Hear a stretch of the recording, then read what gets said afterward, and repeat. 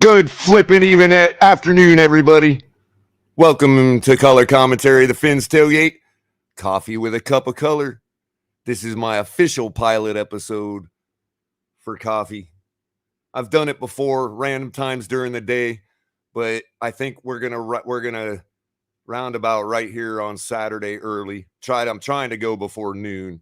A little late today, but you all know I go late night, so. But this is about where I'm going to land here. Again, good afternoon, everybody. Appreciate you all coming by to see your boy Culler here at the Fins Tailgate. We got a game coming up. It's currently 12:34 in South Florida, 89 degrees, mostly sunny. And that trend should continue into tomorrow for the game. We got Patriots, sweet people. We got a chance to show everybody exactly where we belong. Should be fun to watch, and I really look forward a lot to it. We'll get into all that talk. We'll talk about what we need to do to beat the Patriots. We'll talk about what the Patriots need to do to beat us. And we'll go over some more of my DFS free lineups, get y'all's input on that. Before we get started on all that, I want to remind everybody, like and share. If you like the video, it'll get it on people's feeds that have never seen it before. And if you share it, it'll get more people in here for you all to chat with, meet new people, cull out the bad people, you know. More people, more good people you guys got to talk to, the less you have to deal with the trolls, the more you can ignore the trolls. So there you go. That's a benefit for sharing. After you subscribe, if you'd be so kind, make sure you hit the notification bell so you know when we go live. Sometimes Capitan can come out with some news or something happens that we all need to talk about, and he might fire up a random show. You all need to know about it. That's what the notification bell is for. And if you've already hit the notification bell, go back and make sure it's hit again, because sometimes YouTube has some issues with their software and it might not actually be giving you the notifications. So today we got McCafe in the Keurig, touch of cinnamon on top. No Keef just yet. I don't have any gathered up right at the moment. Need y'all's help to do that. No, but we do appreciate all of our supporters. There's plenty of ways to support the channel. You got super chats. That easy. Super stickers, Cash App, the Fins, $, the Fins Tailgate, and Venmo, the Fins Tailgate. And again, you got all kinds of great content to catch here. Tuesday nights with Tonk 7. He will be getting back on track. Things are a little different out on the West Coast to get things organized and, you know, congruent with what we got going on over here. But that's going to be that's definitely going to be coming back to you on the regular. Talks a little more than just football and sports, but as related to the human aspects of our favorite athletes and everything like that. Then you got me on Thursday nights, sometimes in the afternoon. Just depends on how things are rolling. But as the season goes, we're probably going to be catching a lot of post-game talk, being as there's usually a game on Thursday night. Then, of course, you got Ali, just like tonight, late night exhale. Every Saturday night at 10. He's coming to you tonight at about 9:30. Ali is picking me up in the morning to go to the game. We're going to get there early, set up our tailgate. Ali's got the whole package. He's ready to go. He wants it, man. I don't think I've met anybody more excited for this season than Ali. Got his season tickets. Going to set up early. Soon as the gates open tomorrow, we'll be down there as early as 8:30, 9 o'clock. And, you know, so he's picking me up pretty early, which means we probably don't want to be up all night tonight. So he's going a little early tonight around 9:30. Going to probably wrap it up no later than around midnight or so. So look forward to that. Make sure you all join us. We'll be talking more about the game. He's going to be doing more of the pep rally tonight. We'll talk about the game, but it's going to be all about talking down our opponent tonight. That's for sure. And if not, you can always catch Capitan doing the same thing any other day of the week with the Fins Tailgate. Sunday, Monday, Wednesday, and Friday. Also, go over to check out Wednesday night before the Fins Tailgate. You get a little cameo of myself over on Miss Fins. She'll be doing her weekly pick'em, and she's kindly asked me to join her for that segment probably every week. We're looking to go every week on that. You know, hour pick'em talk. Then you can follow that up by joining Capitan on the Fins Tailgate, 10 o'clock.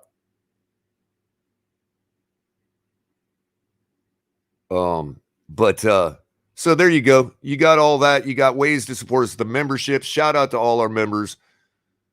You know who you are.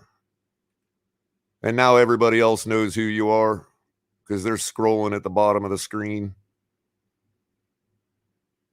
And to answer your question, Marino's Goat, it's yours truly.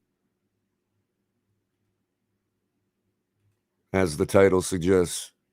I don't know if you're asking who was Ali, me, or Capitan. In relation to your question, but today it's me. You got me.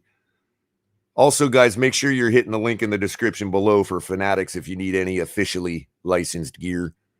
They've got it all. The link in the description below will let them know that we sent you.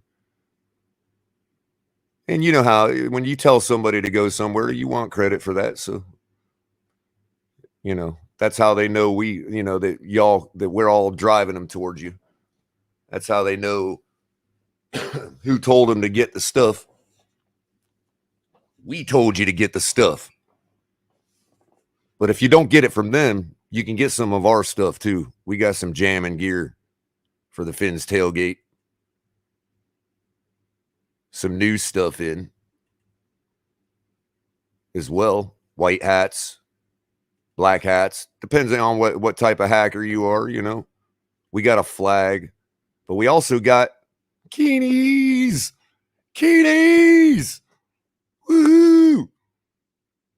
I told Capitan we need to adjust those a little bit. Put a big color commentary logo right on the one, or maybe right. No, I don't know. We'll talk about that one day, late night. And of course, look at this awesome tumbler. On the reverse side, you've got Ali and Tonk's show logos as well. We also got coffee mugs. You know, it's hard to top this coffee mug. But, you know, we do our best. Ooh, I just spilled it all over myself. I got a hole in my lip. So, shout out to all you in the chat. Got 25 of you watching right now for an early Saturday. I mean, everybody's got plenty of sun to go catch, so I appreciate you coming by and catching me. Humbles me a lot. But we only got 15 likes, so we need 5 more people to like at least. Come on, get them up there. It's got to be the same ratio, unless you just really hate me. In case it dislike, that's just the same. It still tells people that there's something that they might want to get aggravated to watch. I guess. I don't know. But Bleezy, first one in today. Oh, I'm sorry. No, Shake Money beat you to the punch, Bleezy. Shake Money, first one in today. Great supporter of the channel. Appreciate you always, Shake. Shake supports everybody in the community. Whether you like the YouTuber, hate the YouTuber, indifferent to the YouTuber, Shake Money supports them all. Great guy. Bleezy. Thought he got in first because of all the comments, you know, but appreciate you, buddy. Jose, how you doing, buddy? Jarvis. Mountie Fins. Long time no hear, Mountie. Good to see you. Andres, as always. It's hard to find any more staunch TFTG supporter than Andres. He always brings us content behind the scenes that we may have missed. Joe Levesque, my personal number one. First subscriber of Color Commentary. Get over to my channel too and subscribe. I got 191 now. Now that the season's out, I'm going to have a lot more content. The type of content that I was, you know, aiming to broadcast on my personal channel. That content's going to be coming available to me now that the season started. So I know I've been promising it with that channel. I know I've been doing nothing with it, but shout out to the 191 people that have stuck with me because they know I'm about to bring it. It'd just be some fun stuff, you know, footage I might take from live games that I go to, stuff like that, you know, personal documentary stuff. Maybe I'll talk about how things are going here on the Fins tailgate. And that being said, some people have asked, and I really don't. I'm all about the Fins tailgate. This is my home. This is where I want to present my brand. So anybody that wants to support the channel, make sure you do it through the Fins Tailgate, either Cash App, the Fins Tailgate, Super Chats here, whatever. But if you want to throw old Culler, your boy, a tip, and anybody was wondering how to do that, you got me at $CullerCom too. CULLERCOMM. I won't say it much because I don't like to tell people that, you know what I mean, and make a show about that. But some people have asked, and that's how you would do it. I smoke cigarettes, weed, and drink a lot of coffee. So, don't take much to help out with those things. But appreciate all of you, man. Marino's GOAT. I saw you asking a question, and it was, where was it? You said Ali, El Capitan, or Culler. I didn't know what you were asking, if it was who was on today, because I had the banner up, or if there was another question. So throw back out your question, and maybe I'll be able to answer it for you. How's it going, California? Patrick, how you doing, Patrick? Logger Hop. Hey, Logger Hop's been coming around. He came around last night.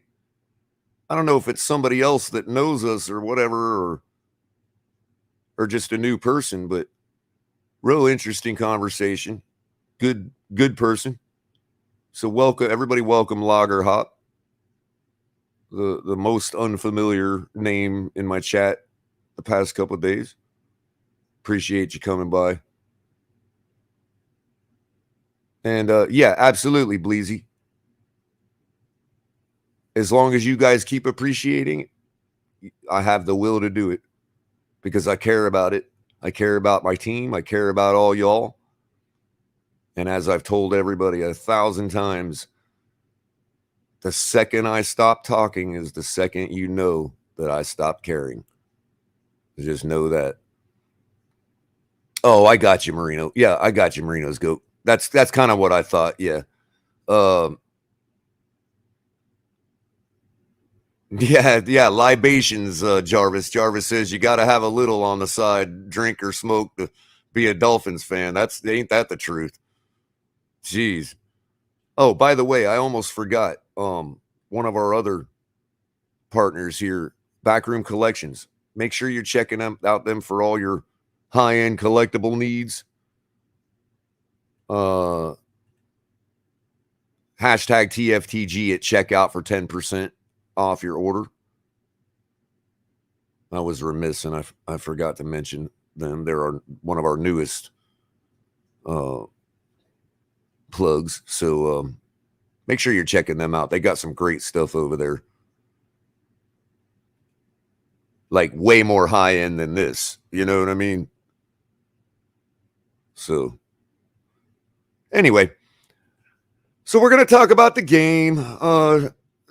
Shake Money's already making work for me. So here we go. Shout out to Shake Money with the $5 donation. Have a Dunkin' iced coffee on me to enjoy with your Don Shula and throw them fins up. Yep, that's right. Unfortunately, Shake, because that's another state, and the feds haven't, caught up to speed with the Constitution yet. I wasn't able to get any of that Don Shula back home with me, because I didn't want to risk it. I don't purposely break the law. So, but man, I still feel it in my veins. I still got the pictures, and yes, it is aqua and orange. Remind me one day, Shake, to show you them pictures. Actually, I think I posted them on my Twitter. At ColorCom, as you can see in the right there, a little orange today. So, how's it going, Dolphin JK? Fins up from Iowa. Appreciate you. Yeah, you're not the only one from Iowa. I believe one of our other audience members is from Iowa. I don't remember if the person's made it public, so I ain't going to say who it is. But they'll be around and tell you if it's known you're from Iowa. Ron, how you doing, Ron? Color, my guy, how are you? Oh, I'm great. I'm really am. I'm so happy to be here. I wanted to be a little early, but we went a little late last night, and I had so much energy I couldn't get to sleep till like 3 a.m. So I woke up about 10. No, Bentley. How you doing, Bentley? By the way, Shake misspelled son. It was meant to say Don Shula. There's a strain of flower over in Colorado called Don Shula, and it is aqua and orange. I swear to you, the bud is actually aqua and orange. So, but Iowa,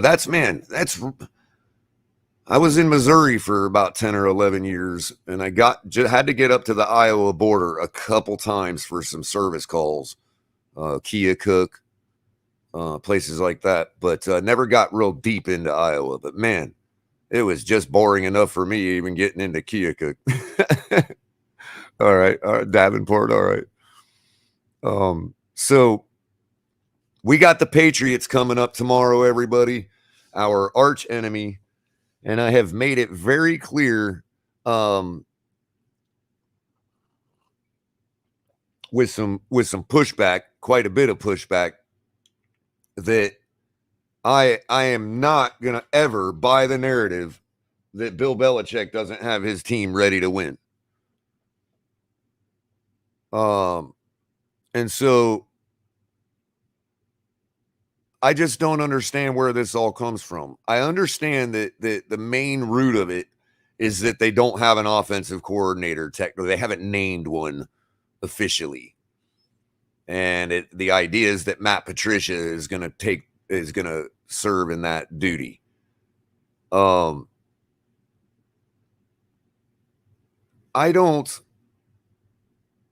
just don't buy that Matt Patricia being, I mean, let's face it. Has anybody argued that Matt Patricia isn't a good defensive coordinator? I mean, we all throw that word around because we're so used to bashing Brian Flores that we throw that defensive coordinator around as a backhanded compliment or as a trope. Like, what is the job of a defensive coordinator, ladies and gentlemen? Put it in the chat if you have a different opinion than what I think the job of a defensive coordinator is, which is probably a logical thought that we all can have. You know, the job of a defensive coordinator is to defeat the offense. First and foremost. There's no other job. If you want to talk about in the macro, what is the job of a defensive coordinator? What is he responsible for? He's responsible for defeating the offense. What else? If anybody else can come up with something else. I mean, I know there's other things they're responsible for. But first and foremost, there's no other reason to have a defensive coordinator without the reason of defeating the offense. Take that away, and there's no reason to have a defensive coordinator. The game itself doesn't exist.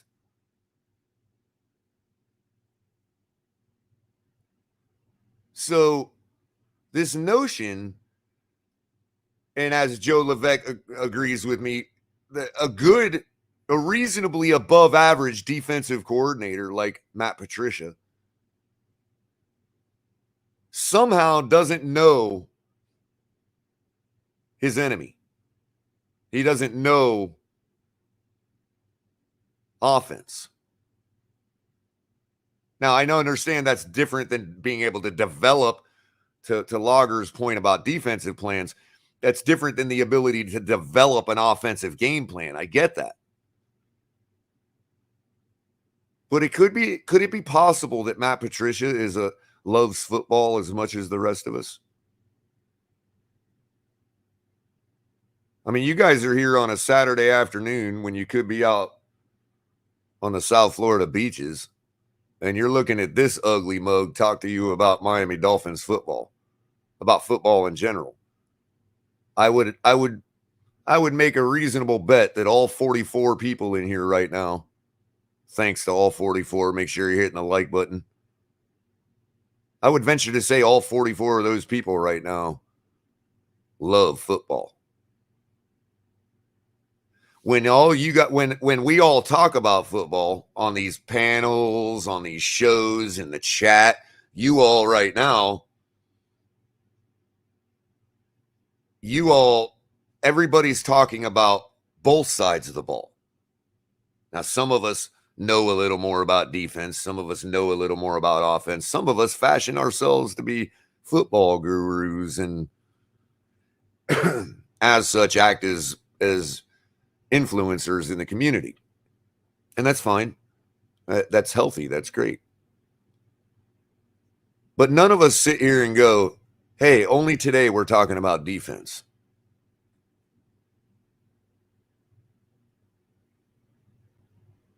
When you guys play Madden, do you put down the control and go into coach only mode when it's on offense or defense? Do you have the computer simulate one side of the ball because you don't know offense? I mean, some people do. I'm posing a fair question. We all got to answer that for ourselves. And it's not a big deal if you don't know both sides of the ball and you prefer to do that. That's why they have the feature in the game. But I'd venture to say that all of you fashion yourselves as knowing both sides of the football in some way. And so it's just not realistic to totally dismiss the idea that the Patriots will be able to put together an offensive game plan and execute it. This is the NFL. Matt Patricia, to everybody's point, is a failed head coach his first go around. Did he not learn anything from that? Maybe the one thing he learned was, I've got to know how to put together an offensive game plan and add that to my repertoire in order to have a second go at head coach. I mean, we're all human, people. I know that they're our enemy, and I hate them as much as you all do, but they're still human. They have the capacity to learn and get better and be good at something that nobody thought that they might be good at just because they were good at the opposite. And speaking to that opposite, it behooves a good defensive coordinator to understand offensive game plans.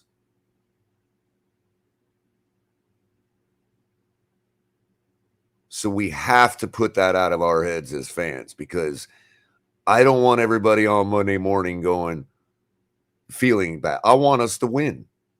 Now, I don't think for a second that Mike McDaniel or any player on our team takes Matt Patricia for granted one bit. I think that they all feel the way I do. I'm hoping that our team, that all 53 guys, including our head coach and all our coaching staff, feel the way I do.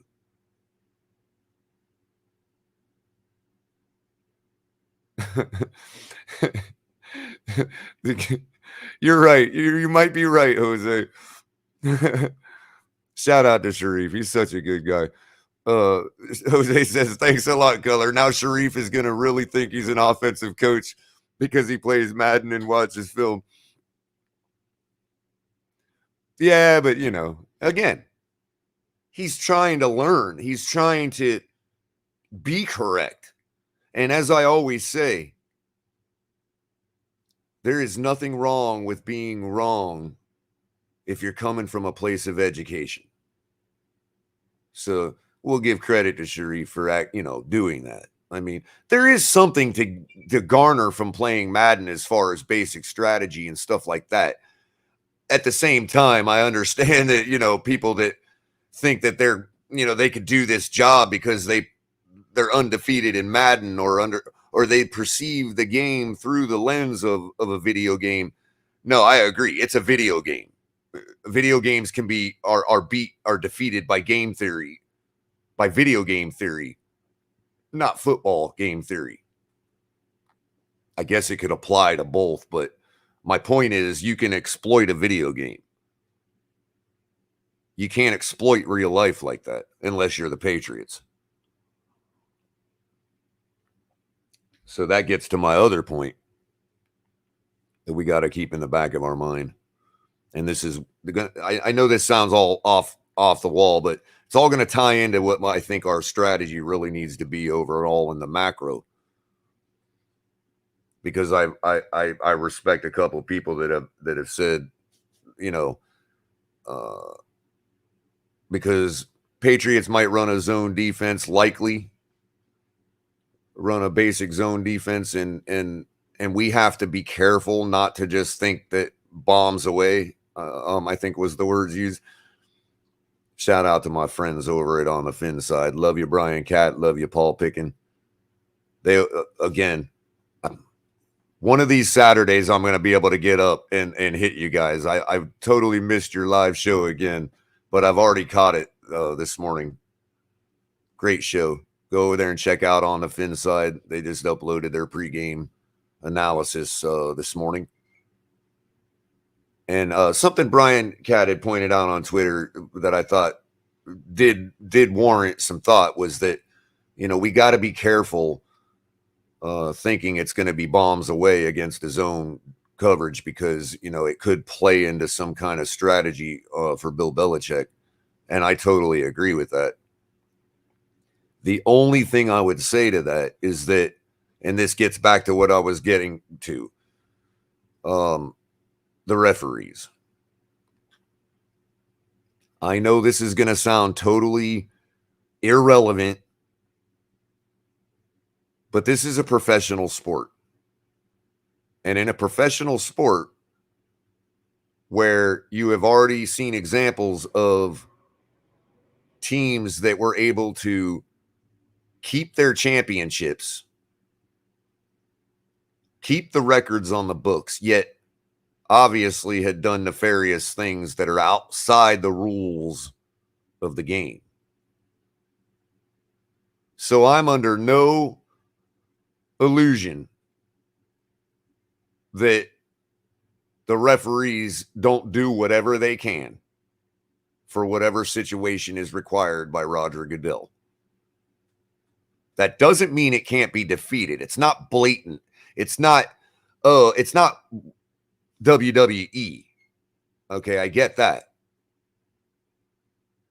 It can be defeated, but it is up to each team. And this is another thing the champions do, is they make it their mission in life, whether successful or not, to take the game out of the hands of the referee. We hear that all the time. You leave it in the hands of the referees. This is what happens. And no other day in any football season does that apply more than the New England Patriots on September 11th. I know that sounds cynical, goofy, whatever you might want to say, inappropriate, some might say, but it's a fact. It's my fact. It's an opinion, of course, but it's my fact. It's my reality. And so even if I'm wrong, it doesn't matter. Because the basic philosophy of keeping it out of the hands of the referees should apply in any game. And so I'm of the thought that if you can step on the gas and you can really hurt these guys, figuratively speaking, on the scoreboard, you do it. We need to score early and we need to score often. and we need to keep scoring. I have every bit of faith in our defense, but I do not want to leave this as it. I do this game cannot be game one of last year. If it's game one of last year, we may not be so happy on Monday morning.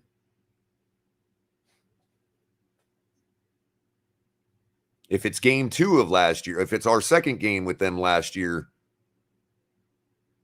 then we should put a 40 burger on them. I'm not predicting that. Everybody knows my score prediction, 38-35. But if the game, if our execution level and our performance level is equal to the second game last year, we should inherently put up one more touchdown. To your point, Bromar, Smelly, last year was a shit show of a team. But by game 17, I think we actually started to have it where it needed to be. I've said it in the past that, to me, the look on Brian Flores' face walking out of Hard Rock that day was a look of bittersweet.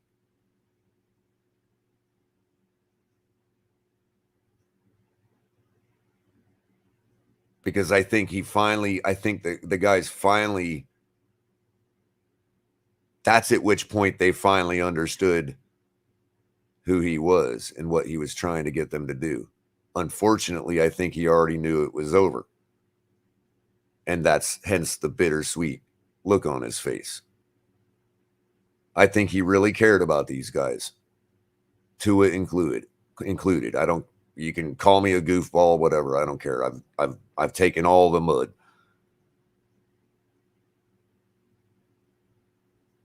Brian Flores honk is a badge of honor that I wear. And I'm proud to say that I'm a fan of Brian Flores.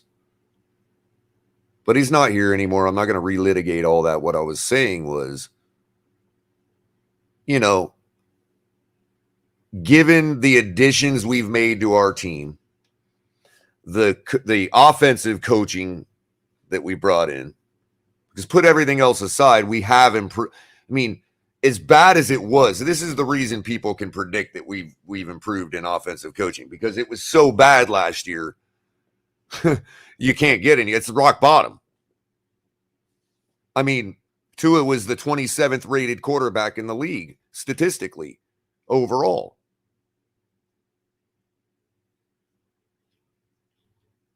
Oh, yeah, Bleezy makes a great point. Imagine trying to manage 40 plus 20 to 25-year-old millionaires. Exactly. What's up, Mean Manus? And Bromar, Scott Jackson, how you guys doing? C. Herfel. Bromar. I think I said Bromar already.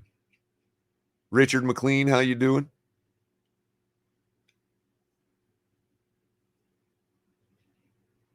Yeah, that's why we try to watch it as much as we can for you, Richard. I can't get to it all myself. I do have it. I just, I get to it when there's something that I'm thinking that I need to look at as far as, why did this happen a certain way or how we're doing. And yeah, I absolutely take advantage of it. I'm trying to work out, I don't know what the actual rules are. I've seen other people streaming their all 22 live. But I got to figure out how we can do that legally and without having to constantly deal with copyright strikes. I understand from what everybody said that you're allowed to do it. But we're still working that out. I go through any all 22 with you guys. I could pull it up right now. That's why I know Andrew Van Ginkel is the RPO destroyer. From having watched the all 22 on the Ravens game. The Ravens game sold me on Andrew Van Ginkel by itself. The all 22 in the Ravens game sold me on Andrew Van Ginkel. I encourage everybody to check that out. But So look, we got a division game against an opponent that has traditionally been for 20 some years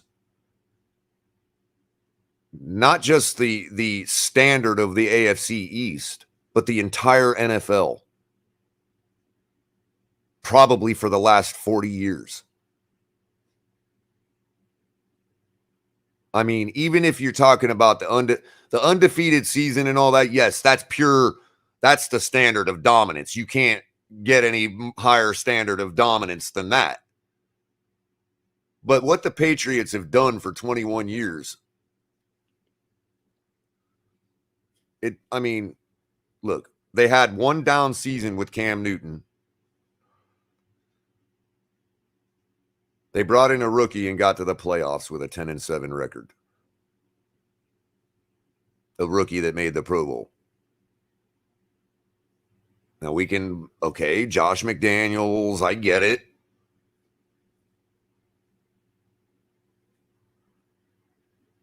But I want to remind everybody that in 21 years, every single offensive coordinator that they brought in did not hurt them. You could say, well, they weren't the reason that they were winning. Okay, fine. Tom Brady. Okay, fine. But we do know that no offensive coordinator in the last 21 years has hurt the New England Patriots. So why do we think that Matt Patricia is going to hurt the Patriots' chances of winning and putting up points? Now, let's speak about putting up points and who has the ability to do that. Our ability is there. It's on paper. It has to translate. That's a disadvantage, but it's there. We can reasonably assume this level of production based on who we've brought in, what we've done to change, all that stuff. Those are fair projections, and they're valid. They'll be a reality in 23 hours, 48 minutes to game time. But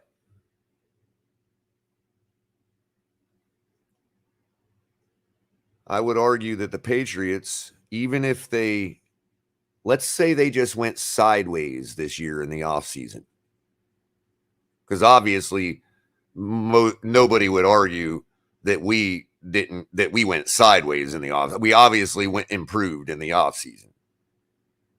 Seems to be our gift in Miami. Win the offseason. Woohoo. How many crystal footballs have we got for that?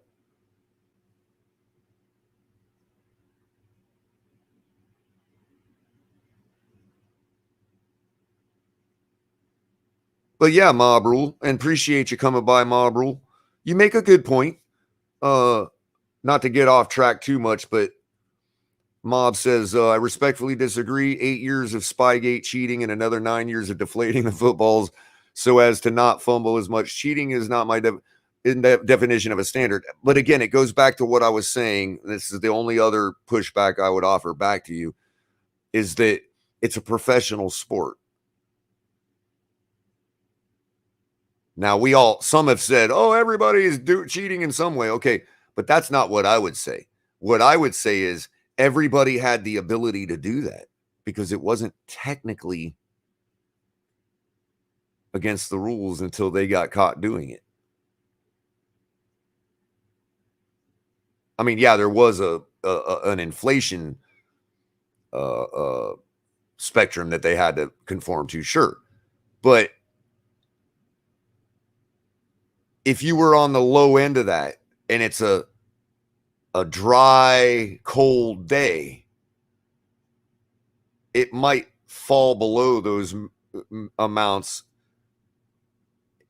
in measurability during the middle of the game. Whereas before the game, they could have very well met the standard.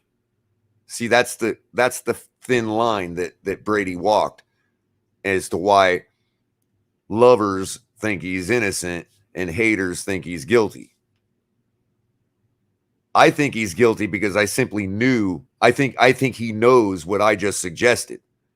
I think he knew that could happen and benefit him and took advantage of it. So it has the virtue of being cheating, in my opinion. So you're right. But as a professional sport where there's money on the line, big business involved, everybody else having the ability to do that, you've got to overcome that. Because the Patriots didn't win every Super Bowl. The Patriots didn't win every playoff game, which means other teams overcame that. But you're absolutely right. That is the standard they set. But it would be interesting to know if we were to because remember something else too, guys and gals and everybody in between.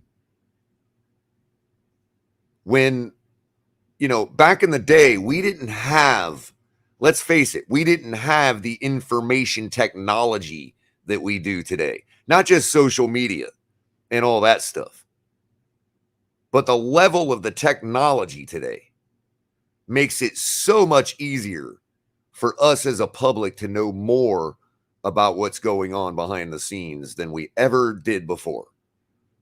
And now social media allows us to share that with everybody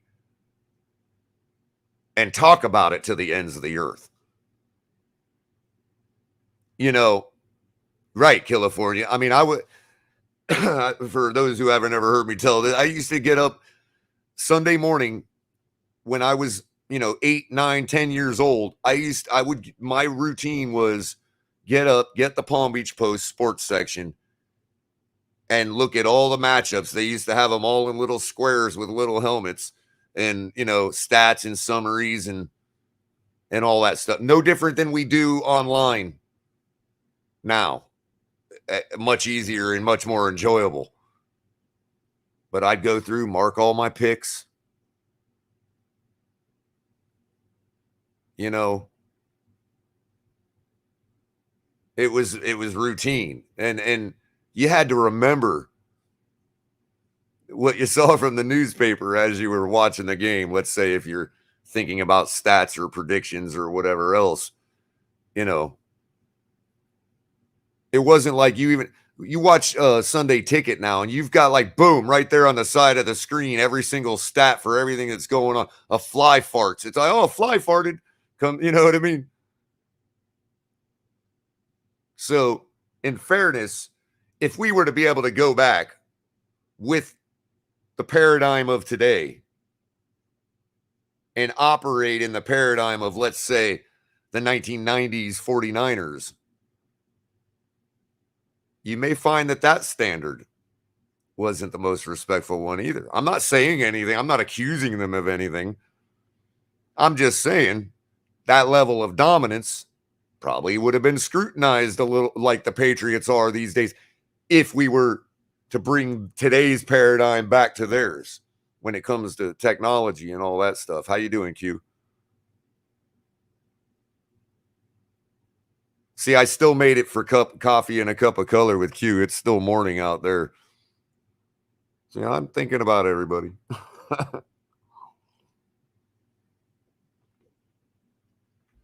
But, so it is a lot different a situation. I'm not trying to excuse the Patriots. Oh, no, I forgot.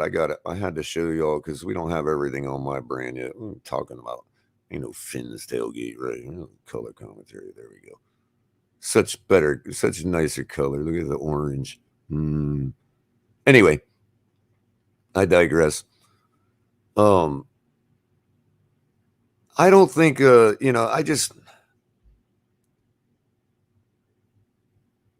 they haven't had an offensive coordinator in 21 years that hurt them. That's all I'm saying. We have to keep that in mind. They didn't go anywhere. And now back to scoring points. I pointed out how, we probably on paper should score points. I'm not doubting that. That's why I got us scoring 38 points. But I have to remind you guys, I have to keep saying it because I am all about setting the right expectation.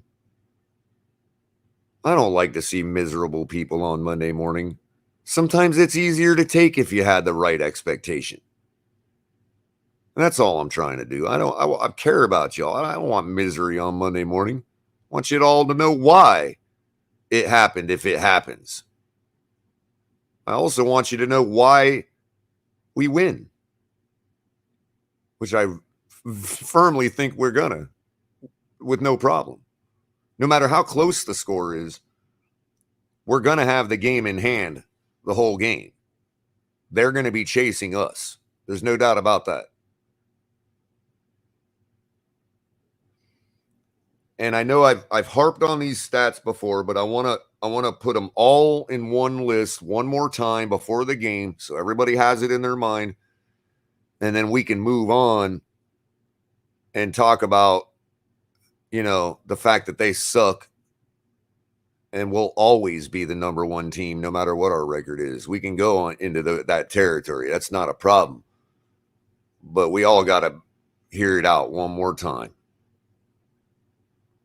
before Sunday. The Patriots scored over 40 points last year 3 times. That's number 1 in the league. Surprised me when I saw the stat a couple months ago. I was like, Patriots? What? And then I looked, and sure enough, 2 of them were 50 burgers. I already know what the comebacks are going to be. They're going to start flooding in the chat any moment. Those were crap teams, blah, blah, blah, blah, blah, blah. Okay, fine. But that's what they were supposed to do against those teams.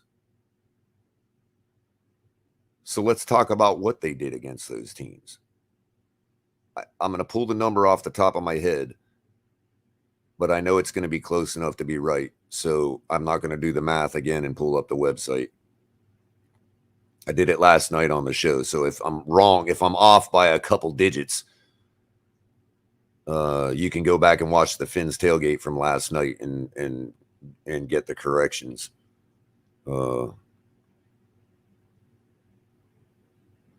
Between the 2 meetings that they had with the Jets last year, they swept them like we did. In 2 meetings with the Jets, they outscored the New York Jets 79-19.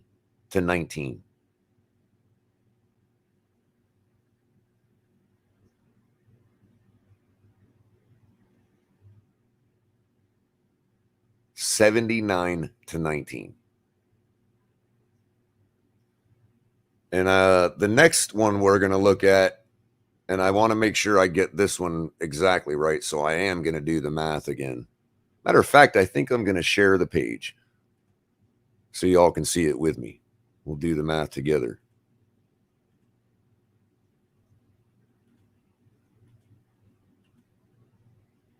All right, here we go. I hate going here, guys. Oh God, I hate it. Hold on, let me pull it up in this page. Damn it. It's gonna pull it up in another one. So let me stop sharing that one and reshare this tab. Bear with me a moment, guys. Okay, here we go. What an ugly website. I mean, look at this website. Isn't that ugly? It's got to be the ugliest website I've ever seen. Ugh. I mean, how boring. Like, if you were a Patriots fan, I mean, seriously. Like, does this excite you? Like, how drab. It's like boring and drab. Oh, there's the red. I mean, it got me there. Red's my favorite color, but still. How boring this website is. Let me get this freaking ad. I don't want to see your stupid highlights. All right, here we go. Schedule. We're going to go to 2021. Ooh, they got curb stomped by the Buffalo Bills. Look at that. Okay, so here we go. first 50 burger against the Jets, 54-13, right? Wait, where's my calculator? All right, we're going to do this right. Okay, so 54 points. Now look what they did to the Jacksonville Jaguars, their other 50 burger. So that's plus 50. Okay. And look how much they got scored against. That's 10 plus. Where'd it go? 10 plus 13. That's 20. That's 23. So between the New York Jets, in their 250 burgers that they put up, they outscored the New York Jets and the Jacksonville Jaguars 104-23.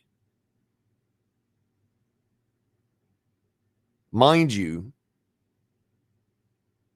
we lost to the Jacksonville Jaguars.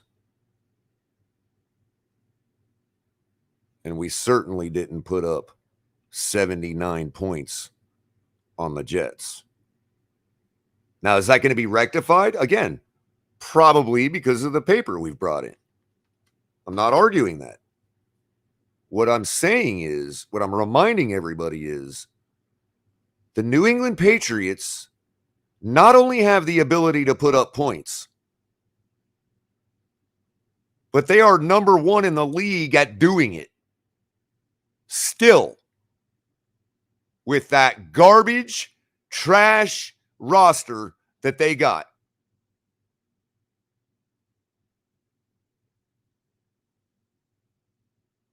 Now, you could either attribute that to coaching, Josh McDaniels, or Mac Jones.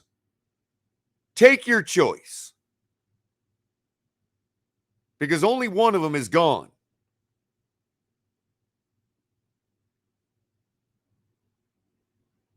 Filled in by a guy that's been their defensive coordinator for the better part of 3 centuries.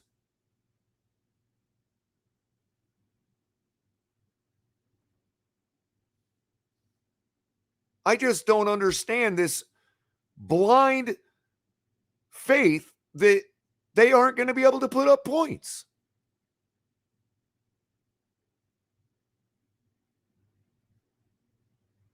Now, they've lost some offensive linemen. They've done some things to rectify that. But here's another one I want to point out. All of this can be put aside. We can compartmentalize all of what I've just said. But if you add this to it,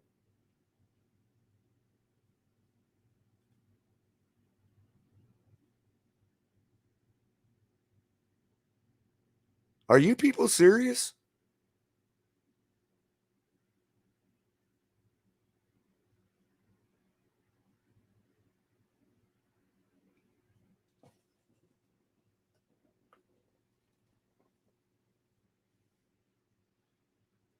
We put up 3 points on this team. We could blame it on whatever. Blame it on everything else. I don't care. The reality is, we put 3 points on this team with our trash. They put 36 on them with their trash and won the game.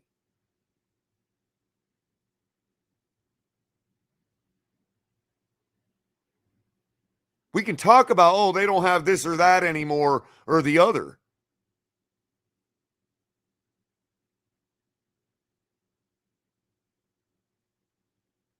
But I don't understand why in 21 years they've proven that it don't matter whether they get rid of this or that or the other.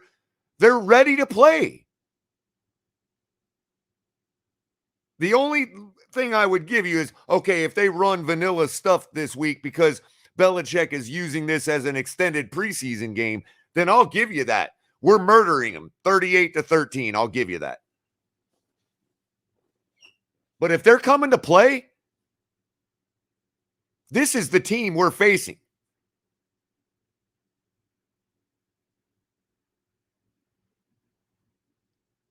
I put my money down last night, people, on this show, on cash and tickets.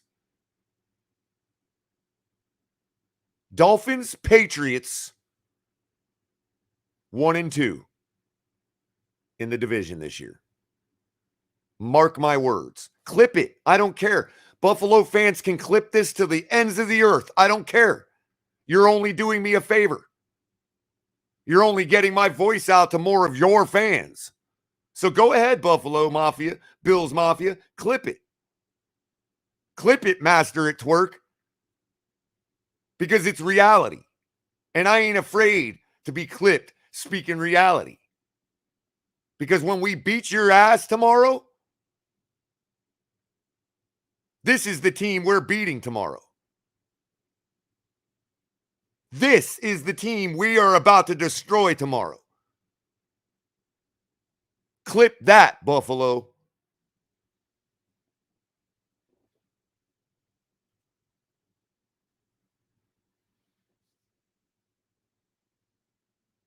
Clip that. Now, if I'm a fool on Monday morning, then how is it any different than any other day?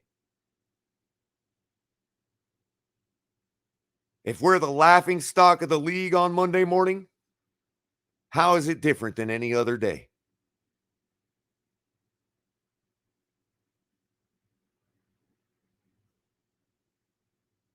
You think we care? It's you all that got the pressure. We've spent the last 25 years eliminating our pressure, setting our standards so goddamn low, pardon my French, that we look at Skylar Thompson as Dan Marino compared to Tua. That's how low our standard's been set. That's how low our expectation is. So when we're beating this team tomorrow, Buffalo needs to recognize that. If they don't, that's their own peril as fans.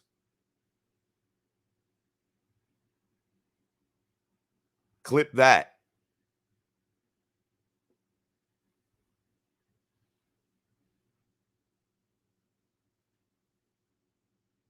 Man, that got me fired up. Woo. Fins up, baby. I cannot wait. I am so excited for tomorrow. You guys can't even imagine. I mean, you can because you're fellow Dolphin fans. But damn, I'm excited.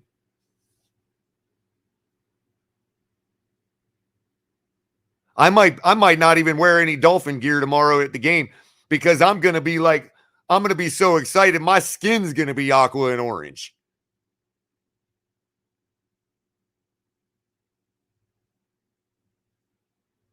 I mean, if you compare,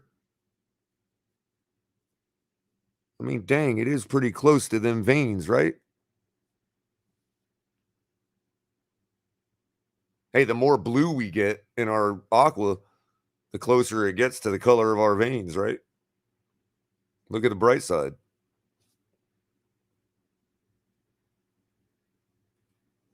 Score early, score often. I do disagree. I mean, I do slightly disagree. Although I don't disagree with Brian Catt's premise. Obviously, we certainly have to be not cautious, but carefully optimistic. But we do need to take advantage of weakness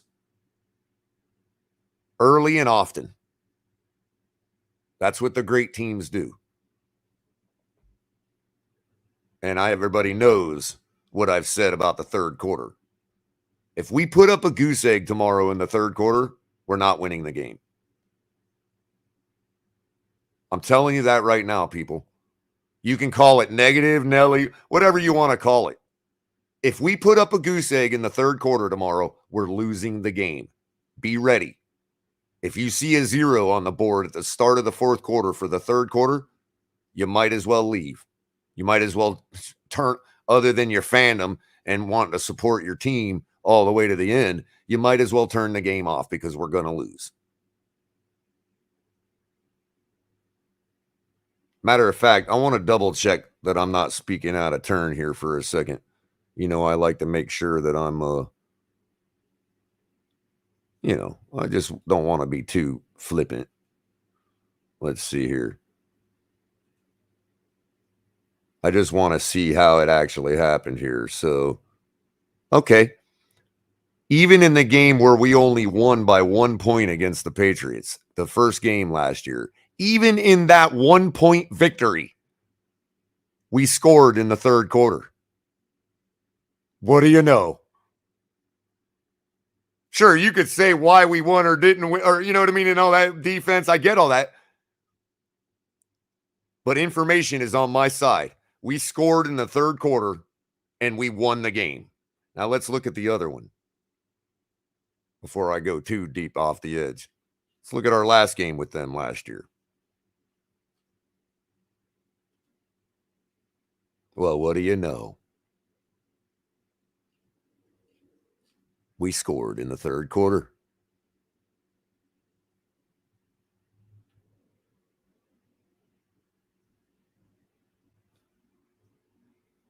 I mean, maybe I'm reaching. I don't think it's an unreasonable correlation at all.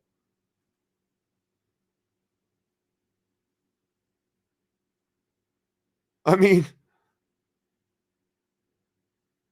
I don't just say things off in a vacuum. I wish people would understand that a little more about me. I really don't just say things in a vacuum. There's a perfectly reasonable take to think that if we put up a goose egg in the third quarter, we're going to lose the game. If we didn't get that touchdown in the third quarter last year, I think we would have lost the game. Let me double check that score. Was it 33-21? Hold on. 33-24. Okay, so fair enough. It was more than one touchdown. Okay, fine. But they are in a lot better position to pull that game out on us if we don't get that touchdown in the third quarter that we got. I mean, 9 out of our 17 games last year, we put a goose egg up in the third quarter. We had 8 losses.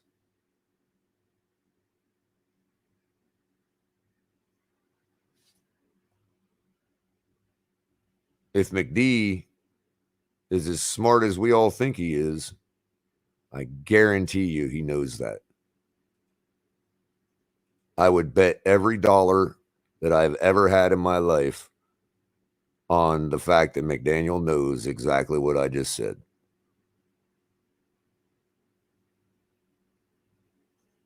And that's why it's a little comforting. Because I do think that come hell or high water, we're putting up a touchdown in the third quarter. You're right, Andrevius. You're absolutely right. Shout out to Andrevius, man. Appreciate you coming by, man. Yeah, good thing this ain't last year. You're absolutely right. But to the point about them being able to score, I mean, arguably they have soft progression like any other team. We have soft progression. So I think we're going to put up more points than we did in the last game last year. But I think they also still maintain the ability to put up points like they did on teams last year. Now, all of what I said about them putting up 50 burgers and all that, they only scored 24 on us. That's a credit to our defense. So, which also has had soft progression in the offseason. So I guess you could say there's an argument to be made. I'm not saying people's take is unreasonable about, 38-17. I don't think that take is unreasonable either. I'm just defending the reasonability of my take, that it's more likely to be something like 38-35. I mean, Vegas has it at a 3.5 point spread. So I'm not the one that's outside the norm. And I'm just trying to make sure we're all there. So, again, It's just giving us a pat on the back before we're hurting on Monday morning. I don't think we're going to be hurting on Monday morning in the slightest. So that's not the argument I'm making. But yeah, Cat for Life. Shout out to you too, buddy. Chase one, Pete in the building, everybody, and Andreas. Well, you guys are awesome, man. You're that bored that you came to see color?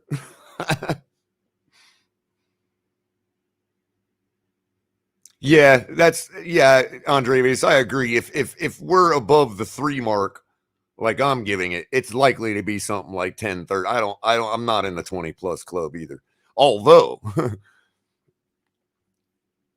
given the heat, humidity, and all that stuff, there's always the possibility that we just rake them over the coals. I mean, absolutely. We have the ability to. How you doing, Ryan AP? Irving?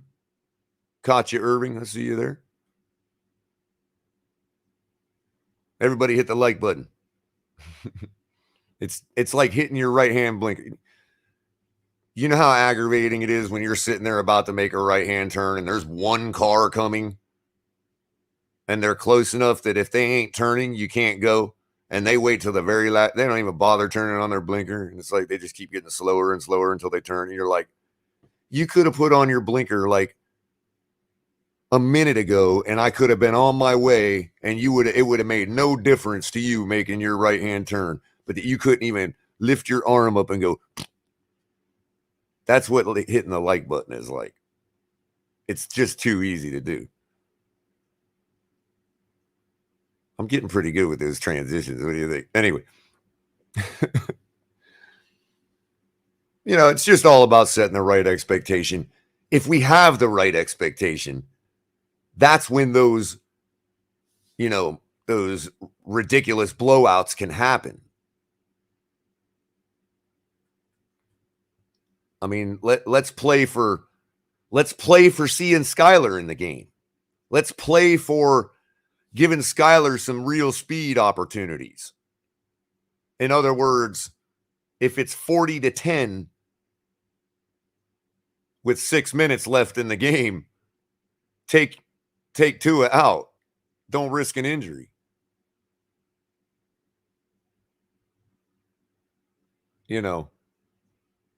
By the way, somebody just reminded me, California. What time's our game start today? I want to make sure I'm giving score updates if we got a game going on. Hold on a second. ACC.net.com. Oh, .net.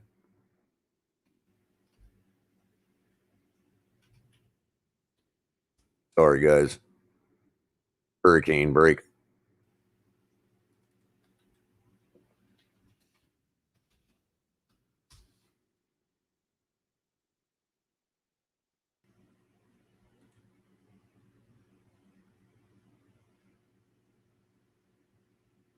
Now available with Xfinity. All right. That's why I was able to watch the game last week.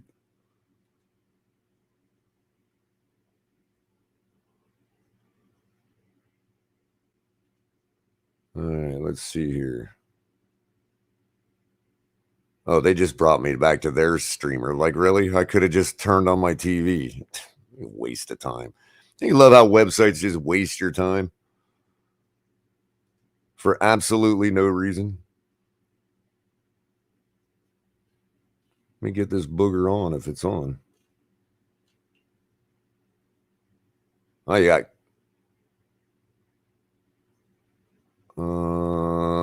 Missouri at Kansas State for all you new Dolphin fans that followed Skyler over. Kansas State is playing right now. All right, where's ACC net? Let's see.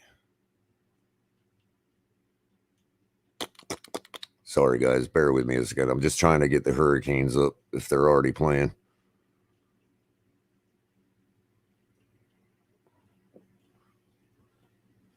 Almost there. Where the heck is the dang channel?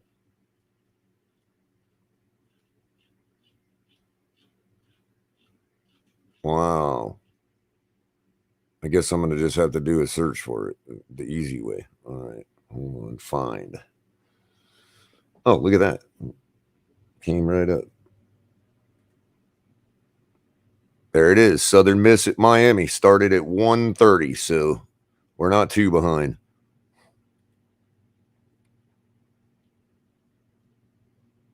So you should have heard who was it last night? Oh, let me stop that so I don't get copyright. If you watch Cash and Tickets last night, you heard Brandon's take on the Hurricanes game. He absolutely has no doubt that they're going to destroy this team, but he did think that Southern Miss was a candidate for a backdoor cover on the point spread. I think is at 28.5 or something like that. Looks like the game hasn't started yet, so we're on time. We made it. We're still fans. You know, you don't make it for a game, then people start questioning your fandom. It's like, yeah, we ain't having none of that. Hold on. Now we're gonna do this. We're gonna be correct today. First, I gotta get that damn light on because y'all didn't tell me the video was grainy. All right, there we go. We got it. I think Lewis might not want me wearing this hat. Because it's got to be preserved. 72. I'm pretty sure Capitan's going to be doing a live stream for the game. I will certainly be trying to pop in every time I can with as much as I can. I'm sure Ali included. It gets a little hectic if you're not going there with that in mind. You know, things can get, your hands can get full. But yeah, I'm going to absolutely try to come in. Oh, by the way, the game is going on. We're already up 10-7. Southern Miss has the ball at their own 28-yard line. It's already in the third. When the hell did this game start? Yeah, third quarter, 14:45 left. Man, we need to get some points on the board. That's terrible. 10-7. Wow. What's going on, Canes? Put some points up, damn it.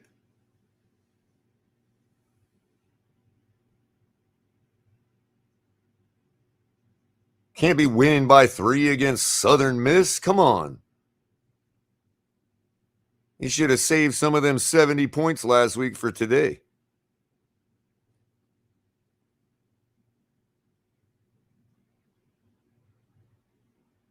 All right. Got 4th and 1 coming up. All right, we'll get back to that. We'll keep tabs on that. So I wanted to go through and I noticed that there was a presser put out by Mike McDaniel yesterday that I didn't get to. By the way, before I do that, we're gonna welcome you know who. What it is, what it do. Before you go, El Capitan, let me just let everybody know tomorrow they're expecting, where did it go? Tomorrow's weather forecast, scattered thunderstorms, 92 degrees, 72% humidity, winds out of the south-southeast at 9 miles an hour. So that's going to be a real dead wind day. No wind, basically. Scattered thunderstorms, especially in the afternoon, high near 92. Chance of rain 30%. So it's likely to probably not rain other than a quick shower. That if you roll the dice and we get a quick shower at the stadium, that kind of thing. But it's going to be hot. So what do you think, Capitan? Uh-oh. Is that me? Is that me? Or is that you? Does everybody hear him clearly? Or is that... You sound like you got one of Ali's effects on your voice. No, I can't understand you. You might have to come. You might have to job out and come back in. Unless it's just me. Okay, yeah. Chat's saying you sound like a robot too, so it's definitely you. Well, that was weird. Nanu.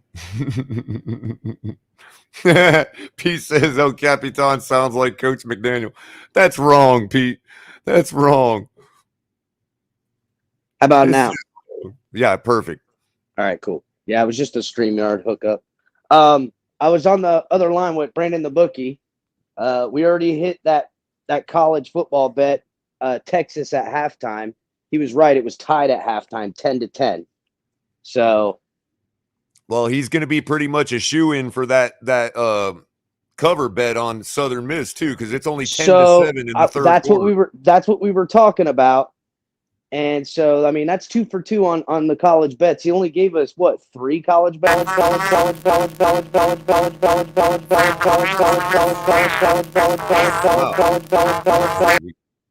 Ooh, I had to get him out of here on that.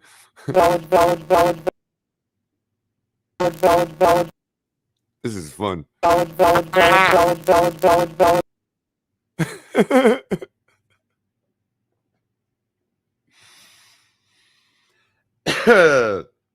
Looks like the record player got out of the Matrix.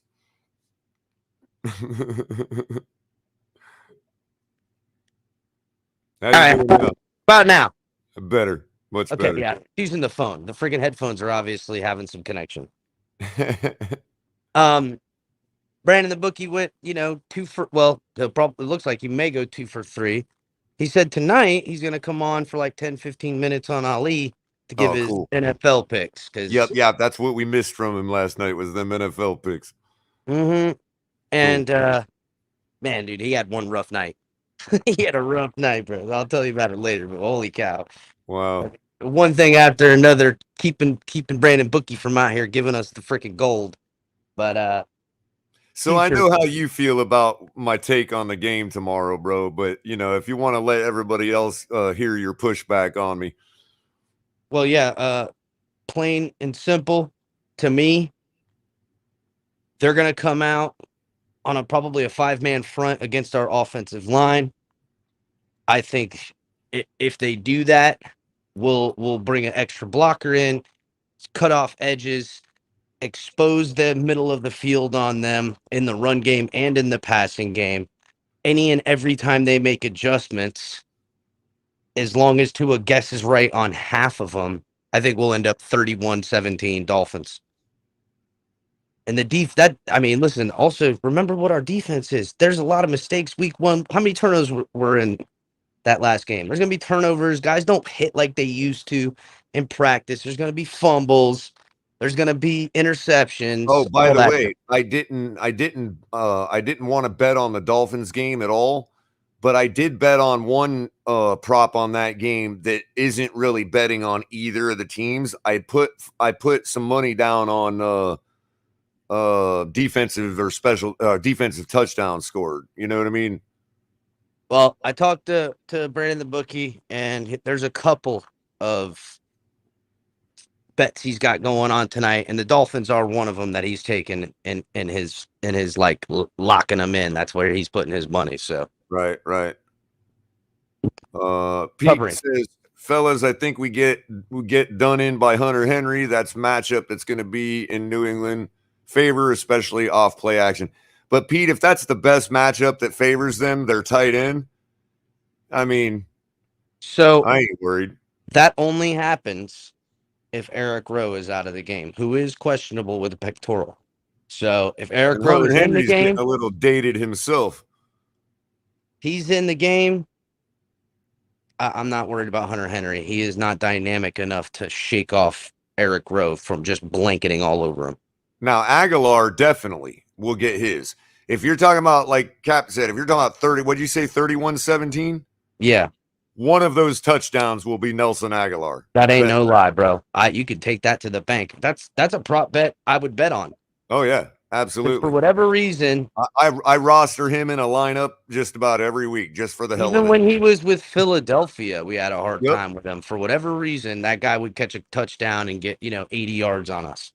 Yep, exactly. But I don't expect, like I said, I expect the defense to take care of their business and then some against their offense.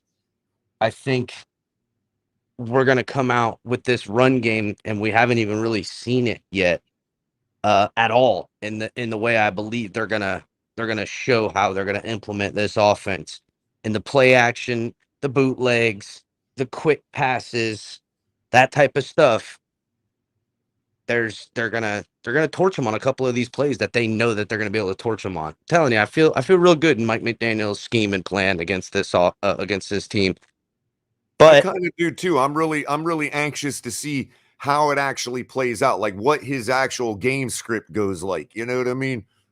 What, in other words, the 10,000 pound gorilla in the room, 60-40, 70-30, 40-50. You see what I'm saying? yeah. I'm really anxious to see how all that plays out. Well, I think there will be games this year where the Dolphins are racking up points for sure. That, we're getting 40 plus points in a game. A couple of touchdowns added to via passing and rushing, and along with rushing touchdowns, high gained yards, and just controlling. We're gonna have a couple of those. To Pete's point, so tell us what you think. I promised everybody we would have this hard discussion, but tell us what you think the Patriots need to do to beat us. So for them to beat us, man, I got to be honest, bro. I don't see how their secondary can match up unless there's just some magical thing going on back there. They're probably going to have 3 safeties on the field at all times. You know what I'm saying? They're going to run that because their safeties are better than their corners. Their corners are light. So on their boundary, they're going to have to bracket it in. So how they're going to have to play us is with 3 safeties on the field, all switching from who's playing nickel, who's playing free, and who's playing strong safety. So they're going to have to get 3 and 4 man pressure at the line of scrimmage. They're going to have to. They're going to have to, and they'll probably blitz. And if and when they blitz, if Tua and the offense picks it up, they're going to be in deep trouble. Right. Now their ability to stop the run in between the tackles has always been pretty decent. But I don't even think that's not our design. We don't do that. It's all outside. It uses leverage and doubles and couples that with speed. And we have those things. I really don't see how they can keep up with the speed alone on the team. So for them to win, their defense has to help them win this game with balance by holding the offense and getting them to have to throw the ball in 3 and outs in that way. And then they can use their run game to just grind out wins, because that's the only way. And if they do win it, we're talking a 17-6, 10 game. That's how they have to beat us. Right. That's what I'm saying. In other words, it'll be like our first meeting last year, except the coin flips to them with the 1 point. But alone, because in all fairness, they were in position to beat us. Look at that offense. Look at that offensive game plan and offensive team versus to everything we got now. It's not going to work. It's just not going to work now. It's not. If they just ran the ball on Teron Armstead's, inside or outside shoulder every time they ran the ball, we'd still win this football game.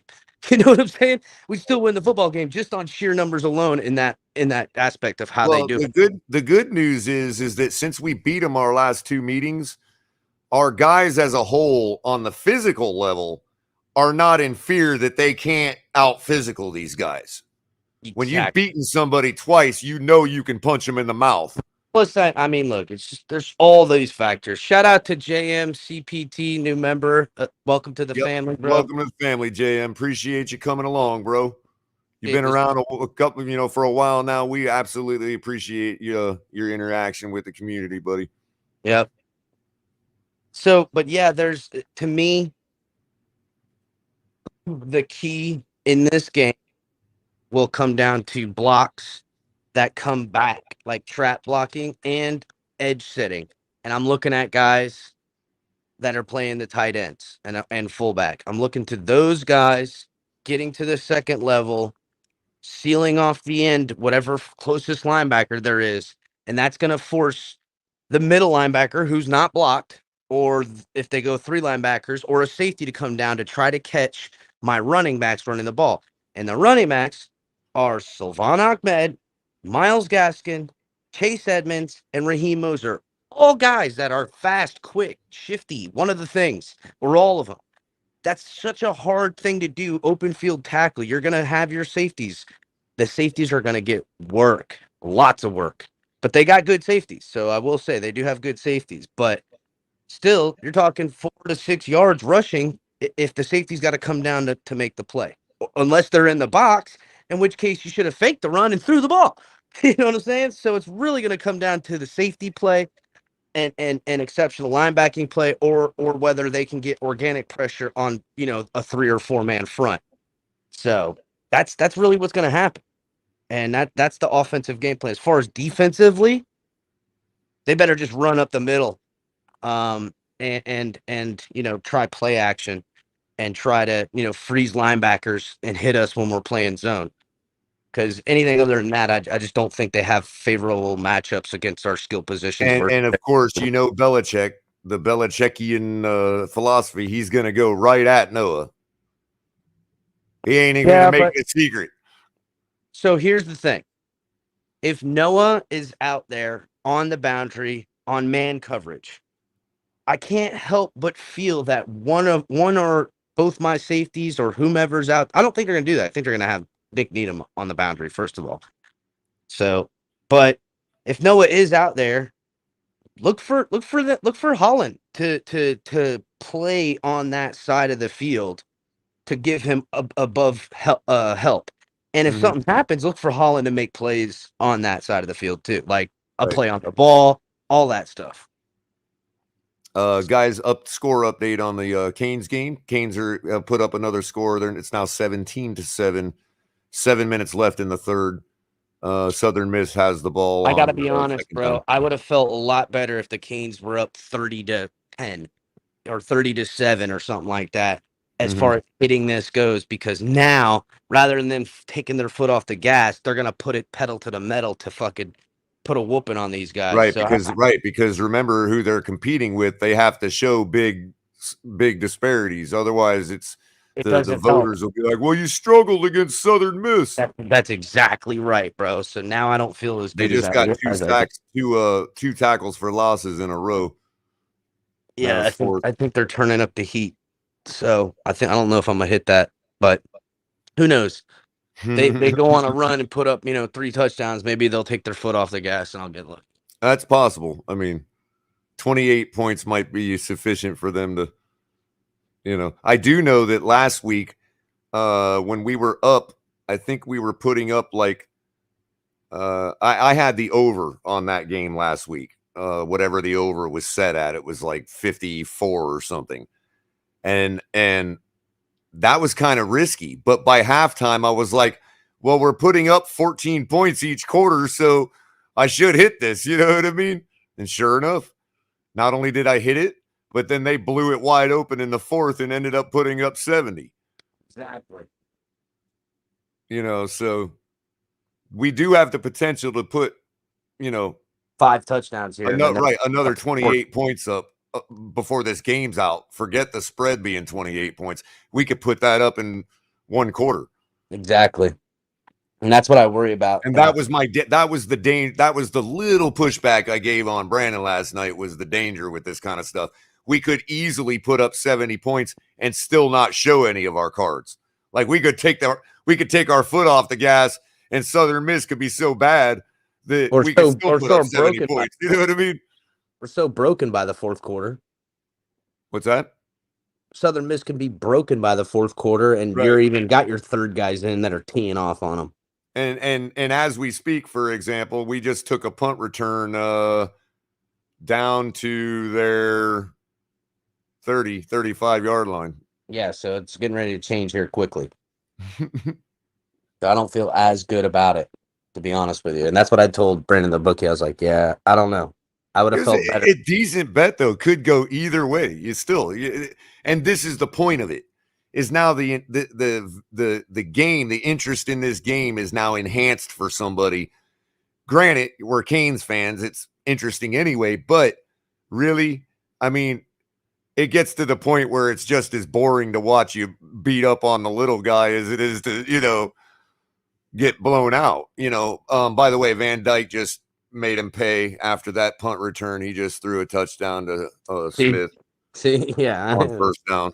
Maybe, dude. Maybe they will, flash a little and then they'll throttle him in the end.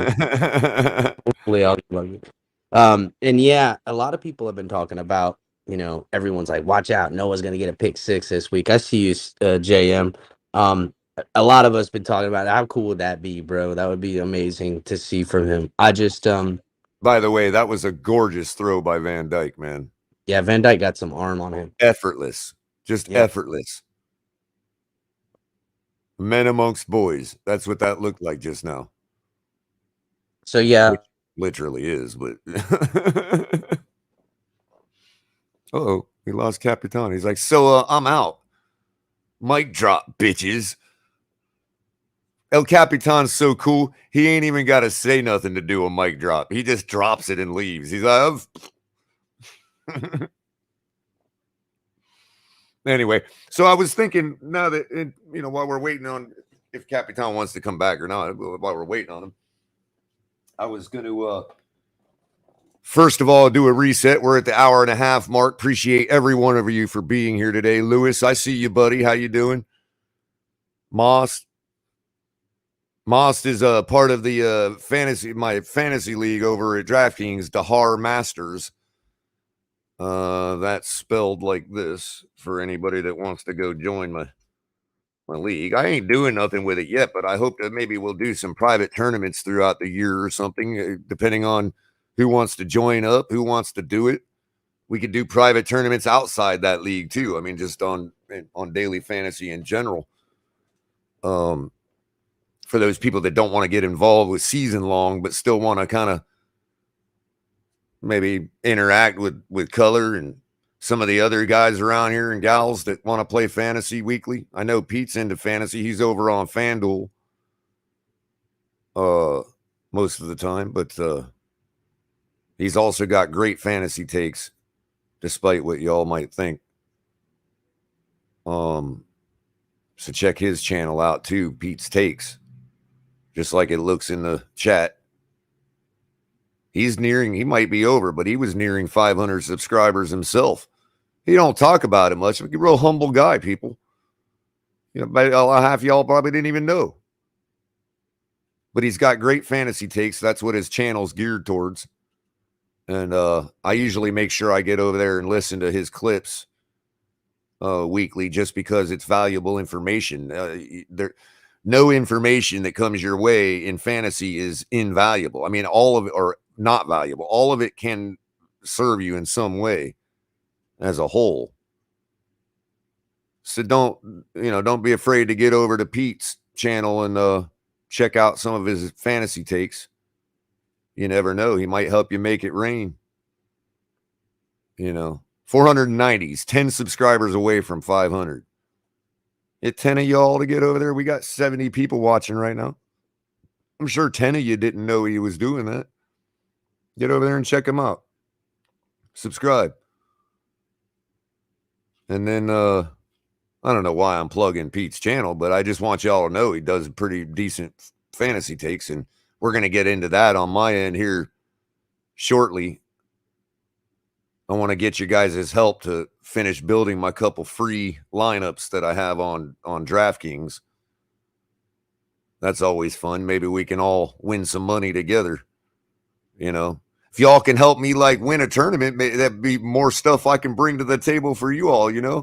We can all hey, man, Culler, we helped Culler win that free tournament, and now he's got a G or something to buy a couple jerseys to give out for the audience or something. You know what I mean?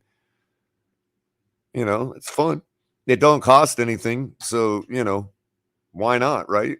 It's almost impossible to win these types of tournaments. I mean, the odds of you winning a free fantasy tournament I mean, with the player pool being in the hundreds of thousands, you might as well just roll dice. I get it, but why not? I mean, if it's free to do, what happens if you do win? It's like, dang, I just won $1,000, didn't have to do anything but pick a football lineup, you know. Plus, I think it's fun it helps us talk about and really, correlate a lot of things with our own team, other teams. Fantasy is not like Madden. I will argue with anybody that thinks that fantasy doesn't have anything to do with real football.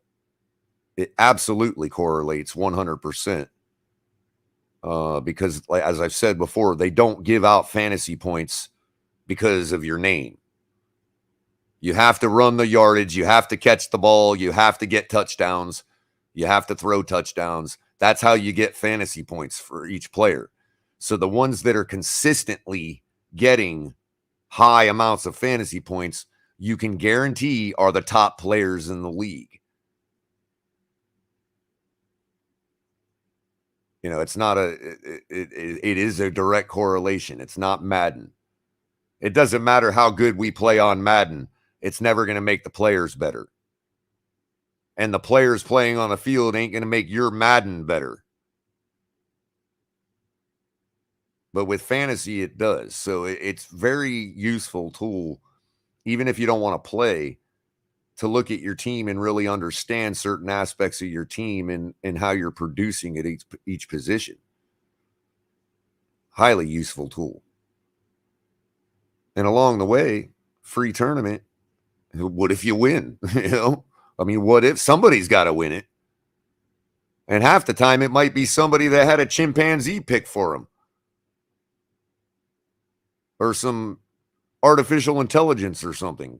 Yeah, but somebody's got to win it. And yeah, it can be shared, but usually it's only one lineup that is the winning lineup, is the optimal lineup. Just a matter of submitting those players on yours. So we'll get into that in a little bit. I wanted to run through this Mike McDaniel presser now that I'm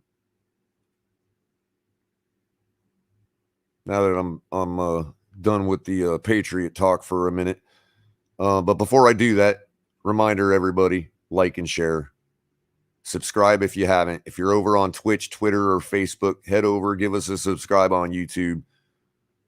We get those numbers up. Head back over to your platform and have fun there. I see we got at least 4 likes on Facebook right now. Shout out to the Facebook viewers. Appreciate you. And while you're at it, make sure you're catching us Tuesday nights for Tonk 7, TMI Tuesdays. He will be back in action. Thursday nights, sometimes afternoon, you got color commentary. Along with today's new show, which I'll be running through the season, Coffee and a Cup of Color. Yummy. And you got tonight and every Saturday night, Late Night Exhale with Ali. He'll be pumping us up for the game Sunday. Pep rally style.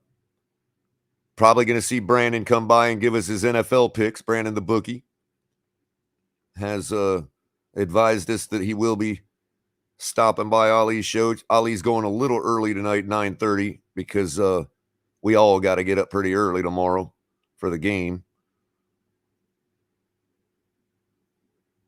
Trying to get down there by like 8:30, 9 o'clock when they first open gates up, get our tailgate set up. So that'll be fun. So he probably ain't going to go too late and going to go a little early, but make sure you're checking it out. It's a great show. The returns on it have been great already. The review, all you guys love it. He's been smacking the views on it right out of the gate, right from pilot. And that's all because of you guys receiving it very well.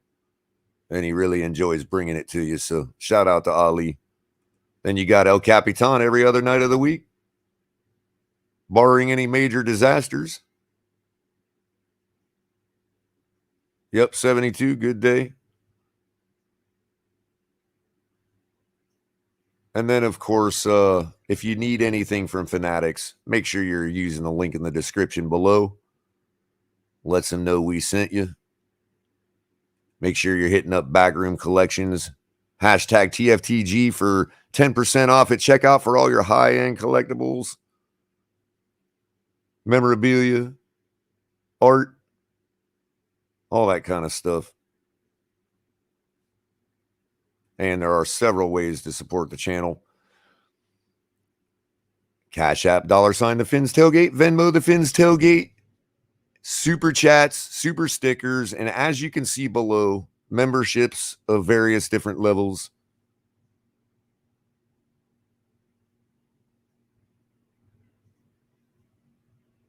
Eventually, I'll probably I think we should set up a P.O. box so y'all can send us whatever you want. I know people like sending ham sandwiches and shit like that, you know. Just kidding. But as you can see below, these are all the members that have decided to join us, join the family. We appreciate every one of you. And we appreciate all the likes and shares everybody gives every day, day in and day out. Our growth rate is absolutely ridiculous, exponential right now because of you guys. And we certainly appreciate that. Make sure you're representing with all of our gear too. We got some new stuff. We got mugs now, flags, keenies, and tumblers, stuff like that. You will find Ali and Tonks logo on the other side of this mug as well. And any other shows we may add in the future, we'll get all that updated. I already added JMCPT's name to the list. As you can see scrolling, I took it off now. I mean, I took the scrolling marquee down, but as you saw earlier, I put it on there already. We try to update that in real time best we can. Thanks a lot, JM, once again. And of course,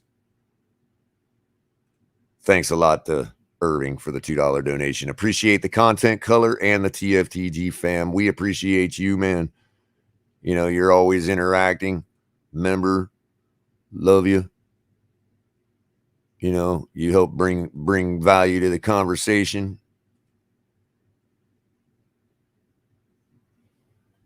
The Marinos go to saying breaking news. Darren Waller, a 3-year, $51 million extension based on new money source said. All right, good for him. Hope he catches the ball enough for that. And of course, 72 Fins logo. We appreciate you as well with the $10 donation. Color, you're going to have a post-game show after the Dolphins game. I'm absolutely something. I mean, Cap's going to probably still be talking about it after the game's done. You'll probably hear me pop in on the ride home, kind of like I did for the camps that I went to. You know, live reaction as a fan leaves the stadium on the turnpike. But yeah, I probably could do something Sunday, you know, evening or whatever, and give a little post-game rundown, things I saw, you know, whatever. Sure. Well, I don't, because Capitan's probably going to be going during the game and a little bit after. That may carry on through, or we may do a separate segment. You know, we haven't really worked that out yet, but you'll be able to be with the Fins tailgate pretty much most of the day Sunday into the evening. I'm sure we'll work something out, even if I got to set it in stone right now, you know. So appreciate your donation again, buddy. And so I wanted to play the Mike McDaniel presser for you guys. I haven't watched it at all, so I don't really know. You know, you're getting live reaction on this one, as we try to do here as much as we can. You know, because it's real. Okay, let's see here. So let me know if you can't hear it, everybody. And here we go. Are you excited for the game? And then what do you think they're going to serve you in the press box? And what is your birth sign? Answer the last one. I am excited for the game. I'm thinking there might be water chestnuts served in the press box at lunch. And my birth side, I have no see, that's a knowledge of. flex right there because you tracked all three, like a professional would. So yeah. I have a difficult question, an easy one. Which one do you want first? Either one. Just the fact that you stipulated there are two. I think no, but we have a good group of people here, so they respect that you have two, so we can do one. There are two questions today. So the easy one is the qualities that you saw in Liam that made you think this could be a good NFL left guard. Starting from college, you're saying? Yeah, after you arrived, because we were tape. Well, we had him targeted in San Francisco at guard, and then so really, when you end up targeting a player in the draft, you're looking at everybody, but then you're taking a pool of players that you see something in, and you're deep diving further, so you know more about those players than anybody.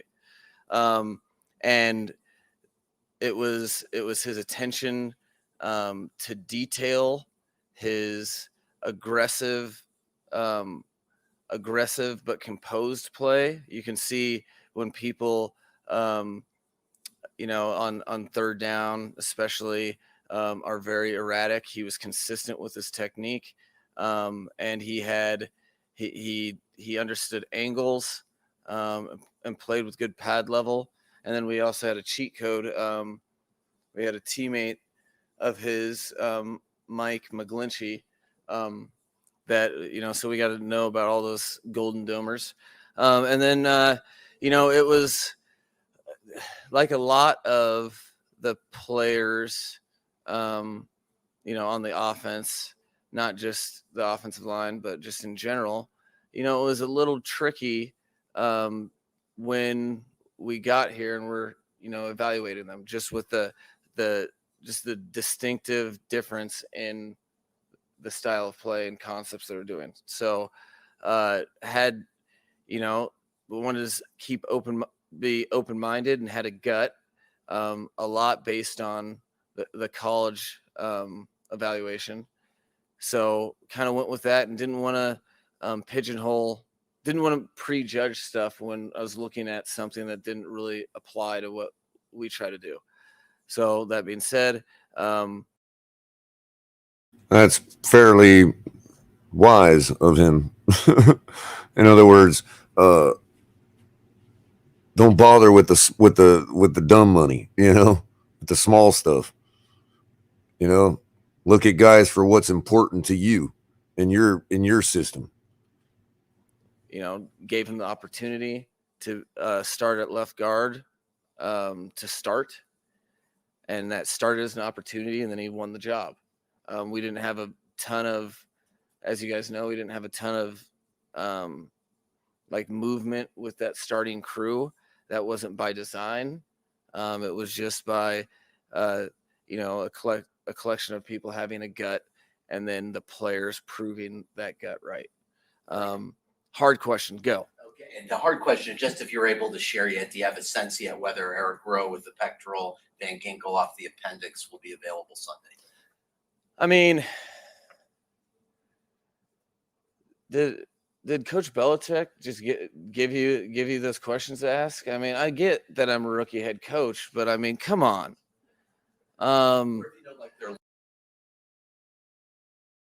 That's great. That was awesome. Say, come on, man. What are you, a mole? No, so much like training camp, but this much I do know. As you guys know, I fully share as much as possible because I respect what you guys are trying to do. But with regard to injuries, we'll take it day by day, and really it's the you can really stick to that old that limited, and we'll chew on that one and make it game time decision. We good? Yeah, that makes sense. I mean, come on, man. Like, no, I do understand. Yeah. Obviously, those are two rotational pieces, so they're competitive issues. yeah, no, But, and yeah. like my birth certificate says 1983, not yesterday. Yeah. And Raekwon Davis popped up on the Nice. was something that occurred in yesterday's practice. And Yeah, there was a little something that we're taking a look at, and By the way, everybody, you lost says none of that finesse stuff is going to work against Belichick with this softy you have at head coach. Pats will smash the Dolphins in the mouth. Swarm.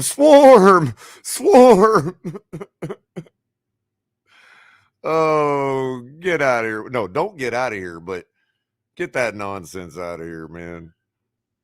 Appreciate you coming by, Patriots fan. Make sure you're at least subscribing to me if you're to the Fins Tailgate, if you're gonna say that kind of stuff, because I don't want you to feel like you're not family when the family starts converging on you in the chat. But there you go, ladies and gentlemen, have at it. Tell your friends, tell your kids, tell your wife, bring them all.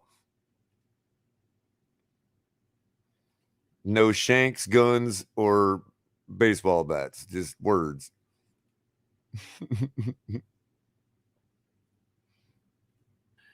we would really think that we have enough good players on the team, so we don't want to put a player out there that might not be able to do right, wouldn't be doing right by him if he wouldn't be able to be full go. So we'll see how he reacts today and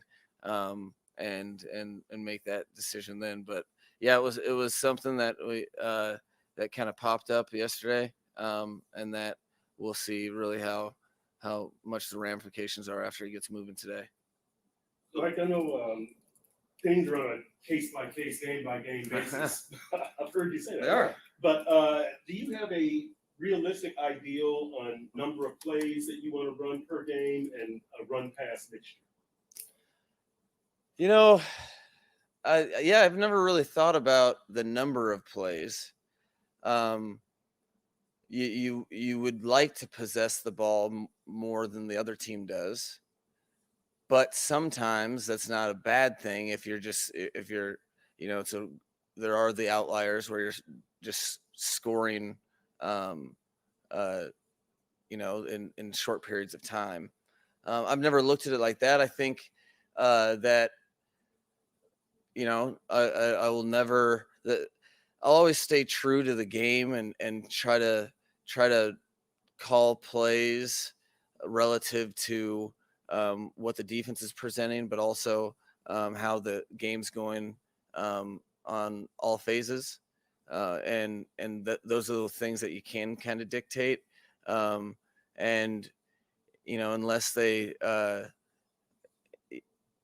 they are completely zeroed out and having 11 people in the box, I always try to, I really believe in dictating the terms on offense. You run the ball, so you in your mind you're trying to get mid 20s to 30 runs, but you never just commit to that because you got to do what's best. So again, case by case in that regard.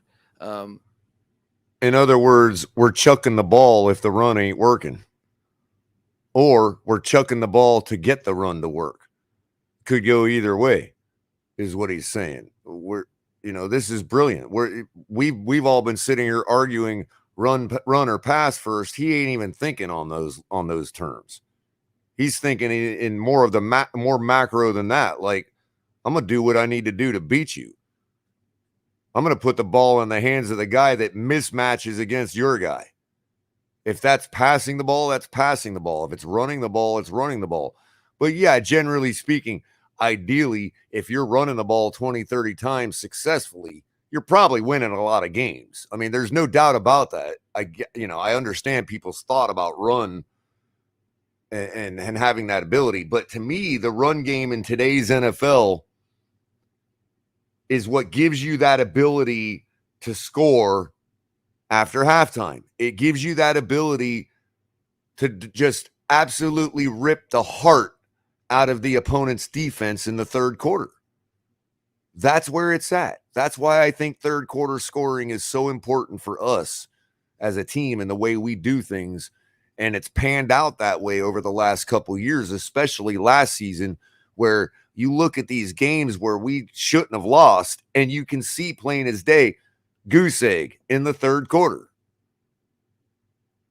Games we won, games we had in hand, points in the third quarter, even if it's a field goal. The point is you spent 7 minutes driving the ball down their throat and taking their defense's halftime break and snatching it right back away from them, instead of doing that to your own team by going 3 and out twice or 3 times in a row out of the half. To me, there's no more important quarter besides getting out early in the first and scoring and doing what you need to do in your scripted stuff. There is no more important quarter than the third in today's football. That's where the games are won and lost. That's where the games, either stay competitive or get out of hand.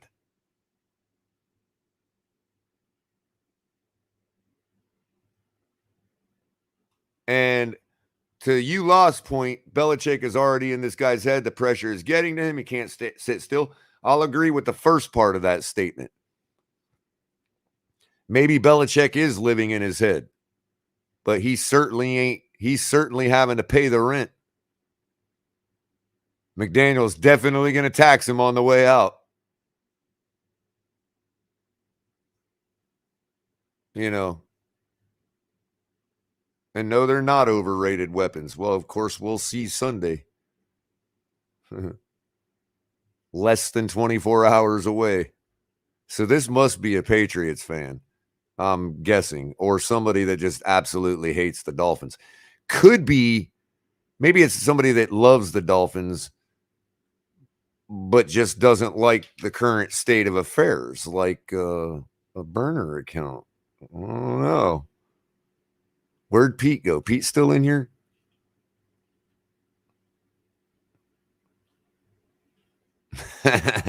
Just kidding, Pete. I know you wouldn't do such a thing. And anybody to call our weapons overrated has to be a Patriots fan. But okay, we'll let our coach continue. Outside of that, you just try to have things work and not turn the ball over. And then the game progresses in whatever way it wants to progress after that. This offseason, you've alluded to, the rabid Dolphins fan base, how grateful you are for this opportunity as a head coach. I know you don't want to shortchange the process. 2 days out, have you allowed yourself to maybe think a little bit or prepare for the emotions of coming out of the tunnel, that opening kickoff, the national anthem? Have you thought about that stuff at all 2 days out? It's actually, God, Travis. I mean, I love you, Travis, but man, if you can't ask more of a honkish question in the world, man, like, what do you think? How's it going to feel when you hear the national anthem? That is so Travis Wingfield. But hey, man, talk about grabbing the bull by the horns. That is also Travis Wingfield. So shout out to him. But what up? I mean, that's a question for the fans, definitely. what I tried to tackle. I'm a little obsessive when it comes to being intentional and doing my job and understanding what my job is. So I did over the break think it was important for me to put myself there, to intentionally think about that stuff, so I wouldn't be surprised. But really, when I talk about like as a head coach, the responsibility that you have to each and every member of the organization, to the players, and to the fan base. Me personally, I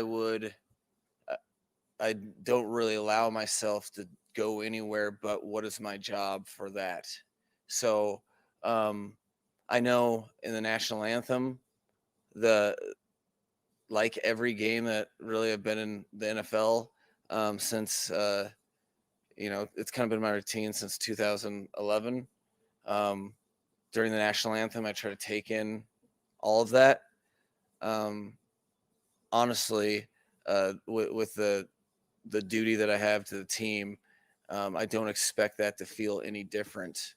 That moment beyond, I'm so grateful and thankful to be here, because if I was approaching this game like, oh, well, this is a big game, because that is straying from my true beliefs, where this has nothing to do with me.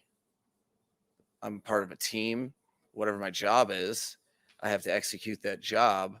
But fundamentally, I'd feel like something was askew if I made this out to be anything other than week one, which is, there's a lot of investment that goes into the week one, but that's the same as it is every year to me. So my role has changed, but I don't expect my emotions to change, because if I got a hint of that, I would get really pissed at myself, because this is not about me. This is about the Miami Dolphins. Coach, your first 5 opponents are conference opponents. So getting off to a good start obviously is pivotal. How do you tell your coaching staff to keep them focused, to get the players focused, to getting off to a good start? Because knowing how vital it is. Yeah, I really look at it like a pie chart, or maybe it's not. Maybe it's like a NBA 3-point competition. Okay, so you have in those competitions, you have basketballs, right? And every shot counts for 1. Wait, what? All right, I guess we're gonna have to follow along here. I guess let's go on this journey together. I don't know where he's taking us, but this seems like one of those journeys, one of those Mike McDaniel rhetoric journeys we're about to go on. Somebody jot down the coordinates to our universe before we leave. I want to make sure we can get back. And 72 Fins logo, thanks for the question. Culler, what are your expectations for the Dolphins game? As I've already said, score early and score often. That's really what we have to do. My expectation is that we do that and that we score in the third quarter. I think that those two things, in comparison to where we were at last year, those two things are vital into turning us into the type of team that should expect to win every week, no matter who our opponent is. Because that being said, I cannot drive home more hard this point I'm making. I've done it several other ways with several other angles, but I'll put it to you in this angle too. Our first meeting against the Bills last year, obviously we got shut out, so we did not score in the third quarter. Our second meeting with the Bills,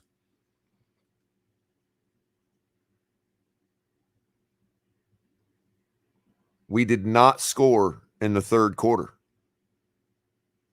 Now, if you look at that game, and I'm going to pull it up for everybody to see right now, because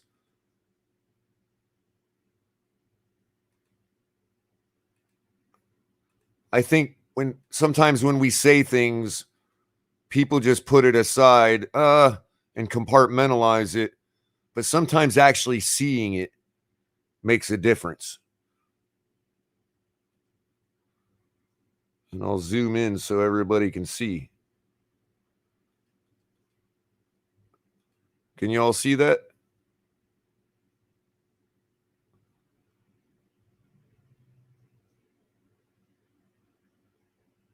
This right here is almost unexcusable.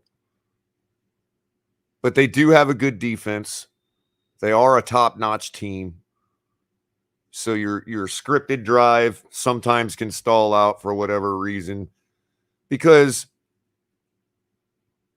of that. And our defense. Good job, D. You didn't let things get out of hand when our offense failed to score in the first quarter.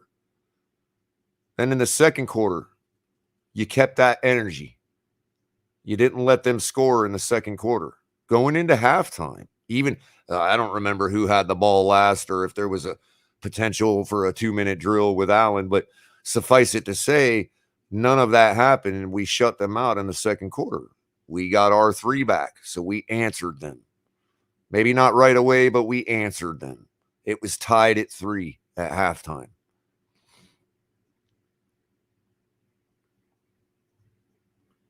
Then in the third quarter, I don't remember who got the ball first. Let's see.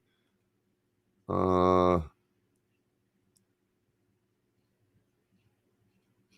on. It's not going to give me the play-by-play, really?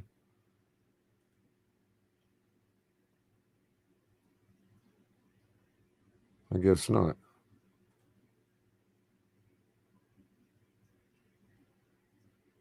Huh. Gabe Davis, 8-yard pass at the 7:06 mark. So that means that we likely got the ball first coming out at halftime, given that they scored at the 7:06 mark, which means we probably went 3 and out. If it would give me the play-by-play, I could tell you all. I don't want to just imagine without going and looking back at the game, but they don't seem to want to keep that history. I don't know why. Anyway, the point I'm trying to make is that even then, at that point, this is to Buffalo fans, not my fellow Miami fans, because the game was still in hand. It was 10-3 at the start of the fourth quarter.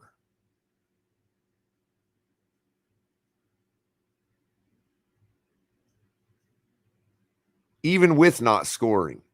But what I want to point out is this. This is what I want to point out right here. See that number? Compared to that number? See this right here? That is a 16 because of this. If you don't understand that, I cannot help you understand why we're a 9-8 football team. No matter whether we should beat these guys or not, we were absolutely in this ball game. The Bills fans know it. That's why they're actually worried. That's why they're clipping us and not the other way around. Master at Twerk knows this. And that's why they put it on us so hard. Because they are worried. Because if we fix this, it's our division to lose. And they know it. Now, they're going to do every effort. The Buffalo Bills fans will say, well, we got better on defense, blah, blah, blah. Sure, they're doing every effort. They're doing everything they can to make sure this doesn't change. That's what our opponents are doing. I'm a complete moron compared to Bill Belichick or Mike McDaniel or when it comes to football acuity. So if I can figure this out, don't you think that every single team that we face is making sure that this doesn't change?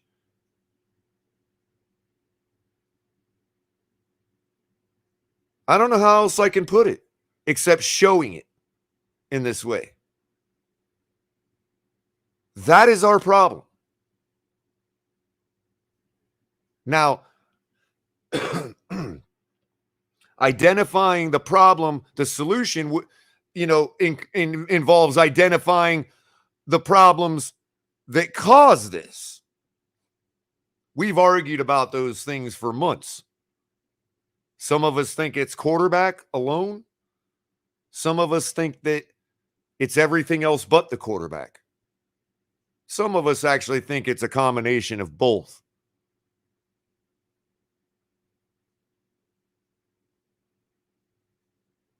But in the long run, it really doesn't matter. Because come tomorrow at 1 o'clock, none of that is going to affect what 53 guys do, 22 guys mainly, on that field. None of it.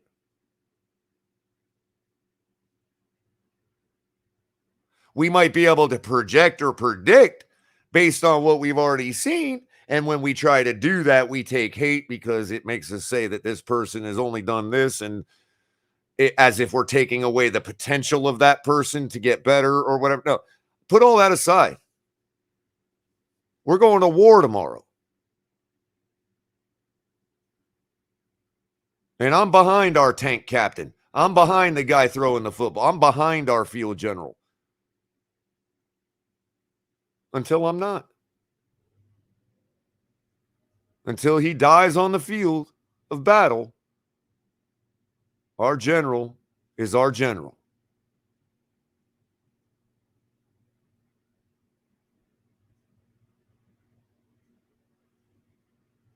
He hasn't given up.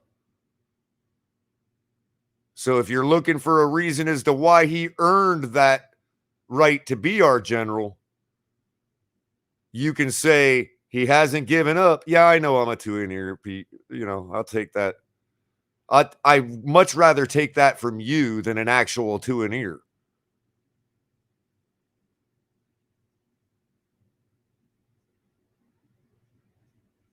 And by the way, how you doing, Natasha? I forgot to shout you out. Natasha she came up on the panel one night and actually graced us with her presence and her voice. She got a beautiful voice, by the way. But man, shout out to see you. I love you. I love seeing you around. Everybody welcome Natasha. She knows some football too. What's up, King Bill? Bo G, how you doing?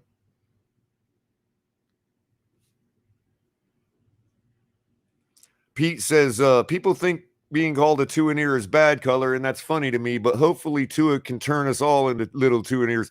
Yeah, I mean, that the whole evolution of how that became a trope and all that, I think that's just being disingenuous on a lot of people, on a lot of their part, where it's like, oh, now we're going to act like we took offense. No. You're right, Pete.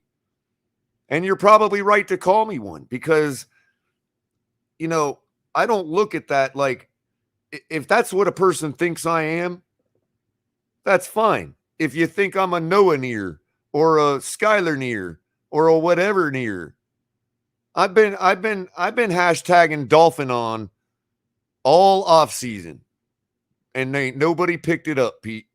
Not one person has followed suit and made my hashtag go freaking viral.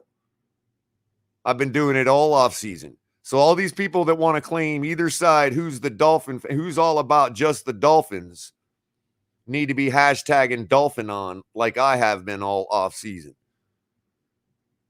Don't want to tell me, somebody's going to tell me that I don't, whatever about my fandom and who it's all about. It's all about the Miami Dolphins, and that's the only tag I've ever put out.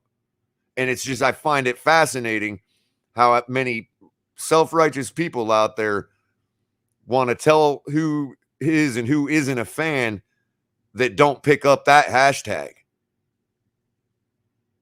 It ain't never gone. It ain't never trended. I know I'm a nobody. I don't have a lot of followers on Twitter, but that hashtag's never trended ever. Quite the contrary, when we put hashtag Tua in our videos, it helps the algorithm. Hashtag Dolphin on is never, because nobody ever picked it up and made it trend.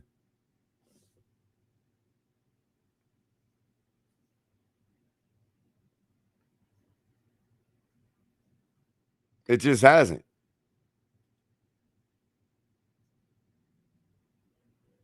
So that's simply what we got to fix right there. That 0 in the third quarter. I'm almost willing to bet if I randomly pick a game, right? If I just randomly pick one of these losses. Well, we started winning right there. So hold on, let me go back.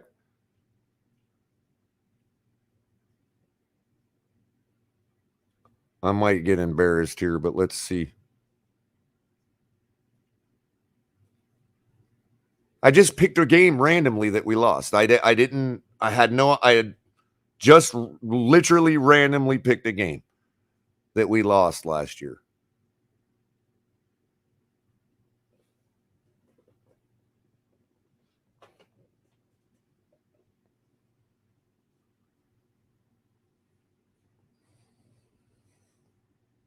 I mean, I rest my case.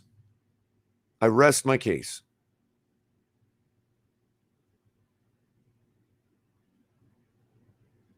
Because even if we don't match this, this is not 10 if this is 7 or 3. I guarantee it. I'll stake my entire reputation on that, given the way our defense is constructed and how they've performed. You can't have both, ladies and gentlemen. You can't say our defense was top 10 potential last year and is now top 5 potential this year without and at the same time blame them for that 10 points in the fourth. You can't do it. It is not fair. It is out of the boundary of fairness. And I know life ain't fair, okay? Y'all can blame whoever you want. You can sit there and blame the defense for this and this all you want.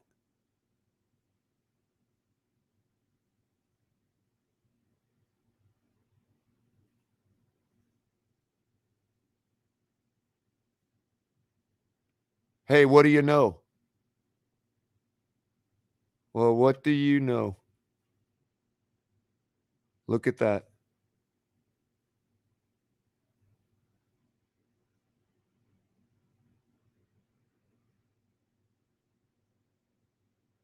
Yeah, I know, Green Rat, it was 15th. I was saying that hey, look, Green Rat, are you going to say now, look, I just pulled up, did it again, 0 in the third quarter. Are you going to presume to me that if we don't fix this problem right here, that we would have been better than top 15th?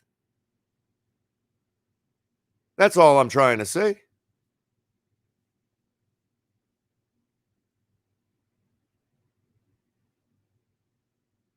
And I'm not defending him, Richard. They absolutely still have to play 60 minutes. I get it.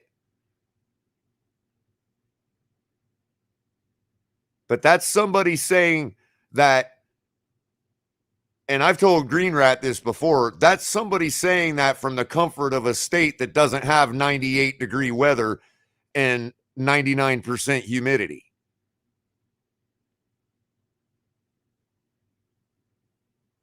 At some point, you break. It doesn't matter. The Baltimore Ravens, okay, I'll give you the perfect example. The day that Greg Camarillo walked off the Baltimore Ravens,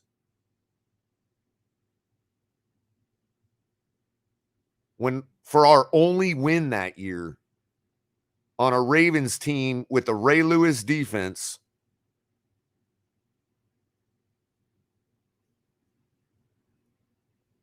I would venture to say that the reason we won that game was because of the edge of the heat and humidity of Miami.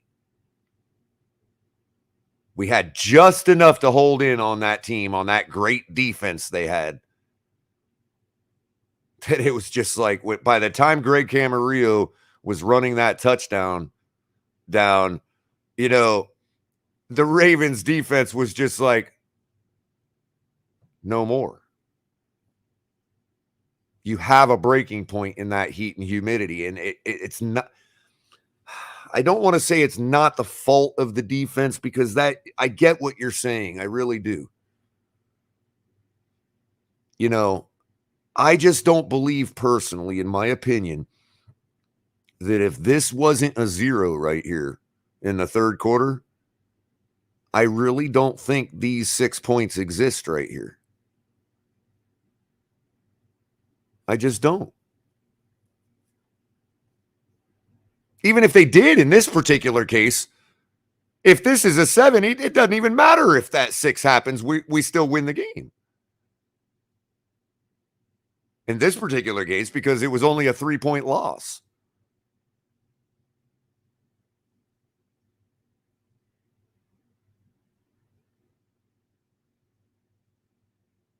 Especially the way that the Jacksonville Jaguars, you know, kind of used a gimmicky thing.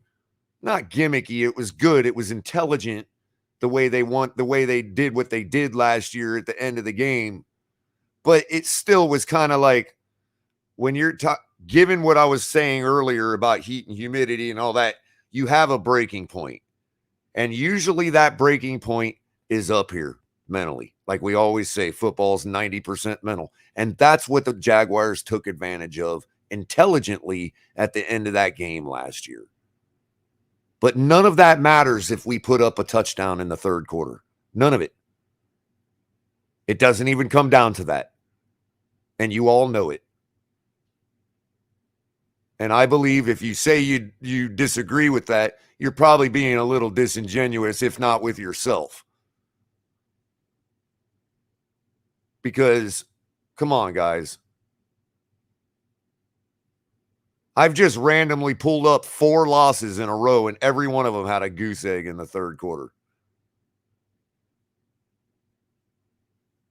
I think we actually scored a field goal in the Atlanta game in the third. I'm going to check that one because I want to make sure I'm not. Yeah, we scored a touchdown in the Atlanta game. Oh, thank God. You know. But you're also talking about a team that had a way better put together offense, actually, regardless of what they ended up. I mean, look, they were 3-3 when they came in. We were 1-6. The fact that this right here, we only lost by 2. I mean, that's, something to say. They had Matt Ryan, Kyle Pitts, which is exactly how they beat us. Slight argument for saying that the defense is a little more responsible for this one. Given that I don't have my argument here because we scored in the third quarter. Now, we didn't do nothing in the second, but they didn't do nothing in the first either. So this one is a little more fair a game, especially given that Tua actually made up eventually for his mistakes. I don't credit that to somebody as an attribute per se. Like stop making the mistakes first. I mean, yeah, things happen, and if you want to know that a guy can come back from that, but whatever, that's water under the bridge. At this point. But here's an example where you could make a better argument for the offense because they scored in the damn third. That's why I saved the best for last.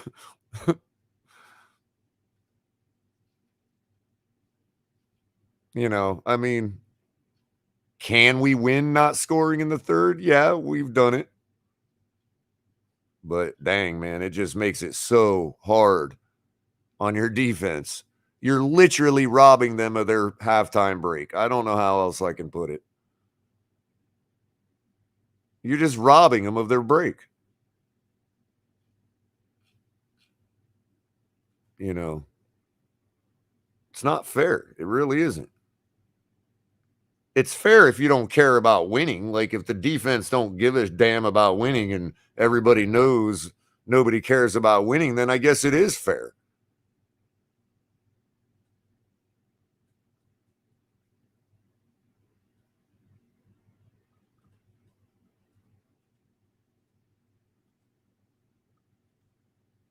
So there you go. I look to correcting that problem tomorrow.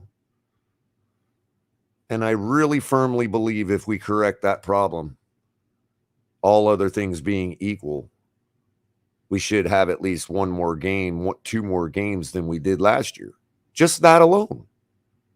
Now you add other things to the picture that we have, and you can understand why I have a high expectation of like a 13-4 record. Despite my misgivings about Tua. It's just a matter of whether we can execute it or not. Execution is the key. It always has been. It always will be. Teams that execute score in the third quarter. I know adjustments have a lot to do with it, but I mean, you still have to execute those adjustments.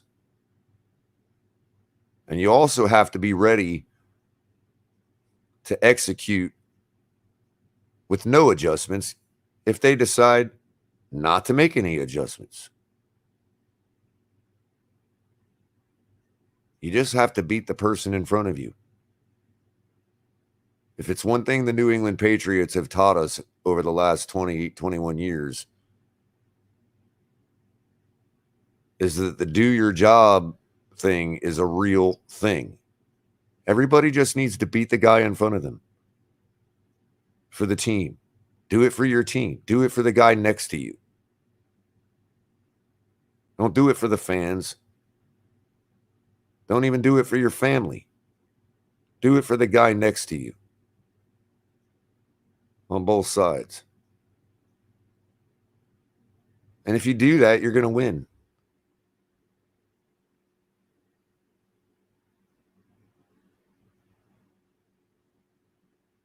Even if you lose, you're going to win.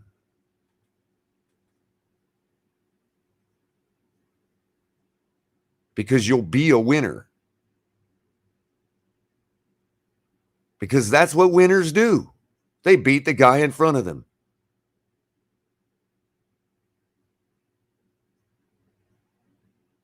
No matter what the endeavor. If it's chess, the winner beats the guy in front of them. That's all we need to do. And bet this, that's what the Patriots are going to do too. And so it really doesn't matter who the offensive coordinator is, who this and that and the other is. Because whatever game plan Matt Patricia or whoever's in charge decides to implement, if their guys execute it, it will win. If Georgia Tech came in here and executed their triple option, it would win.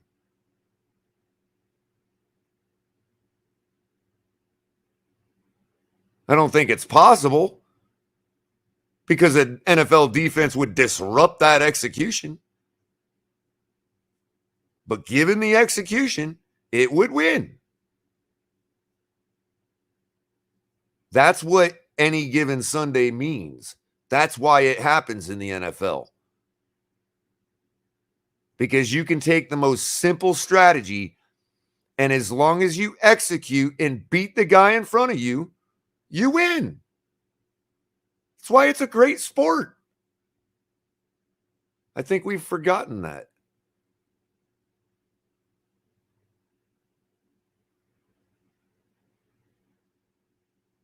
A lot of Tua haters have forgotten that. A lot of Tua-neers have forgotten that.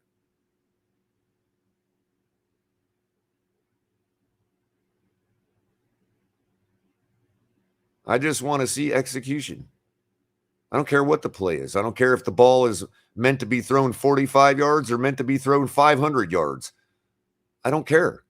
I just want it to be executed.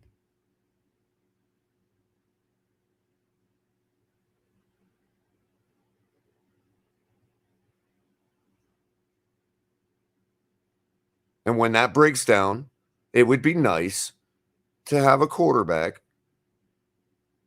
with just enough improv to elevate when that breaks down. Just enough. Every night. Doesn't even, I mean, it's like, you know, even that doesn't happen for everybody. But we have to see some of it. We can win without it. But that's the type of thing that's going to help us score in the third quarter. Because we got to figure out why we're not scoring in the third quarter. That's what Mike McDaniel had to figure out this offseason. Now, whether he added something to the pie to fix that problem, whether he adjusted something that was already here, whatever it may be, if he did nothing, we'll see tomorrow. But I would hope if he's at least as smart as I am, I would hope that he knows where the problem is. And the problem, ladies and gentlemen, is exactly where I just showed you. The zeros in the third quarter.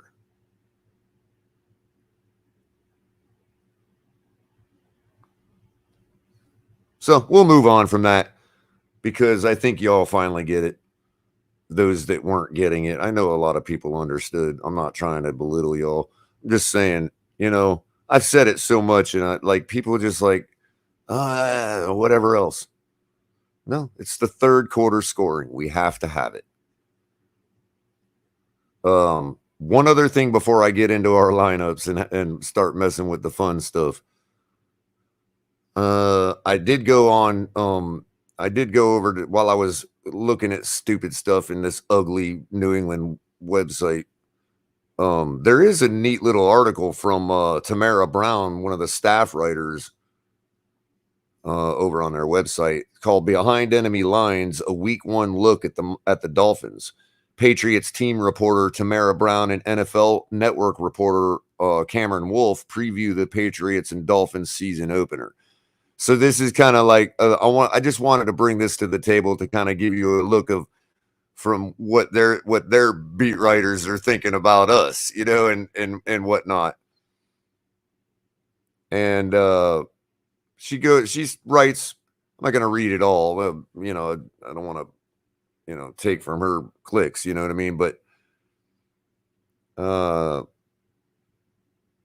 at the start of camp, all eyes were on how the defense would adjust with the departure of veterans such as J.C. Jackson, Kyle Van Noy, and Deonta Hightower, or Donta Hightower. But now the $1 million question is how the offense will look without Josh McDaniels. So they know what the narrative is, obviously.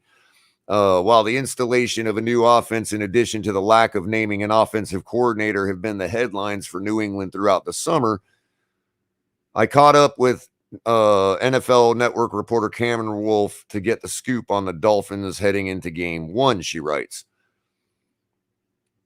Parallel to the Patriots, Wolf pointed to Miami's offense as the point of emphasis going into the season. The big obvious question into this season is Tua Tagovailoa. There's no bigger question than him. He's going into year 3 in the NFL. I believe he's the most polarizing quarterback in the league. Everyone has a hardline take. It's either he's a terrible quarterback or he's been great and just held back, said the NFL Network reporter. Wolf believes he's somewhere in the middle and has to prove it now with the weapons around him to succeed, like the addition of Tyreek Hill and others. The 6-time Pro Bowler and Super Bowl champion gives Tua a true number 1 wide receiver to support his growth this season. So they didn't see Waddle as a true number 1, huh? Interesting. I watched Tyreek as a Chief, but you don't realize how fast he is until you see him up close every day in practice. Excuse me. The thing that surprised me, but he works in practice like he does in the game. He's had the best training camp of any player in Miami. It builds confidence in the quarterback, and the connection with him looks smooth and natural. I think Tyreek has brought some confidence and swagger into it that I haven't seen in his first few years in the NFL, said Wolf. Outside the obvious storylines going into week 1, Wolf indicates that the Dolphins' offensive line is the biggest concern that he observed. He referred to Pro Football Focus, reporting that the Dolphins have had one of the worst offensive lines in regards to the pass protection and run blocking. They brought in Armstead from the Saints and Connor Williams from the Cowboys, and they moved some of their long offensive linemen's positions. Their hope is they got more athletic and they can transition into the new zone scheme, said Wolf.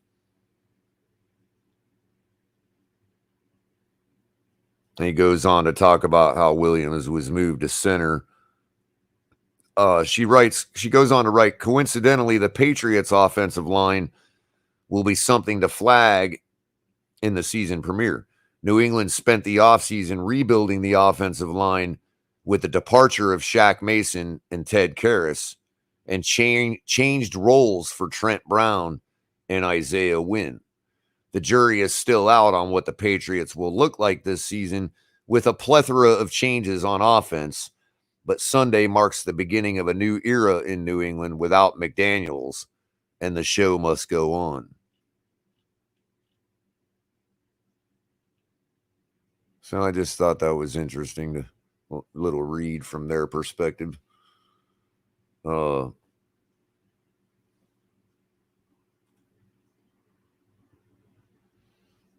Yeah, Jan, I think you're probably right hitting over the target there. Sure.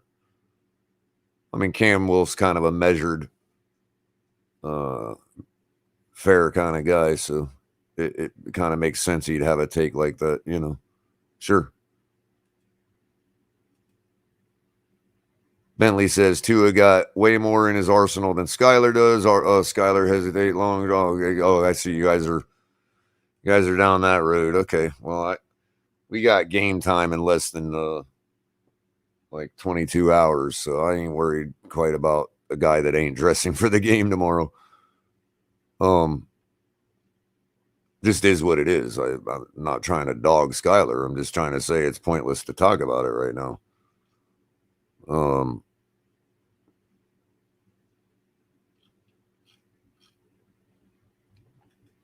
So we got an update on the Hurricanes.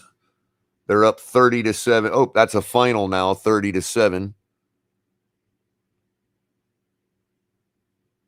So it looks like Brandon hit it with Southern Miss cover in the 28.5 points. Look at that.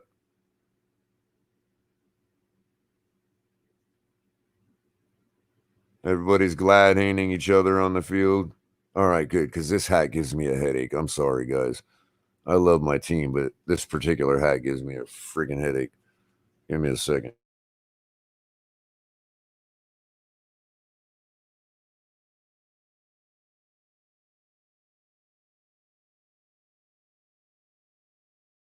Maybe Lewis will have a smaller head than me. I don't know.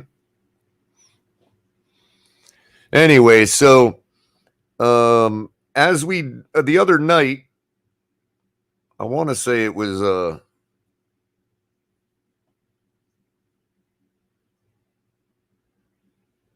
it Thursday night when I did a couple lineups on my show? It doesn't really matter. I got a couple in the books already, but I got a couple that I haven't finished yet, and I wanted to clear my slates on those and let you guys help me pick a team here. Plus, I think hey, Von Joe, glad you came by, bro. I saw you earlier. Shout out, buddy. Well, I mean, technically, I guess, yeah, because I'm riding down with Ali as early as he's going, and he's setting up his tailgate. So I'll be sitting there flying. Ali's got a flag, so you'll be able to see the Fins tailgate flag wherever he's at. So, yeah, I'll be over there early, chomping on some hot dogs. I'm bringing the hot dogs. I go with the ballparks. I go, and the top cut buns, you know what I mean? But I'm bringing the Mountain Dew too. You going to be there, Vonjo? That'd be pretty cool. Meet you in person. Yep, that's a final 72. Absolutely. All right, so let me go ahead and pull up. First, I'm going to clear the lineup. Now, this is the Guinness Time Challenge over at DraftKings. You can get into it for free. It's a classic DFS tournament with the main Sunday slate, not including Sunday night. So just the 1 o'clock and 4 o'clock games is the pool of players. Driving down to Lauderdale now, huh? Just stop by and drop me off a pack of smokes in Lake Worth, bro. Just kidding, man. Marlboro hundreds, though, if you're really inclined. Anyway, so let me go ahead and clear this booger because I just duplicated it to get all my entries in case I forgot to get the entry in. So currently there's 68,236 people enrolled, entered in this free tournament out of unlimited. So it's going to grow for sure by tomorrow. But that's not too bad. I mean, it's still crapshoot, but it could be like a couple 100,000 or 1 million, So it's not out of the realm of possibility. Alex, Newports. What are you talking about, man? Is that what you smoke, Alexander? You use Newports? That's gross, dude. I know that's probably what what's his name thinks I smoke. What's his name? The guy that keeps telling me to put the meth pipe down. Oh yeah, great classy guy there. Oh, Tango Ray. I bet he probably thinks I smoke Newports. But anyway, so let me pull up the screen. Let me get you all shared in so you can see. All right.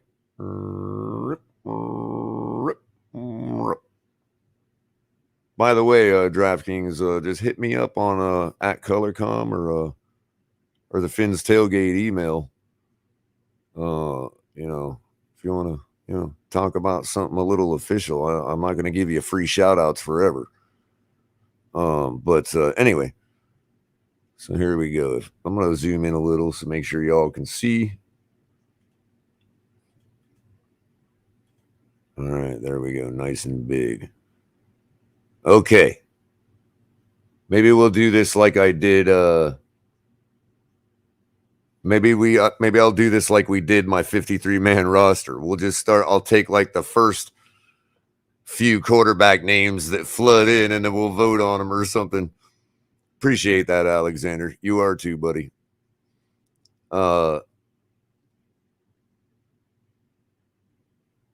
Yeah, I know, right? $2. Yeah, when I started, it was like that too. I mean, you could still get them at the grocery store for like $1.55, but most of the convenience stores were like $2.11. So anyway, let me pull up my chat so I can see better. All right, start throwing me some names. Pete says his QBs he's playing are Burrow, Herbert. That's who he sees on the $1 million lineup, which usually is going to be the same. A lot of times the same optimal lineup follows most big tournaments. Like it's going to be the same in most of them. It's only when you start getting in the smaller player pools where you have more exotic lineups winning that don't match the main ones. So that's what we're pretty much talking. Even though this ain't the $1 million tournament, its size structure is going to match that. So it's likely to be a very similar, if not identical, optimal lineup. So thanks for that, Pete. And let me see here. Parliaments. Yeah, Parliaments actually ain't bad. It's a Philip Morris brand. And it was always a nice alternative to the more heavier ones that I've smoked, but I just need to quit altogether. It's a terrible, nasty habit that just does nothing but shorten your lifespan, to be honest with you. I don't promote it or endorse it at all. But that being said, so we're going to go with, let's see. So right now, since Pete's the only one participating, it looks like so far, we're going to go with either Burrow or Herbert. I don't have Capitan in here, so I don't have the ability to create a poll. How's it going, Christy Bear? Nice meeting you. I don't think I'm familiar, but welcome. Everybody welcome Christy Bear. Christy Bear. Okay, scroll down the list more. All right, we got a request to scroll down the list more. Let's see. Yeah, what kind of price range you want in here for our quarterback? Do we want to go chalky with the likes of Herbert or Burrow? Now remember, you always got the running quarterbacks too. They're going to give you a little added benefit most of the time if they're also a good passer. The Lamar Jacksons. Another one that comes in under the radar as getting running points too is where is he at? Jalen Hurts. This guy right here at 6,800. I mean, he's almost matching Aaron Rodgers' output in fantasy points, but that's all coming on his legs because ain't nobody gonna mistake him for as good a passer as Aaron Rodgers.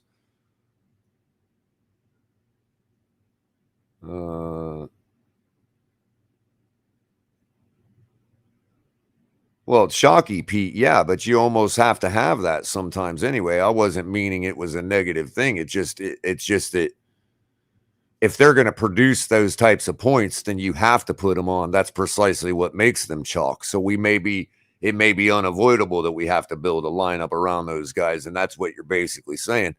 I don't necessarily disagree, that we shouldn't just go ahead and try to build a lineup around them guys. You know what I mean? Because obviously if they're higher priced guys, we're going to have to try to find more, differentiators down the road for a lot cheaper, but I guess that may be inevitable anyway. Playing against an unproven Lions defense. I'm kind of on the Lions right now, so I'd be afraid to make that play. But what do you think about that, guys? What do you think about that? How about Pete? What do you think about that, Pete? You know what? I should probably drop the link on this stuff. You know what I mean? If any of y'all want to come up and actually talk this through with me too, that'd be awesome too. Maybe I should just do that. I wasn't really planning on having a panel, but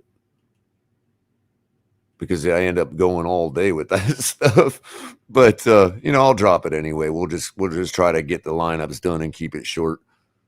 I do have some errands to attend to in preparation of the game tomorrow. That's code for I'm going to be at Publix later on. But yeah, maybe we'll start with Hurts and see if anybody comes up and changes our mind, or if we'll see. We got Mark. How's it going, Bills Mafia?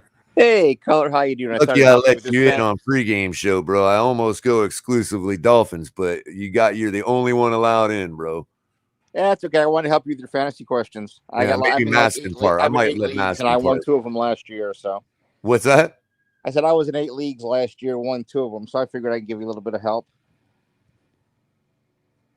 And actually, I do want to talk a little bit about the Dolphins too. what's Ingold's status for tomorrow? Is he good to go? Well, let's see. We can actually see right here because they would have that status right here on DraftKings if he was out. So let's see. I think he's in. He's good to go, I think. Yeah, because I think that's a huge help with the with the blocking, and I don't think the Patriots going to blitz. I don't think they would dare, to be honest with you. With how it says Ingold as of 8:42 this morning or yesterday morning. Ingold is absent from the Dolphins' final injury report ahead of Sunday's season opener versus the Patriots.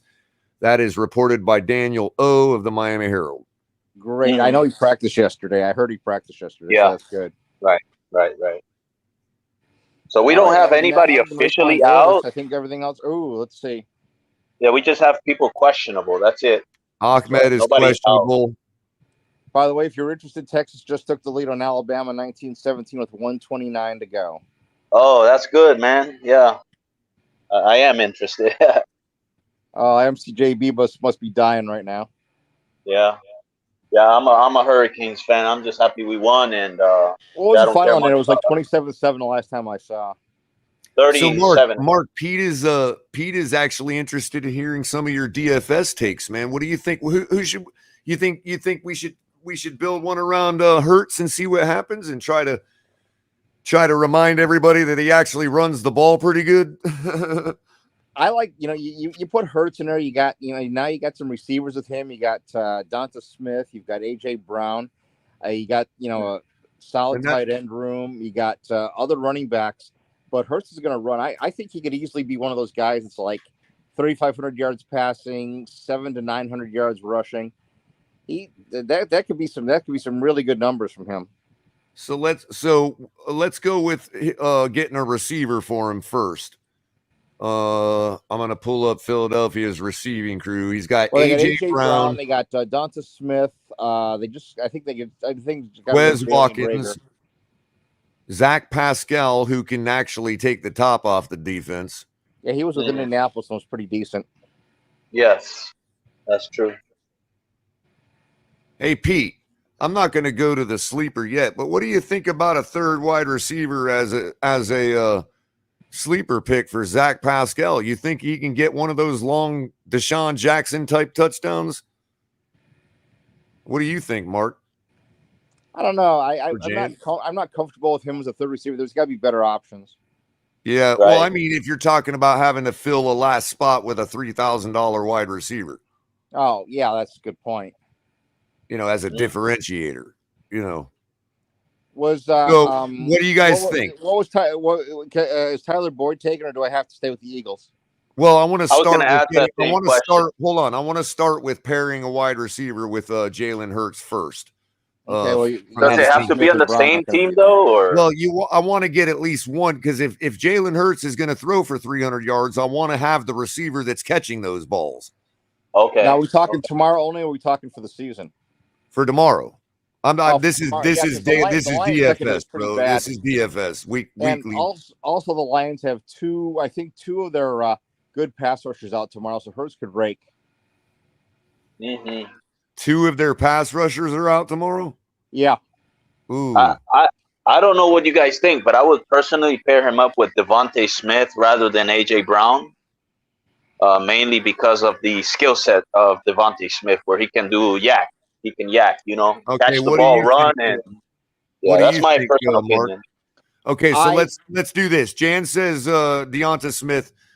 One word, one name answer. Mark, who do you go with, AJ or Deonta? AJ.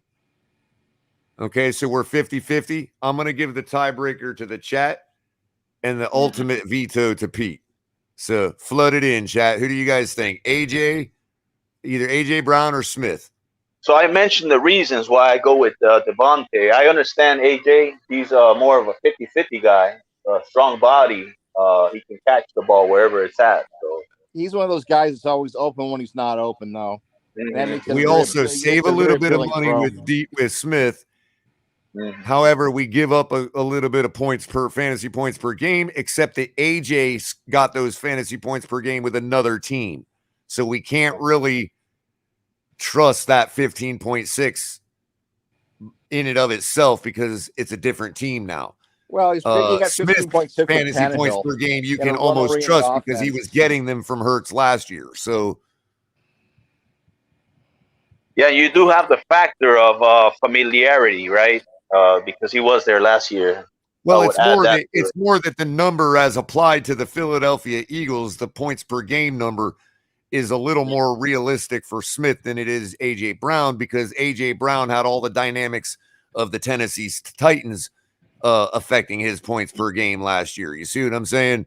True. So it could also be that AJ Brown gets more than that because he's rocking with a more passing team now than Ryan Tannehill with the Titans. Yeah, and remember, he was the only threat in Tennessee. He wasn't getting any support from any place else. Right. So now with Dante Smith taking coverage, AJ could be a real yards per catch kind of guy, 20 plus yards per catch, and a red zone threat. Well, Yeah, so far that's a we good got point. one in chat for AJ. Yeah, Mark is making good points. I can say that. He thinks he'll be run heavy. Oh my God! Well, in that case, I'd likely. Great play. Well, in that case, what about Pete? What about a 3-man stack with their running back and then Smith, the cheaper wide receiver, or the one guy that might take the top off, Zach Pascal? I'm just saying, like maybe we go with their running back because there's a good chance Hurts throws out in the flat to their running back too. You know, so we might be able to garner some receptions. That's Miles Sanders, Gainwell, Trey Sermon, Scott, and Brooks. I don't trust none of them guys. No, because that's a running back by committee. Exactly.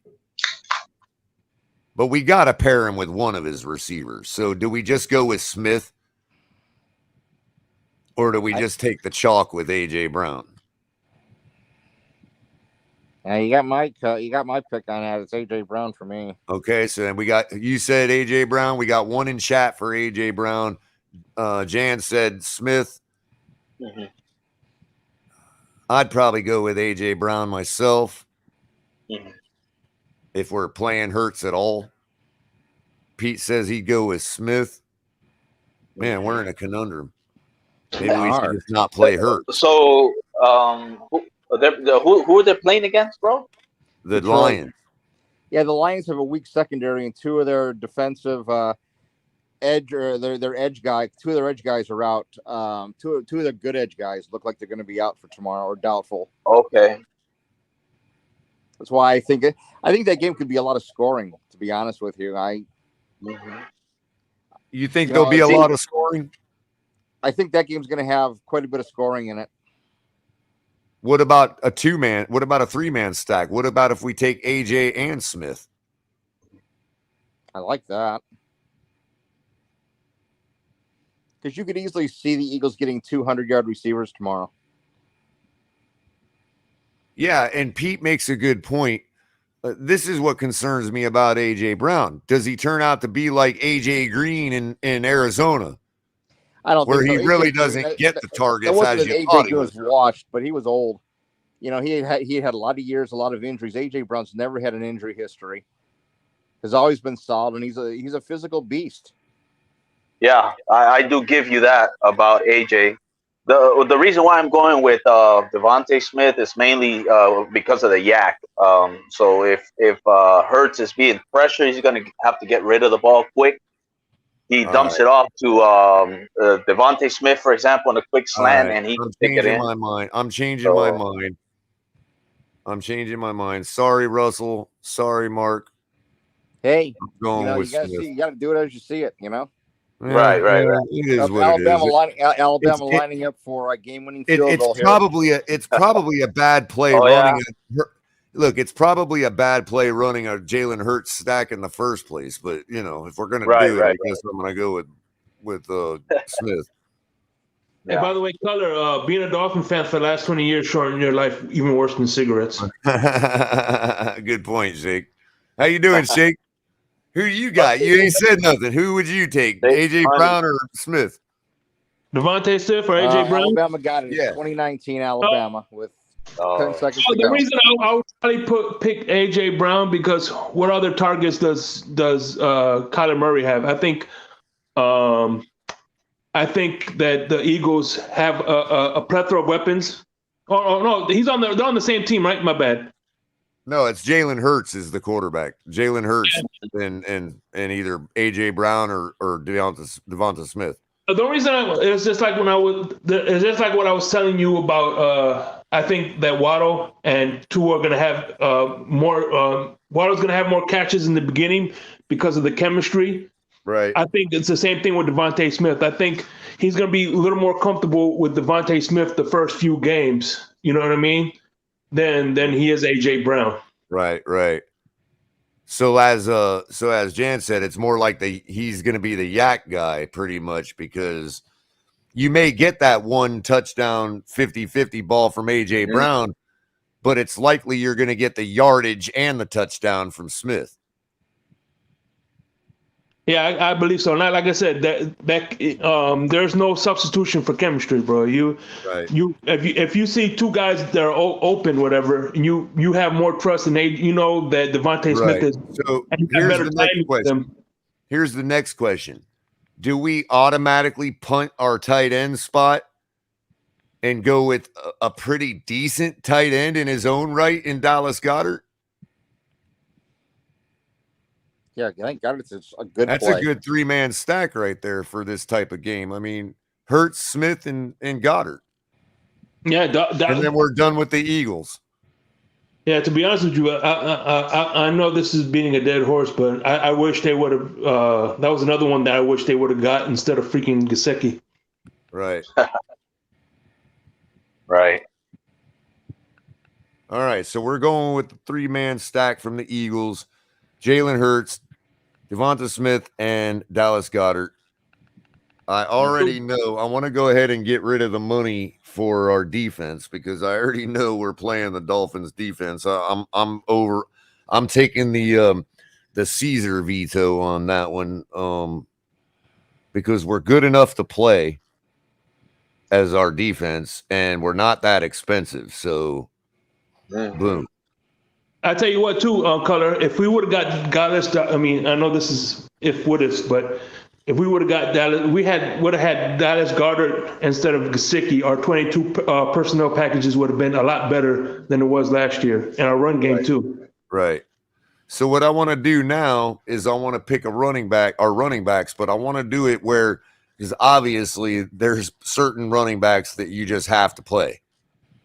And you have to make a choice on an expensive running back that's going to produce because somebody's going to.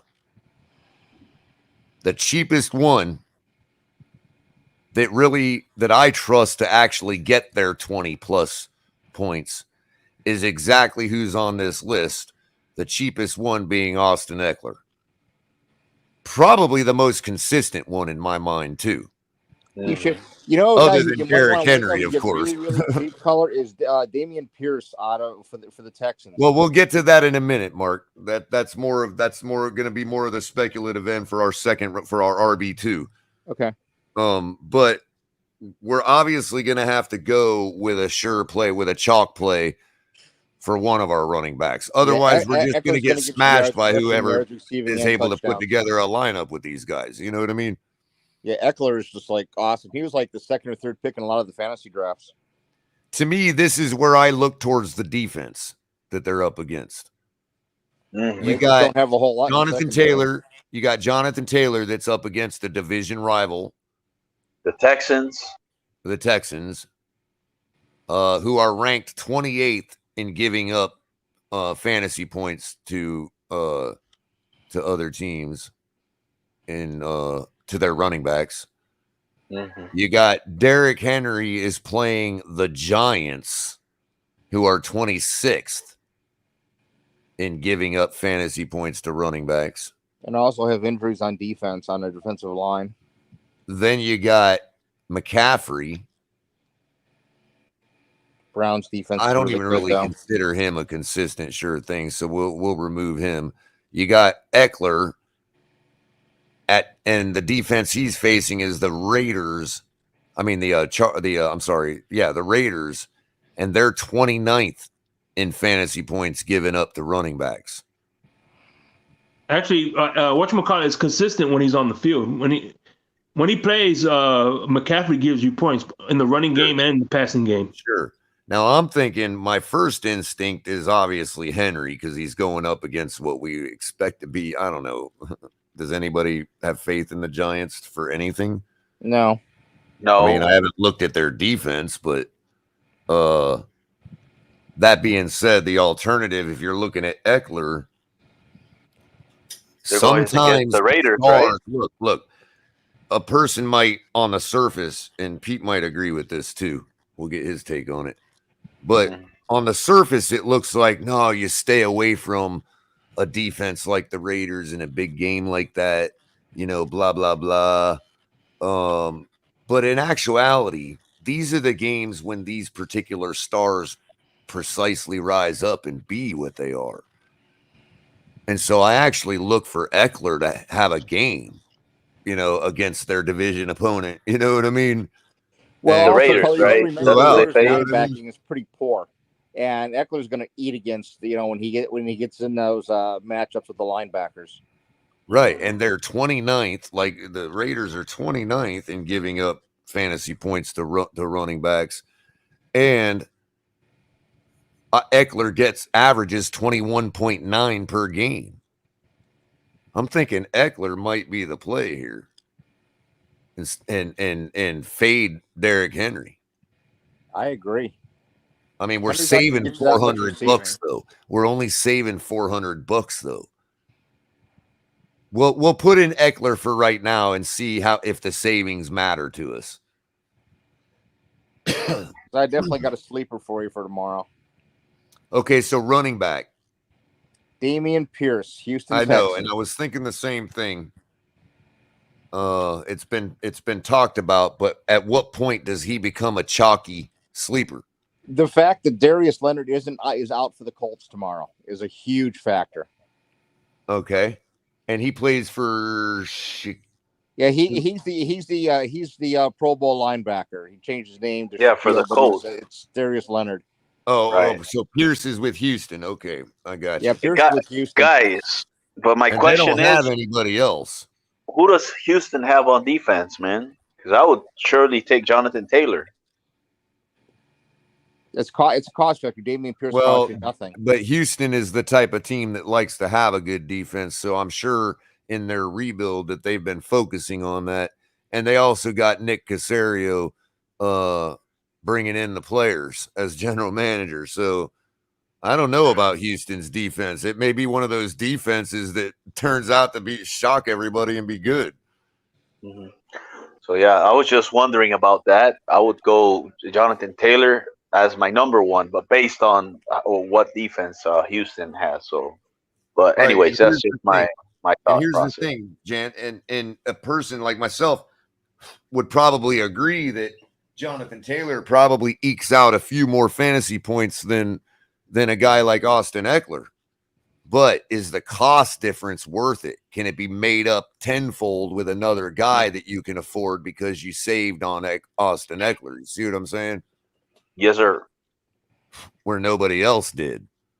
Especially if you look at the Eckler, stage you go to is even less played by everybody else. I think Eckler's getting like 6 or 7 receptions tomorrow, maybe 15. He's going to get like 20 touches. So it's really about how many touches and where those touches are. Mm-hmm. Right. Because if you get 7 catches by Eckler for 85 yards and a touchdown, does that offset 7 more carries by Taylor and what he's going to get? Right. See, I would put even though Pierce might become a chalky sleeper, and I know that sounds like an oxymoron, but you know what I mean. If it becomes where he becomes high owned because everybody thinks he's going to be a sleeper, then he really doesn't really differentiate and ceases to be a sleeper. You know what I mean? True. But given that they literally have no other running back but Rex Burkhead, and he's a rookie, and they're going to want to fire up their rookie as soon as possible in this situation. Yeah, he could be one of these guys that just booms out and everybody's like, oh, yeah, look at that guy. Not that preseason means a whole heck of a lot, but my God, he looked great in the preseason. Okay, we'll put Explosive, Pierce in then. carrying players on his back. Really impressive looking. We'll put Pierce in.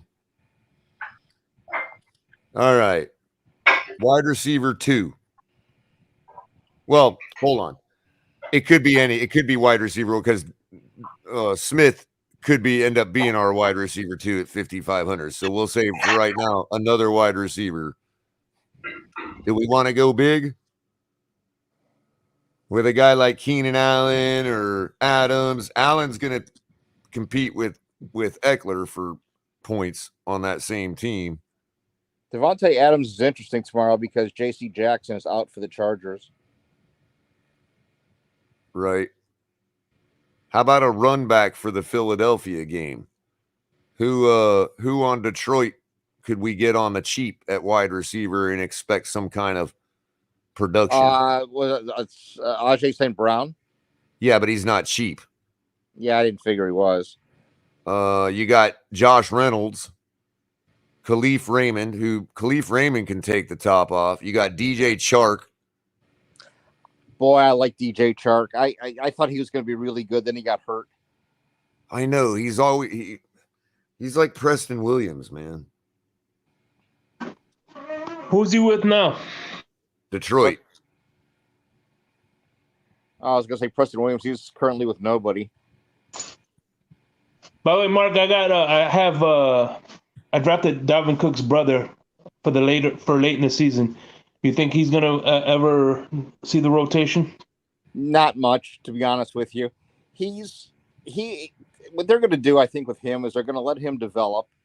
I don't know if he's going to play every game. Obviously, we can take that game Thursday night and just kind of toss it because he had all of 2 plays, and one of them was a fumble.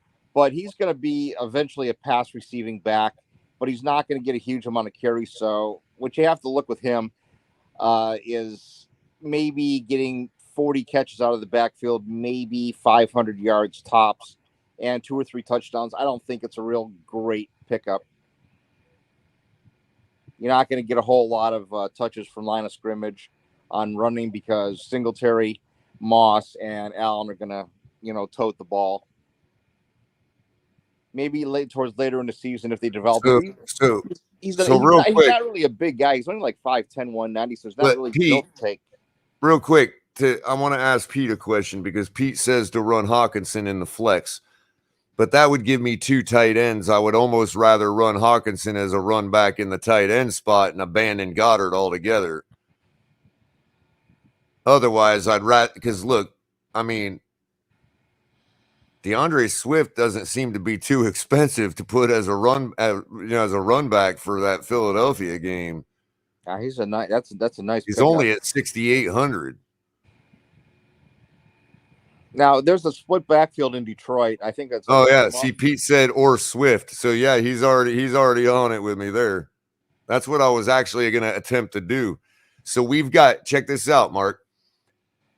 If we could either find a guy in the 5,500 range at wide receiver that shouldn't be priced that low, or if we can just we can find one and whatever and find a pure sleeper, we could keep DeAndre Swift in the flex because we've got 5,400 left to find 2 wide receivers.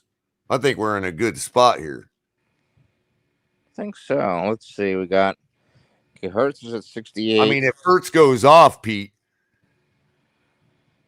Yeah, exactly. If Hurts goes off, I mean, this lineup is gorgeous. You know what I mean? All the way around if Hurts goes off. And we'll know early, too. I'll know whether our stack worked out before Eckler starts to play. You know what I mean? Mm-hmm. But, so let's go with 2 wide receivers. We got 5,400. Do we want one of our guys? Let's see. You got 5,400 to spend on 2 receivers. I really am a fan of the idea that Cedric Wilson is going to get a touchdown tomorrow. I actually have him as scoring the first touchdown of the game. Okay, he's But 3,900. but that's totally speculative. Like, I'm being a total honk with that take. Let's see. Yeah, I'm not sure about Wilson. And 3,900 is an awful big number to put out there for a number 3 receiver who might be sharing time with Gesicki. That number seems a little high for the. But that might be because people are thinking like me. Could be. You know, the people that set those numbers. You know, if Ezukama gets in the game, it's going to be because it's a blowout, and then they're not going to be rolling. They're not going to be throwing anyway. Well, I'm thinking though, like, you know, it comes down to what's Bill Belichick going to do? Bill Belichick is going to game plan to take out our best weapons. Well, this is what I think he's going to do. And if he's able to find, well, real quick, if he's able to find a way to take out our 2 best weapons, then to me that falls on Cedric more than Gesicki, simply because of what they're aiming to have Gesicki do. If anything, I would pick Smythe before Wilson. The standard Belichick thing is to use his number 2 corner and a safety to take out the top wide receiver, then use his top corner on the number 2 wide receiver. That's his historical way he approaches a defense to take away your top. You don't think Belichick will choose Cedric as the one to test? I think he's gonna put his number 2 corner on Hill and then go safety help, and then he's gonna take Jones, who's his best corner, and put him on Waddle, and that's gonna. And then what is he gonna do with linebackers to take out Gesicki? Yeah, and it depends on how the Dolphins play out their formations, because how much are they going to go with Ingold? And if they go to Ingold, then it'll be 2 wide receivers, probably Smythe, Ingold, and now you're only having 2 wide receivers in the game. So it's good. I don't know how many Pete says no fins. The Dolphins are going to use. Pete says no fins, so we won't pick any. We won't do any. Because I'm kind of like, I can't decide. I mean, I don't want to go with Tyreek or Waddle because I really think they're going to be like game planned for. You know what I mean? Not that I don't trust them to overcome that, but not everybody does, no matter how great you are. You know what I mean? No, it's true. It is Belichick. So we're looking for a wide receiver who we think is going to explode tomorrow. That's not super high cost. So who do pretty much? Well, like I said, we got 5,400 average between the 2. Let's take a look at the Jaguar receivers. I think there's a chance because Chase. I tend to agree with that. Because Chase Young isn't playing for the Commanders tomorrow. I keep saying Redskins. Sorry. Force of habit, I guess. So their top 2 is Christian Kirk and Marvin Jones. Christian Kirk at 5,100 is a little tasty for my blood.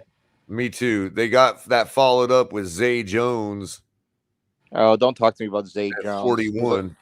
I saw enough of him in Buffalo to make me want to vomit. And then there's always the occasional Deshaun Jackson type play for Jamal Agnew. Well, the thing with Agnew is you get like punt return value.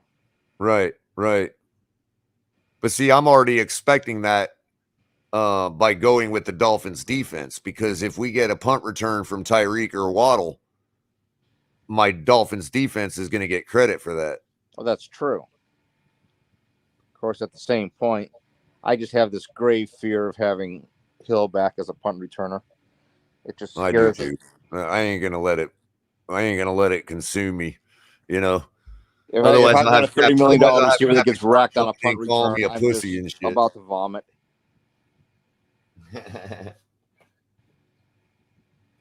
You just can't have that happen. There's got to be somebody on the Dolphin roster who can return a punt, whose loss wouldn't be, if anything happened to him on a punt return, it wouldn't matter. Like, put Noah back there to return punts. If somebody wrecked him for the season, who cares?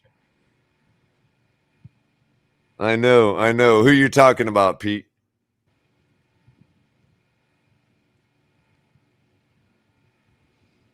Adam Thielen. Let's check Adam Thielen's price. That's a good. I had thought about him a couple days ago too. I bet he's going to be 5,500. Well, I had thought about him a couple days. Look, he's right smack at 5,400. Okay, I was pretty close.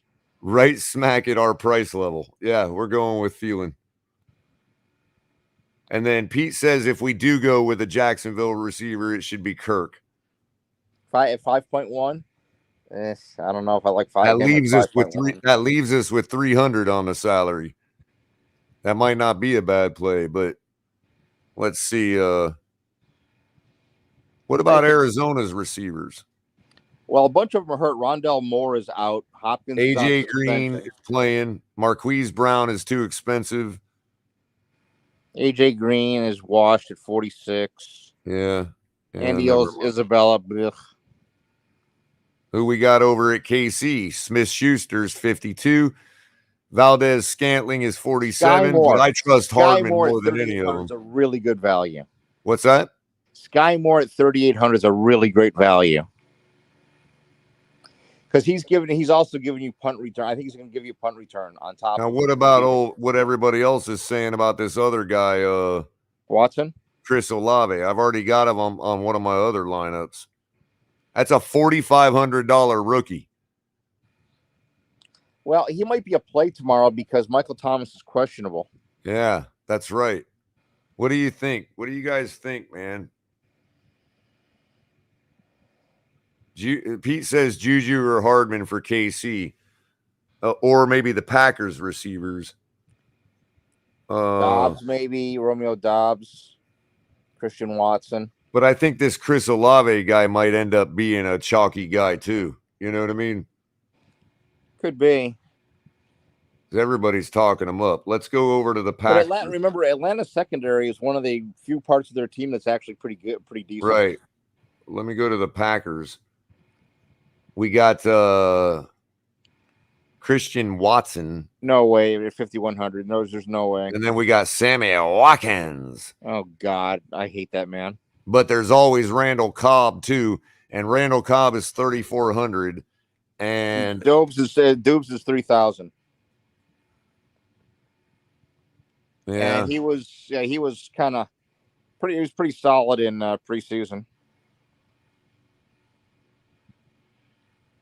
But yeah, I would think historically Rodgers is going to go to somebody he knows with Cobb, and Cobb at 3,400 is a pretty good value.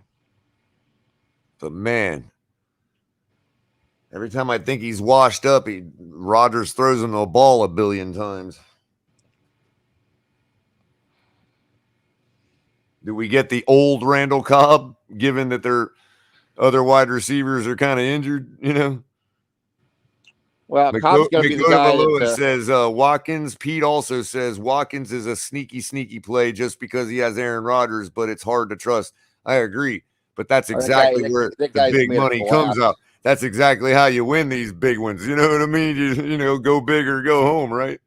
Sammy Watkins is a Devontae Parker of the National Football League. He'll go out on the field. He'll get a hangnail. He'll be out for 3 weeks. Just enough. I had enough of that guy in Buffalo. Now the Vikings give up the 32nd most, or they're 32nd in giving up fantasy points to wide receivers. Interesting factor though, the Vikings got their pass rush back, and the Packers are looking at maybe having 1 or 2 offensive linemen that might not be available for tomorrow. So that could impact Rodgers with the pass rush of the Vikings. But it could also make him get the ball to a guy like Watkins quicker. Or it could make them run oriented with Dylan. I'm kind of in. Actually, you know what? Now that I'm thinking about it, maybe I'm trying to convince myself. But Watkins is pretty intriguing with Aaron Rodgers, man. It's not a guy I could ever trust again. For a first game where Aaron can kind of like test the waters and have fun with him. It's possible. I just think 4,700 on him is an overpay. It still leaves us with a lot of money, though. We can afford that. True. We got 700 left. Oh, look at that, Pete. Appreciate you taking time. I know you're a busy man on Saturdays, bro. And I know you were thinking you weren't going to be able to make it up, but I appreciate you coming up, man. No problem, man. I got a few minutes to hang out with you guys. And to be honest with you, the reason I came up here forget about that Jalen Hurts, Devontae Smith, and Goddard hope. You have to put Aaron Rodgers up there, dude. Think about it. Right. Aaron Rodgers with Sammy Watkins. Who's going to play that? That is probably one of the low. I haven't even thought of that Right. myself. I can actually switch that out without losing the Smith and Goddard play. Well, you might as well. Nobody's gonna play Tanya. Nobody's playing Rodgers, dude. So you think I should go with Tanyan also? You might as well. Everybody's gonna be scared to play this guy if we're gonna play to get it to the top. Making that move gives me now 1,100 left over to switch out another player. The only thing I'm worried about on this lineup is you rarely ever see, like I believe for like the last 4 years, first place week 1 winner has never had a rookie on it. Right. What about Aaron Jones in the flex? Aaron Jones, to be honest, that's my favorite play at running back this entire week. Aaron Jones to me is going to be the running back at the end of the week. But that's really if he's limited with wide receivers, you can do get rid Aaron Rodgers. Should I get rid of Tanya if I play? Get rid of Tanya. I would prefer to do like Aaron Rodgers, Aaron Jones, and maybe his best receiver, whoever you feel is the gut play. Right now, my gut is Sammy Watkins. They held that dude out during preseason. That leaves us with 5,100 for a tight end. Pick your a lot of value with that. That gives us Hawkinson, Gesicki, and you still Goddard, have Thielen on your lineup. What's that? You still running it back with Thielen on the lineup? Yes. Oh, that's right. We already got a run back for that. That's right. That's beautiful. Okay. That was the one. That's one of the things that I was thinking, because the Viking, I was thinking when I came up here right before I clicked the link, I'm like, man, what am I going to tell him? To play Dalvin Cook as a run back or just leave it with Thielen? I think we're just fine leaving it with Thielen, but Dalvin Cook is also a good run back. So let's pick. I removed the rookie. I removed Pierce from RB2. Now that leaves us with 49.50 per player. But if we're going to punt tight end, that might leave us with a bunch to work with for an RB2. You know what I mean? Or do you want to go with somebody like Darren Waller at 5,400, who just got signed his contract? No, forget all of that. I'd rather punt, take a gamble at tight end. So because it'll hurt you punt? more if one of those expensive tight ends only give you a little bit of points. Right. So who's a good punt? Freiermuth, Njoku, Gerald Everett from the Chargers. I like Gerald Everett, but Hunter because Henry he's in a big game. Play. I was going to tell you, Culler, I told you already. That's my number one this week that I honestly see being on the $1 million lineup is Hunter Henry. I got a feeling this guy's going to be afraid to make that play because it is what it is. The Patriots we're not going to shut them out. I mean, that's the guy. That's the guy that I think is going to score 2 touchdowns on us, bro. I really see that happen. And the Dolphins' inside linebackers are just poor. Well, that leaves us with 6,100 for our RB2. You got the likes of Saquon Barkley, Montgomery from Chicago, who actually has sneaky good games every now and then. Cordero Patterson, Gibson from Washington. He's a sneaky play. I don't want Damian Harris. Kareem Hunt. Yeah, I know that. Who did we just say? Gibson. That Antonio is a sneaky Gibson good play right there. That's a good play right there. Yeah, but Gibson was about to lose his job to the guy who ended up getting shot in that carjacking thing, and he fumbled. Yeah, which is a concern. Well, he was losing his job to get more opportunities as a pass catcher, though, using this guy out of the slot.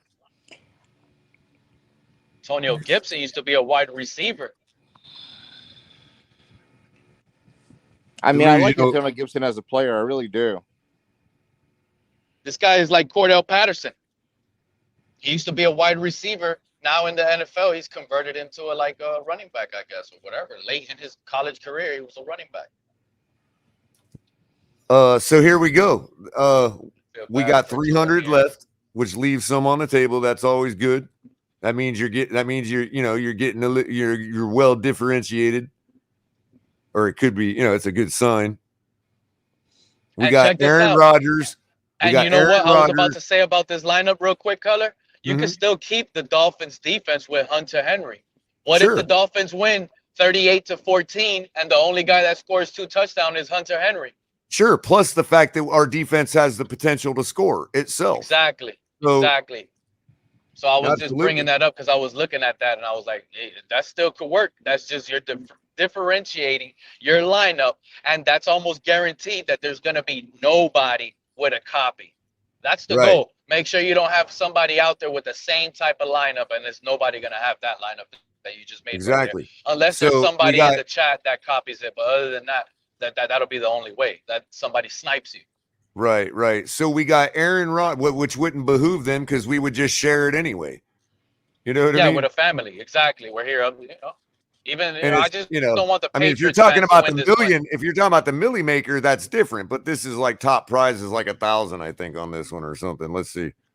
Yeah, but you could copy this lineup, put it on the milli. Next thing you know, you won the top prize on the free. First prize is you won 500. Hey, these are gonna have to start becoming private membership only shows, man. We can't give out this free $1 million copy. I'm messing with you, Culler. Hey, but I'm gonna have to get up out of here. I'm gonna tune down. I'm gonna be out here listening. Good show, man. I like this. I really like this, man. Keep it up, fellas. Thanks a lot, Pete. Appreciate You're you. a good dude, man. You're really you smart. You know what you're talking about. Hey, Pete, take care. Take care, guy. Jeez, did you believe Notre Dame's losing to Marshall 9-7 at half? Oh, are they really?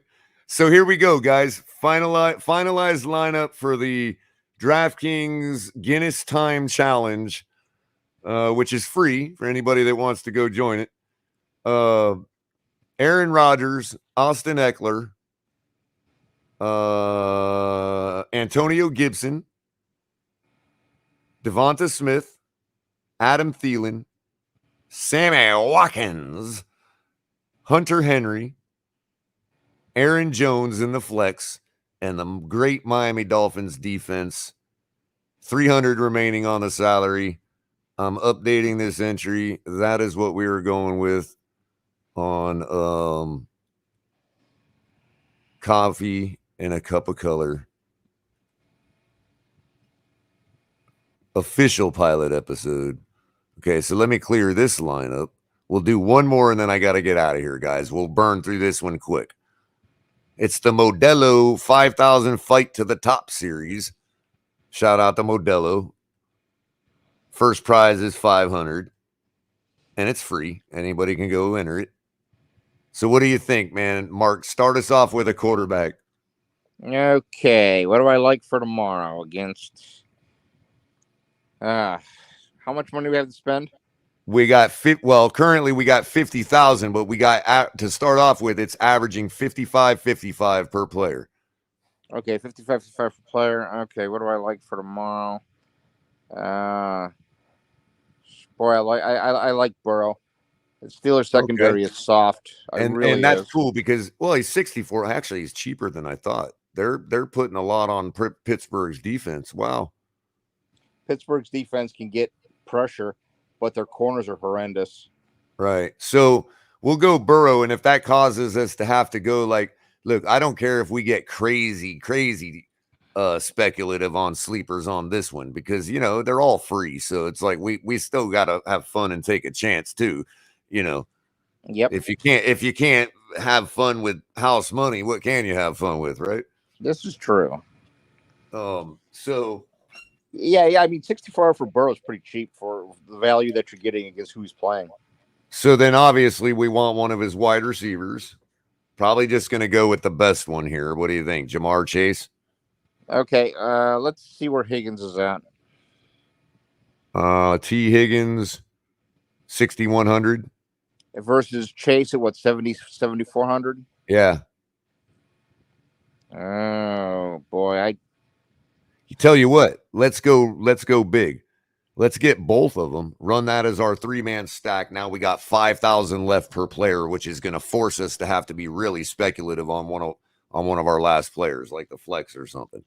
Yeah, because I could see it. And remember, Cincinnati carved Pittsburgh huge both games last year, and Burrow threw for. I mean, he didn't throw as much as what he did against Baltimore, but we can actually look at that right now. Matchup: Pittsburgh. Oh wait, game log from last year. In their first meeting, they won 41-10 at home. Burrow actually had a low game, 17.4 fantasy points. That's because Mixon ran wild. And then when they faced him later in the year in Pittsburgh, it was 24-10. He had an 18.58 fantasy point performance, 3 touchdowns, 1 interception.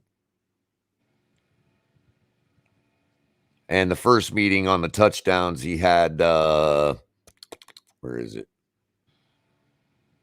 He had 1 touchdown in their first meeting at home. But Cincinnati's added 3 offensive linemen to their starting, because a lot of that was caused by Pittsburgh's ability to pass rush. Right. That same deal isn't going to be there this time around the bend, in my opinion. So right now, his home and away splits. He averages 22.7 fantasy points per game at home and 18.7 away. And they're in Cincinnati tomorrow. Yep. Okay.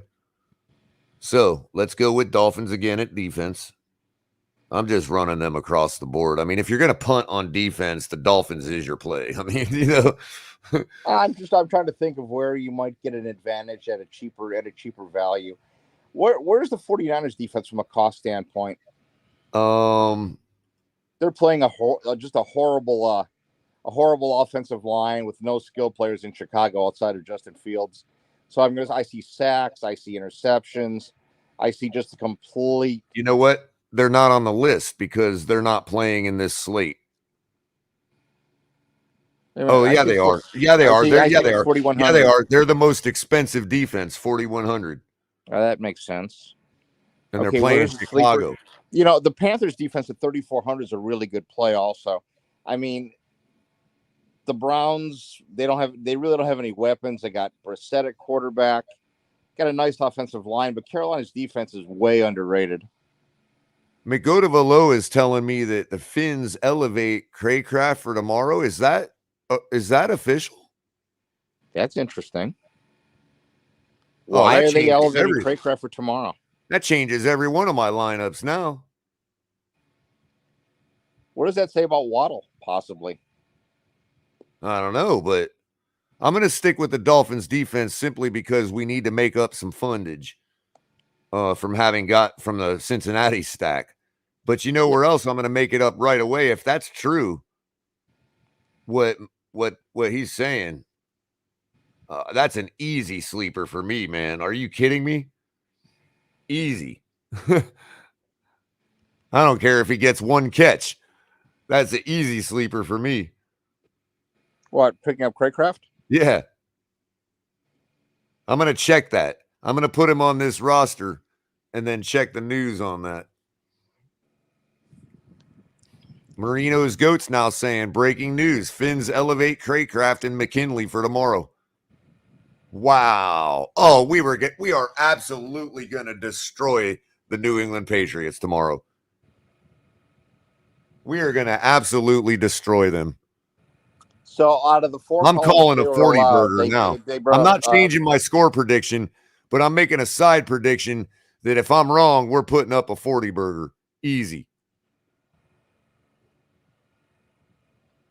I know. I'm being real hyperbolic, man, about Craycraft, but that's huge. Well, what I'm saying is, if they're bringing up McKinley and Craycraft, who's gonna be sitting down? I mean, they don't have to put them on the active roster. They can bring them up for the game, but they don't have to be on the 50. They don't have to be on the active game day roster for tomorrow. Well, why would you elevate him though? Well, that's what I'm wondering. If you're not going to dress him. Because Waddle was supposed to be full go tomorrow without any Right, issues. but what I'm saying is, why would you elevate a player without dressing him? As long as he's dressed, he's got a potential to make a catch and a touchdown. And at 3,000, with nobody in the world having him on their roster, that could be, the deal breaker. It could be, but why would you not take Sherfield at comparable value? Because I think that, well, let me show you why. Hold on a second.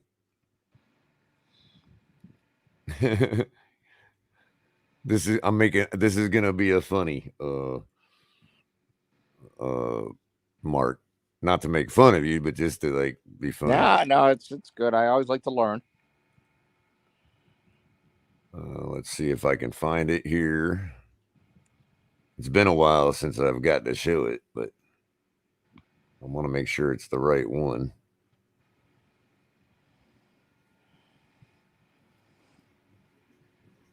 Blah, blah, blah, blah, blah, blah, blah. The flags and Cedric Wilson. Skylar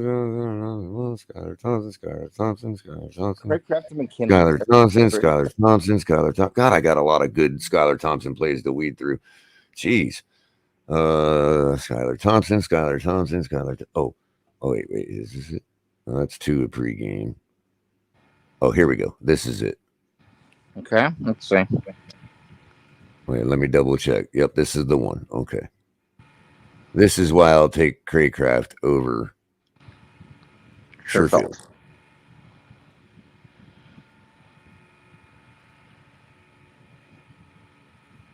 All right.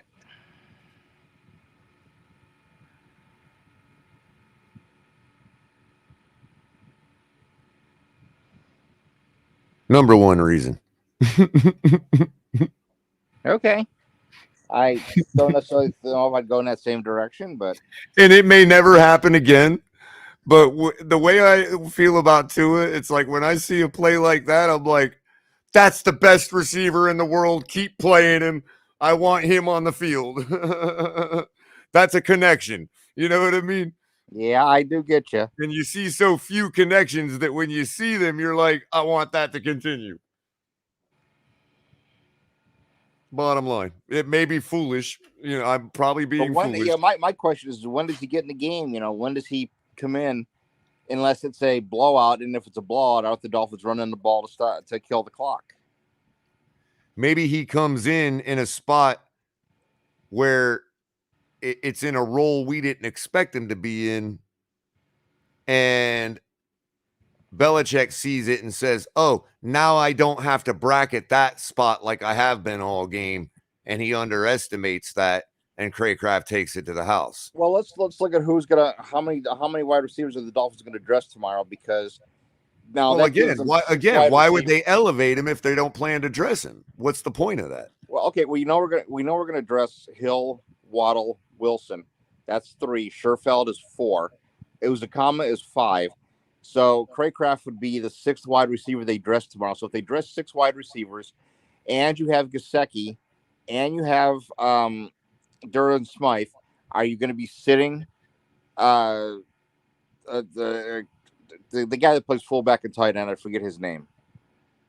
I mean, unless you're permanently bringing him up to the 53 to make a point, why would you do that all of a sudden out of the blue today if you didn't plan on dressing him? I don't understand why. Something's not right here. I see you, Dotis. I see you. Craycraft doesn't count against the 45. I'm just saying, what's the point of all this? And why would you waste one of your times that you can bring a player up if you're not going to dress him? I totally get your point. Because you can only bring a player up 3 times, and then you can't bring him up again without losing him. So I don't know why you'd waste one of those times. Of course, the way they redid the practice squad stuff is a player could be poached at any time anyway. So. Roger that. You is saying he was talking about what Mark was saying. That he does. So he was saying to you, whatever your original take was, he was saying Craycraft doesn't count against the 45. Well, you only have if your rush is 53, you have to sit 5 as long as you have 8 offensive linemen. So they basically can go 48 tomorrow. 8 offensive. So let's break it down. You're going to have 8 offensive linemen. You're going to have 2 quarterbacks. Now, does that mean you're only going to go with like 2 running backs tomorrow? You're just going to go with Edmonds and Mostert and sit Gaskin and. Oh, that's possible. Unless what about the tight end room? I mean, what if that's what I was saying. You're obviously going to go with Gesicki, who's still listed as a tight end. You're going to go obviously with Durham Smythe. So, and then you're going to go with the fullback tight end guy, Cheatham or Cat, wherever the hell his name is, and maybe you sit Hunter Long tomorrow. Right. Now this might be this also might be a play where Ahmed's not going to play tomorrow because of his injury, and they're going to bring up Craycraft and go 6 wide receivers and go that direction. Or it could be that, while he's mulling over his game plan for tomorrow, he's like, holy shit, Culler's right. We're going to have to freaking score early and often, and I need to bring in some freaking playmakers and go 6 wide.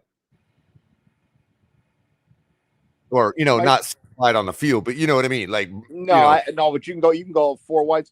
But if you're going 4 wides, what it signals to me is that that Crypto needs to up his ratio to 70-30 is what it signals to me. Yeah, special teams. Good point. Maybe he needs them for special teams. Very well possible. In which case, bonus for him and my defense. Well, one positive. I mean, we're still talking about DFS here.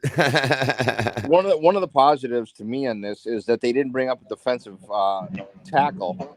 That means Raekwon's probably a go for tomorrow.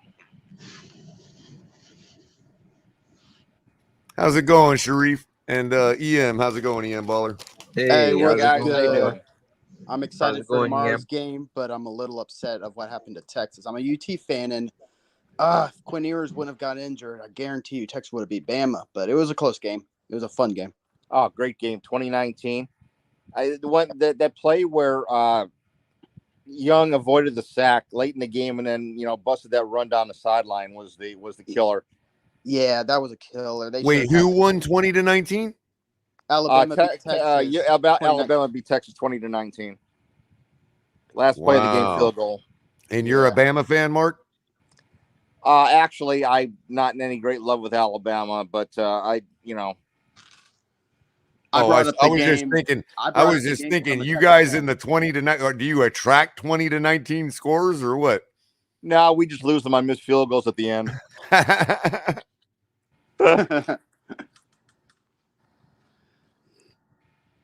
So give us your rundown, Sharif. I know you probably got a lot to say analytically, because I know you've been doing your homework lately. So give us your rundown, man.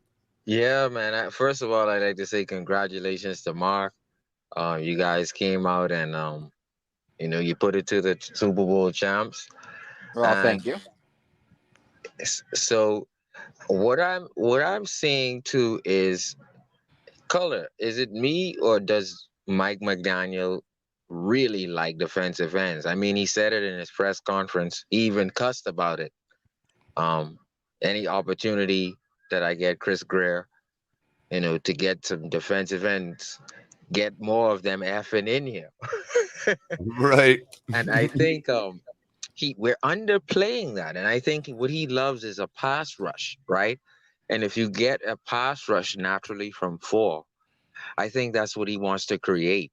Now, remember, he knows that's what gets your defense off the field. Thursday night, that's what you're looking for, obviously. And remember now, for us Dolphin fans, we haven't seen a pass rush here in 6 years because we got the last 2 of Cameron Wake's late years, and he didn't do nothing.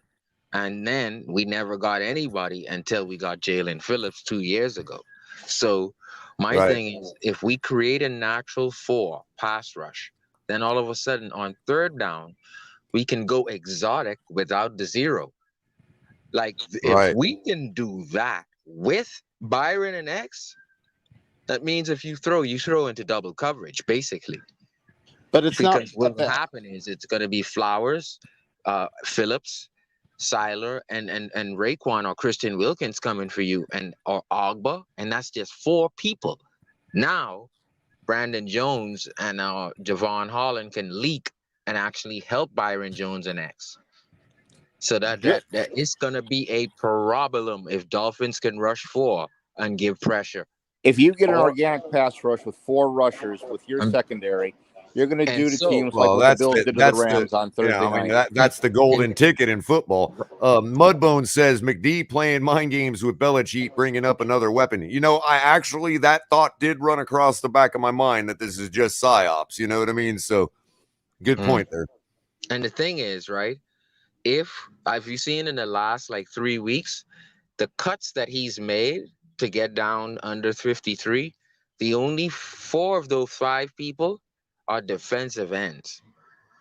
And so what I'm seeing here is, I think he evaluated what was here. I think Chris told him what was here with Tannenbaum, and I think McDaniel went and said, look, Cameron Wake wasn't good enough, right?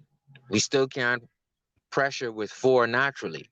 So why don't we try to pressure with 4 naturally for the first time and then see how that works out, as opposed to trying to zero blitz all the time? Because I'm telling you now, if the AFC gets the Dolphins with a pass rush without zero blitzing, that's something that's something only we can dream about. Because what's happening right now is, with the single high, we're able to bring Brandon Jones and use him as a blitz package person, or Holland. But with us staying just in base nickel and able to bring 4 with either Flowers, now Ingram, a better Jalen Phillips, I know Christian Wilkins is going to bust out of his shell. So, hey, we'll see what happens. But Sharif, it's not just about that's the ultimate thing. You've got to have you got to have that threat on the outside, and Ingram, I think, provides that. I think Ingram brings it up another notch that you guys just didn't have. In a way, it's very comparable to the Von Miller move. And I think Flowers is just as strong setting the edge as Ogba. Maybe not the speed as Ogba, but Flowers can set the edge. I'll say that right now. So I think our run game will be top 11, top 10, because you're not going to be able to run on Flowers and Ingram. You already had problems with Raekwon and Christian and Siler. And we are already top 15 run defense. With the additions, where are you gonna run? I'm sorry. Well, here's some news for you guys. Dwayne Brown was just put on injury reserve by the Jets he's out for 4 weeks. It probably won't be back for the Miami game.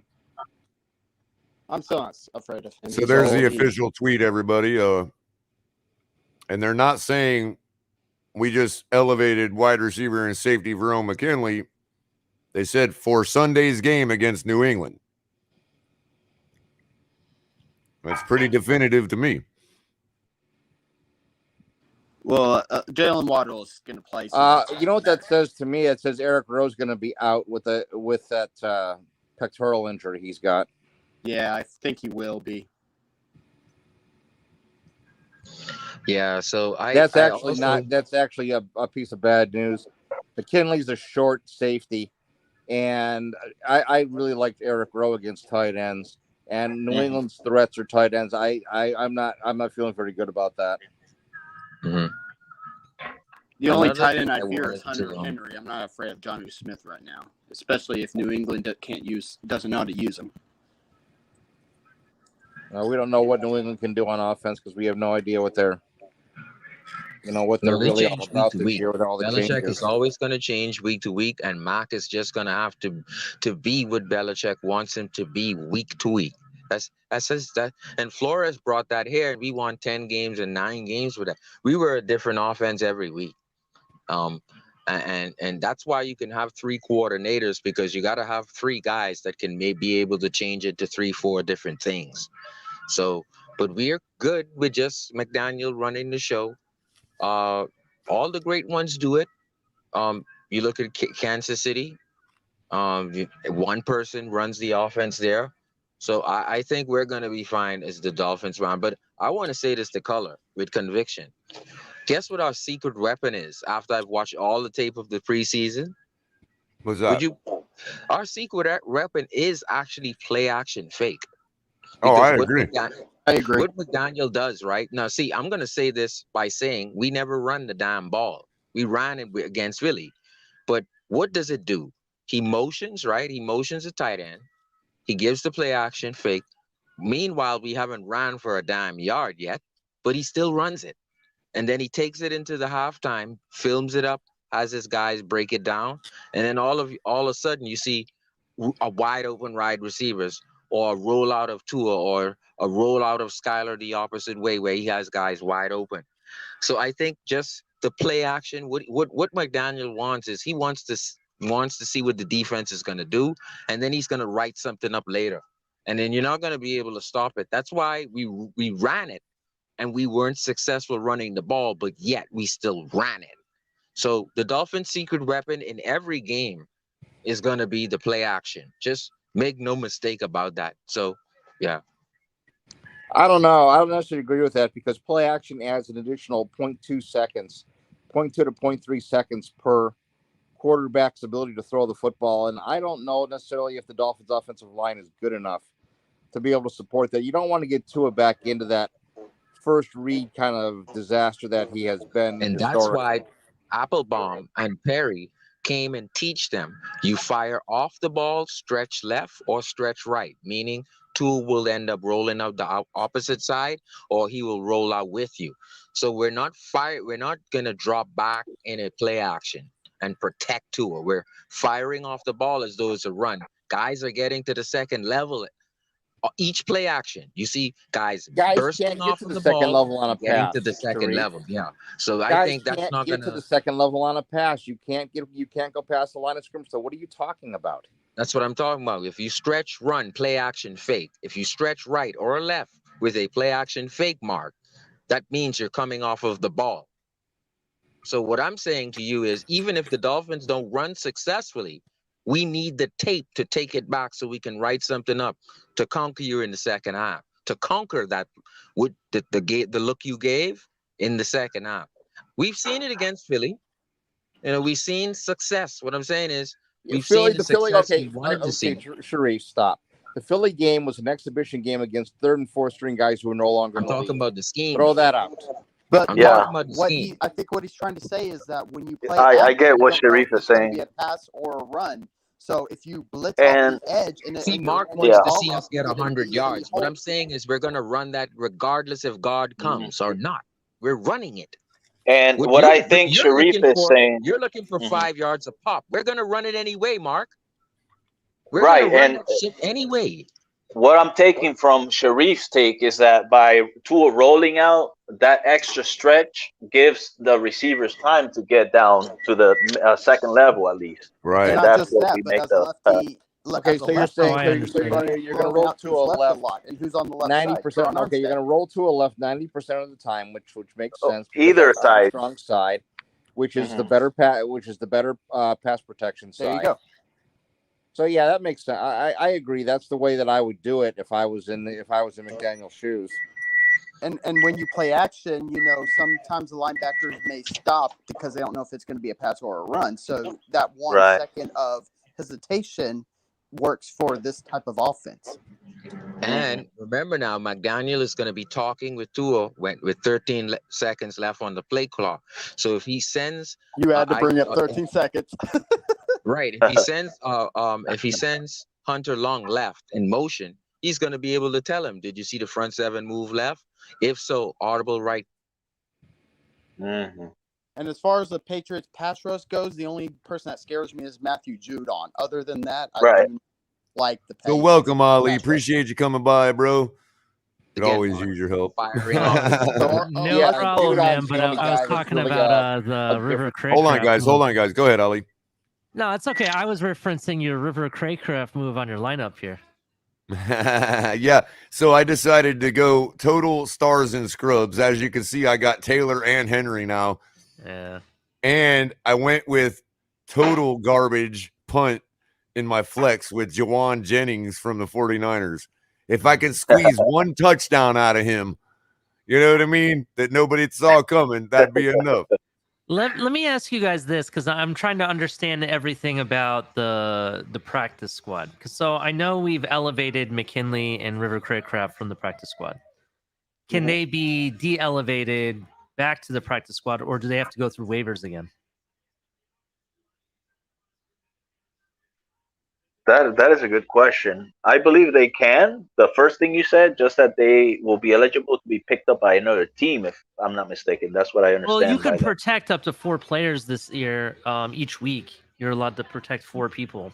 So my thing is that I was wondering why we actually, you know, when we had to make the 53-man cut or the cuts up 53 men, why did we keep open 2 spots?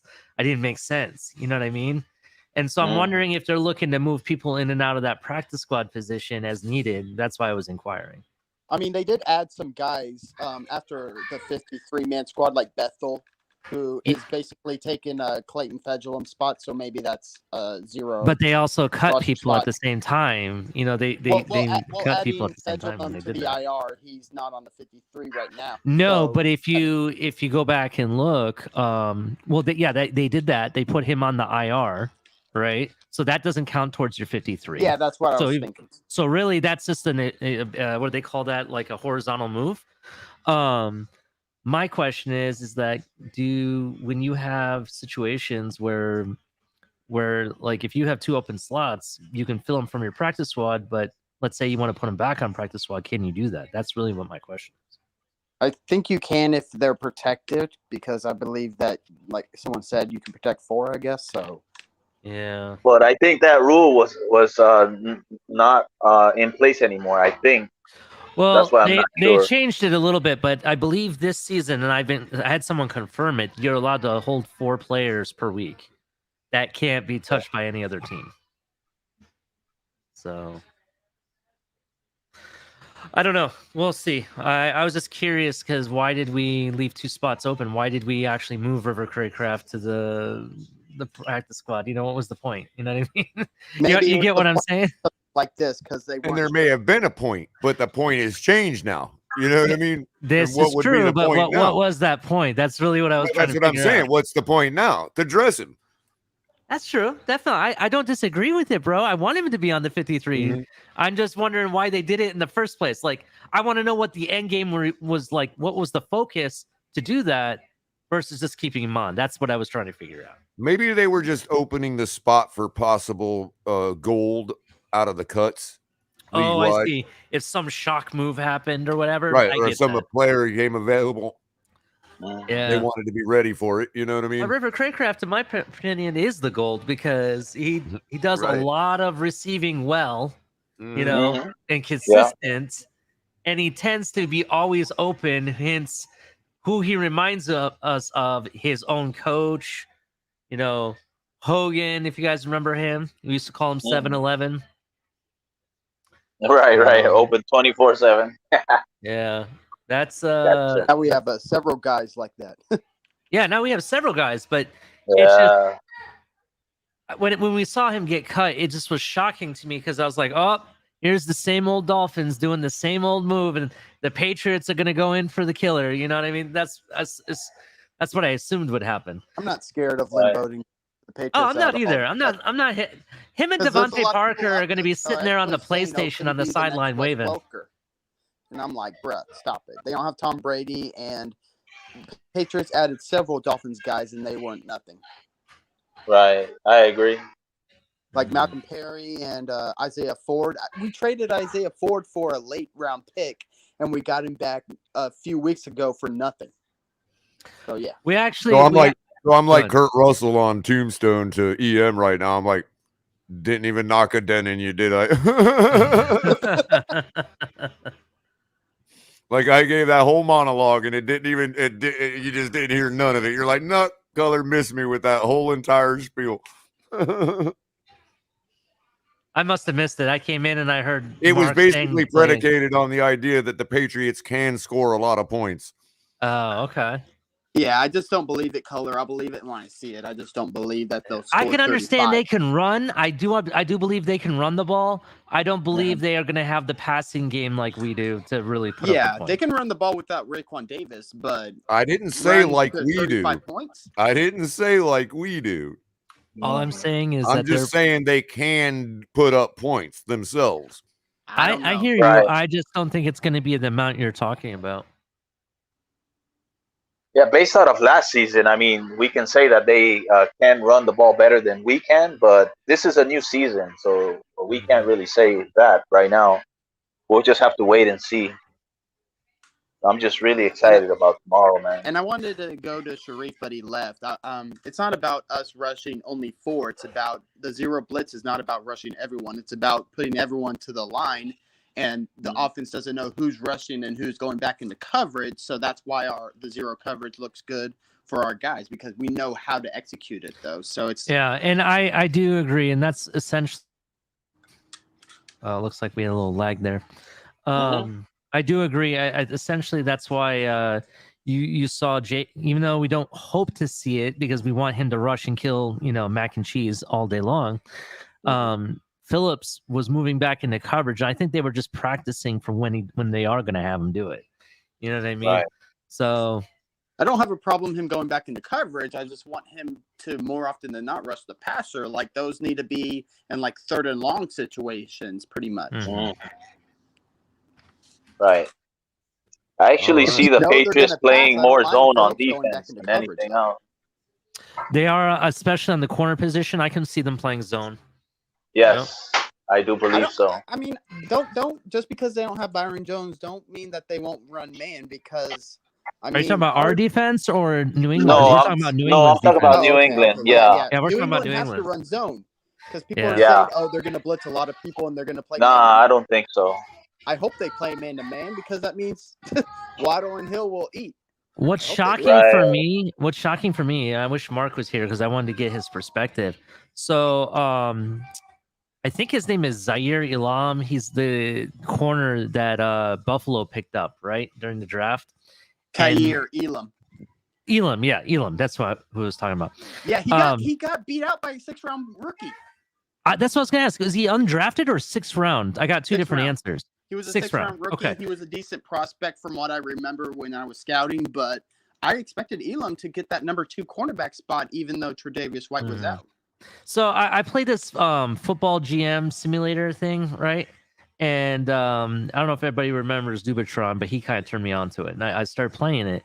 And he was my draft pick. He was the draft pick that we got. You know what I mean? Based on he was the best available, so I took him. And I traded away Byron Jones, and he was lighting it up. Elam was like really good, and to see that in real life he's not doing so well, I'm just sitting there like, oh my god. I mean, I'm shocked.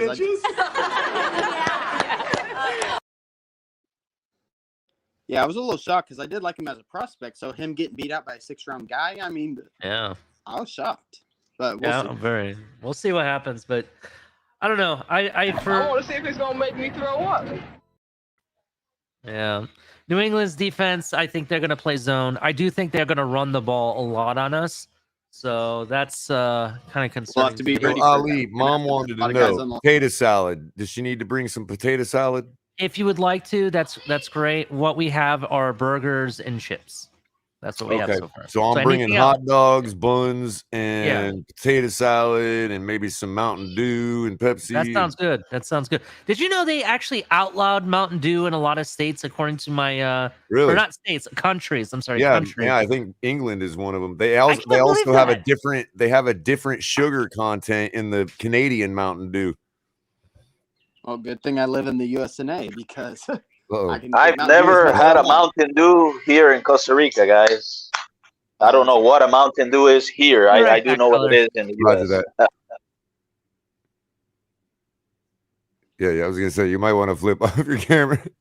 You're about to see it go down, man. Hey, Culler, do you think that the Dolphins are willing to, since Devontae Parker, I would say, is the Patriots' best wide receiving option, do you think they will let Xavier Howard just shadow him everywhere he goes, and then the other corners and safeties can do just whatever? Yeah, I just can't imagine them. I mean, because we all know that Xavier Howard, gave Devontae Parker the business during practices. So I would think the same in the game. I mean, Xavier Howard is actually a better receiver than Devontae Parker. So exactly, that's the point. He's a physical corner. Like if you put a non-physical corner on Devontae Parker, I mean, obviously you're going to get the ball caught on Right. you, but Xavier Howard is more physical than Devontae Parker, who's a 50. Okay, word of mouth. You know, you're almost committing sacrilege there. I mean, Mountain Dew is same as Sierra. Are you kidding me? What? What kind of bruh? Man, that person. I'm just You kidding. might have to come up on the panel to Yeah, explain he's that gotta one, come word up of on the mouth. panel, bro. That's just like saying Dr. Thunder is the exact same thing as Dr. Pepper. Like, bruh, what? Or root beer, like when you ask for a Dr. Pepper and the lady at the restaurant's like, "We got root beer." It's like, no, that's not Dr. Pepper. Exactly. I like root beer, but yeah, it's not Dr. Pepper. If you don't have Dr. Pepper, just say you don't have it, and I'll think of something else. I mean, it could be considered a yellow colored Sierra Mist, I guess, or green. It's actually more green than yellow. Look at Capitan's Mountain Dew is nasty as fuck. Never. Really? No, come on. I like Mountain Dew, especially their different kind of flavors, like Voltage and Code Red. Like, bro, Mountain Dew kills me. Yeah, I like Mountain Dew too, man. Yeah, Marino's goat's spot on, man. I have definitely curbed it in recent years. I'm totally like on way other stuff these days as far as drinks. Yeah. Like I'm doing more tea and more like, clear stuff. And yeah, now Capitan's on point. Sierra Mist could be more like Sprite or 7-Up than Mountain Dew. For sure. I used to like drinking Jupiña. I don't know if you guys had that Jupiña. I don't know if I had that. Right. I'll have to look at the label to see if I had. Yeah, what was that? Yeah, I'm sorry, I had a phone call real quick. I'm actually I'm gonna be wrapping it up here pretty soon. We're at about the 4 hour and 15-minute mark. Right. So we're gonna slowly give final thoughts. I want Ali to have a chance. I don't know if he's gonna make it back from his domestic dispute before then, but it's commentary. It's color commentary. I mean, you're gonna get it all. I'll commentate your life if you want to like pay me to do that. You know what I mean? But anyway, so I'm gonna be going here to Publix here in a second to gather up for tomorrow and get things in order. Lucky you, man. Lucky you, bro. Yeah. When are you gonna come to the States, Jan, so you can go to a game? No, I'm going to the States in 10 days approximately, but just for a 3-day trip to Austin. It has nothing to do with football. You should take a hopper over to Miami because I believe if you're coming in 10 days, the Dolphins play Buffalo that weekend, I believe. Thursday night football, I think. Yeah. No, is it There's going to Thursday? be a Thursday night game, like in 15 days, actually. Bro, if you showed up at the stadium good at some of the tailgates and was like, "Hey, I'm Jan from Costa Rica. I don't have a ticket." You'd have one in like an hour, bro. You know what I mean? Yes, sir. No, I'm definitely gonna schedule something, bro. I'm gonna hit you guys up, man, for sure. Yeah, cool. So Ali, want to help me with the rundown? I'm kind of my voice. Okay, I'll do it real quick before I get. Well, the reason being is because I was going to ask you what what you got going on tonight anyway for your show. All right, no worries. Hey, everybody, make sure you hit like and subscribe. Check out Tonk 7 and Culler on TMI Tuesdays at 9 p.m. You never know what they're going to talk about. We got color commentary, Finn's Tailgate Thursdays, sometimes Saturdays. He's all over the place. You never know. And then you can check Late Night Exhale with me in Culler and whoever else joins us. We'll be talking a lot about the game. We're going to be talking about our Miami Dolphins, our team, our history. We're going to talk about the good, the greatness, the legendaries, We're going to talk about that.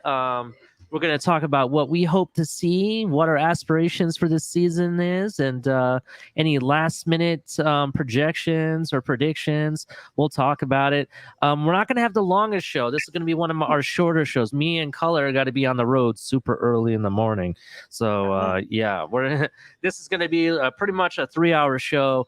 Probably what we'll do is we'll have about an hour and a half of us talking about stuff, and the last hour and a half we may bring a panel, but we're cutting it off right at the 3-hour mark. No joke. I don't care if you're mid argument, you can take that somewhere else. I'm sorry. Anyway, check out El Capitan on the Fins Tailgate where the party never stops. He's going every other day. Check out Fanatics, get your last minute team gear and tailgating stuff from them. Pretty cool place. Use the link description below. Check out Backrooms Collections. They have some awesome stuff, some cool canvases and stuff you can put in your man cave. And I did see some new stuff that they had. You're going to have to check out their site. They're going to be adding it to the collection. Make sure that you use your code at checkout, #TFTG at checkout, to save 10% off of your order. So definitely check that out. Make sure, shout out to all of our members. We got 3 different levels if you'd like to join and want more content. We got Amigos, Familia, and MVP. They get instant access to some content sooner. They got these awesome emojis that me and Culler don't even have access to. I think that's unfair. We should go on strike. No, I'm just kidding. Just kidding. But anyway, yeah, definitely check that out. If you'd like to donate to the channel, it's very definitely welcome. You know, we really appreciate it. We just put it back into the channel. Check out Cash App, Venmo. We also have a brand new merch store. Check out the merch. This is some of the old school merch that we got, hats galore. But now we got these tumblers, hats, and yes, ladies, they do have bikinis. And we have these cups. That's one of many few cups that we have. We even have that wine-looking cup, the one that has like that round bottom color. You've seen it with all the different show logos that are on it. So I know you like looking at this color, but we've talked about this, you gotta be respectful. Anyway, check out the merch. They got some cool stuff. They got some athletic wear for the ladies. We also have some baby outfits for your babies and stuff, and for the kids. So definitely check that out. They got a lot of different stuff on there. It's way more than we've ever had. So definitely check out the link below. And don't forget, apparently, we're expecting Brandon the bookie to come sliding through your show tonight to finish up giving us his NFL picks. That's the one that you don't have, Culler. Shout out to Brandon the bookie. We are bringing back cash and tickets on Fridays. Is that the deal? Well, we did it last night. Yeah, so he showed the slide. we're looking to reincorporate that. I believe Captain said it's going to be Fridays that they're going to be doing that. So rock and roll to that. Had an awesome show last night. I really enjoyed it, talking about that and learning about what the spreads are and how they come up with these bets and everything and what they mean. I like that. So definitely. Yeah, he's already taught me a few things, and make sure if you are betting, please bet responsibly. Please bet only what you're okay with losing. I don't want you to bet your whole house and life on it. Please don't do that. And if you have a problem, hit that number below. Yeah, definitely. Don't be afraid to admit you got a problem and use that number scrolling across the bottom of the screen. Yeah, speaking of bets, Culler. So you know how I asked about the Ohio State game last night? They did meet the spread. It was over. It was the over, though. It was over 44 points total that were scored. So, nice. Yeah, the Ohio State had the spread by themselves alone, and then 12 more points by the other team. So that was kind of interesting. But Alabama had a scare today. They almost lost to Texas. I saw that. 20-19. I was about to call Mike on the mic and be like, dude, Texas, man, what's going on? But they were down to their third string quarterback from what I heard. They had 2 injuries, and yeah, it was crazy. But right now, Marshall's beating up on NotreAme. That's kind of surprising. Yeah, I saw that. Yeah. So I'm watching Air Force against Colorado. Yeah, and if you guys didn't watch, Miami went down early, 7-0, but then they just put it into second gear and it was done. That game was over before it started. Right. So a good game by Miami. If anybody didn't get to watch it, so definitely check that out. We also got a big game next week, so we had to hold a lot. Next week? I believe Texas Tech, I want to say, or Texas A&M. Okay, Texas that's a State, good yeah, one, man. that's a big game. Oh yeah, for sure. Texas Tech, it would be a big game. Texas Tech has always been predicated around their offense. They always have a high flying, fast paced offense of some kind. That's where Mahomes and Izukama and some of those other famous receivers that you may have heard of back in the Right. day. Jakeem Grant, I think, went there. Yeah, I was gonna say that. Yeah. Let's see. So, show is brought to you by Chick-fil-A. No, I'm just kidding. Yeah. So we definitely got check out- we got next week. We got War is it? Georgia, let's see, Missouri. I got it, Color, if you need it. I got the list up, but it's not in any order. Here we go. I got it. I can tell you. So next week, the Miami Hurricanes are playing Texas A&M. Right. It's a And they're 9 number p.m. 6. primetime game. Let's And go. they're the 6th ranked team in the nation. So we held a lot. We held a lot at bay today and didn't show a lot. That's why we kind of got off to a slow start. That's exactly why Brandon the bookie had predicted that they would cover the Southern Miss would cover the score because he figured we would shut it down. Looks like we just did it the other way around. Like we came in with it shut down and then had to put some on the board real quick, you know. Mm-hmm. But end result was the same. We didn't show much and we got the victory, you know. Yeah, definitely. So decisive that's, victory. Yeah, I watched some of the highlights. It was a pretty cool game. Yeah. So, but what else do we have? Oh, just so you guys know, for Saturday night tonight, late night exhale, me and Culler are actually going a half an hour early. We're going to be going 9:30, not 10 o'clock. Just so you guys be aware of that. It's only because the season, we may carry that on for the rest of the season. We might do that because I'm going to every game. So on away days, I might start at 10. Home games, I'm going to do 9:30 though. That's what we're going to do. Exactly. If you're okay with that, Culler. Yeah, absolutely. All right. So, Jan, just you know, give us the one thing you're looking to see tomorrow, and you know, tell us what your final score is going to be. For sure. Thank you guys. Well, first of all, I want to see you know, the entire unit on the field now on offense and defense playing together. Hopefully playing well. Compenetrating with each other. Definitely looking for a victory. Tua being, you know, on point, connecting well with his receivers. Hopefully we get enough from the running game to be able to build on that moving forward throughout the season, right? Because we can't depend solely on Tua connecting with his receivers. Although I think we will all love that, but a running game is going to be really important throughout the season. Hopefully our defense picks off Mac Jones once or twice. Hopefully we sack him more than twice. I would say 3 So 4 sacks. you want some of that mashed mac and cheese? For sure. Okay. I definitely want to see that 2019 defense, bro. I'm sorry, that 2020 defense. 2021 defense towards the end of the season in full effect. I just want to see us have a good victory, man. So how much do you think we win by? I think we win by more than 10 points, I would say. That will be my minimum. So I would say like 30 to 20, something like that. 30 to 20? Yeah, 30 to 19, something like that. Your lack of faith is disturbing. Your lack of faith is disturbing. Yeah, that's my Star Wars quote for the day. I say 10 or more points. That's on my book. All right, so for me, and I'm gonna carry this into our show, Culler, because I'm gonna probably be sounding like Ric Flair going, "Woo!" You know, like that. I mean, it's gonna be crazy this night. So check that out. It's a little sneak peek for tonight. I want us to open up this game like we did against the Eagles. I better see a 40 burner, like right off the bat to Tyreek. I want to basically go like this to Belichick the whole time. because this is the fucking Miami Dolphins, bro.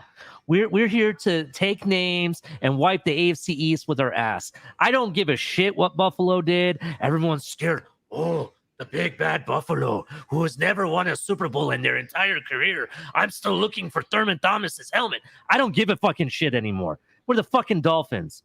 All right. And as a fan, I'm going balls to the wall, baby. Fins up.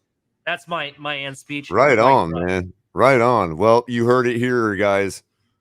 You know, it is what it is. Thank you, Jan, for coming by, buddy. Appreciate you. Way to pump the crowd up, man. I'm with you. I'm Let's telling go. you. Come on. And Ali, we'll talk later. Obviously you got your show tonight. Look forward to chilling with you tomorrow and getting some of that energy. If you end up you got to call me or text me. If you end up getting a seat like that's open next to you, like, and nobody shows up all game, I'll come up there and watch it from that vantage point. You know I don't want you to leave your mom alone, though, bro. Oh, she gets it. She knows what's up. Okay, well, I'll let She's you know cool. because there is one seat that's right on the aisle that I don't know if one single person's gonna sit there. Right. But we'll see. We'll see what happens. Cool. Yeah. So, but anyway, I will let you know and rock and roll with that. But yeah, All righty, tonight, guys. Fins up to Ali, fins up to everybody. Pete, once again, thank you for coming by for all the DFS talk. We got my free lineups locked in. We'll see what happens tomorrow. You guys all have a good one.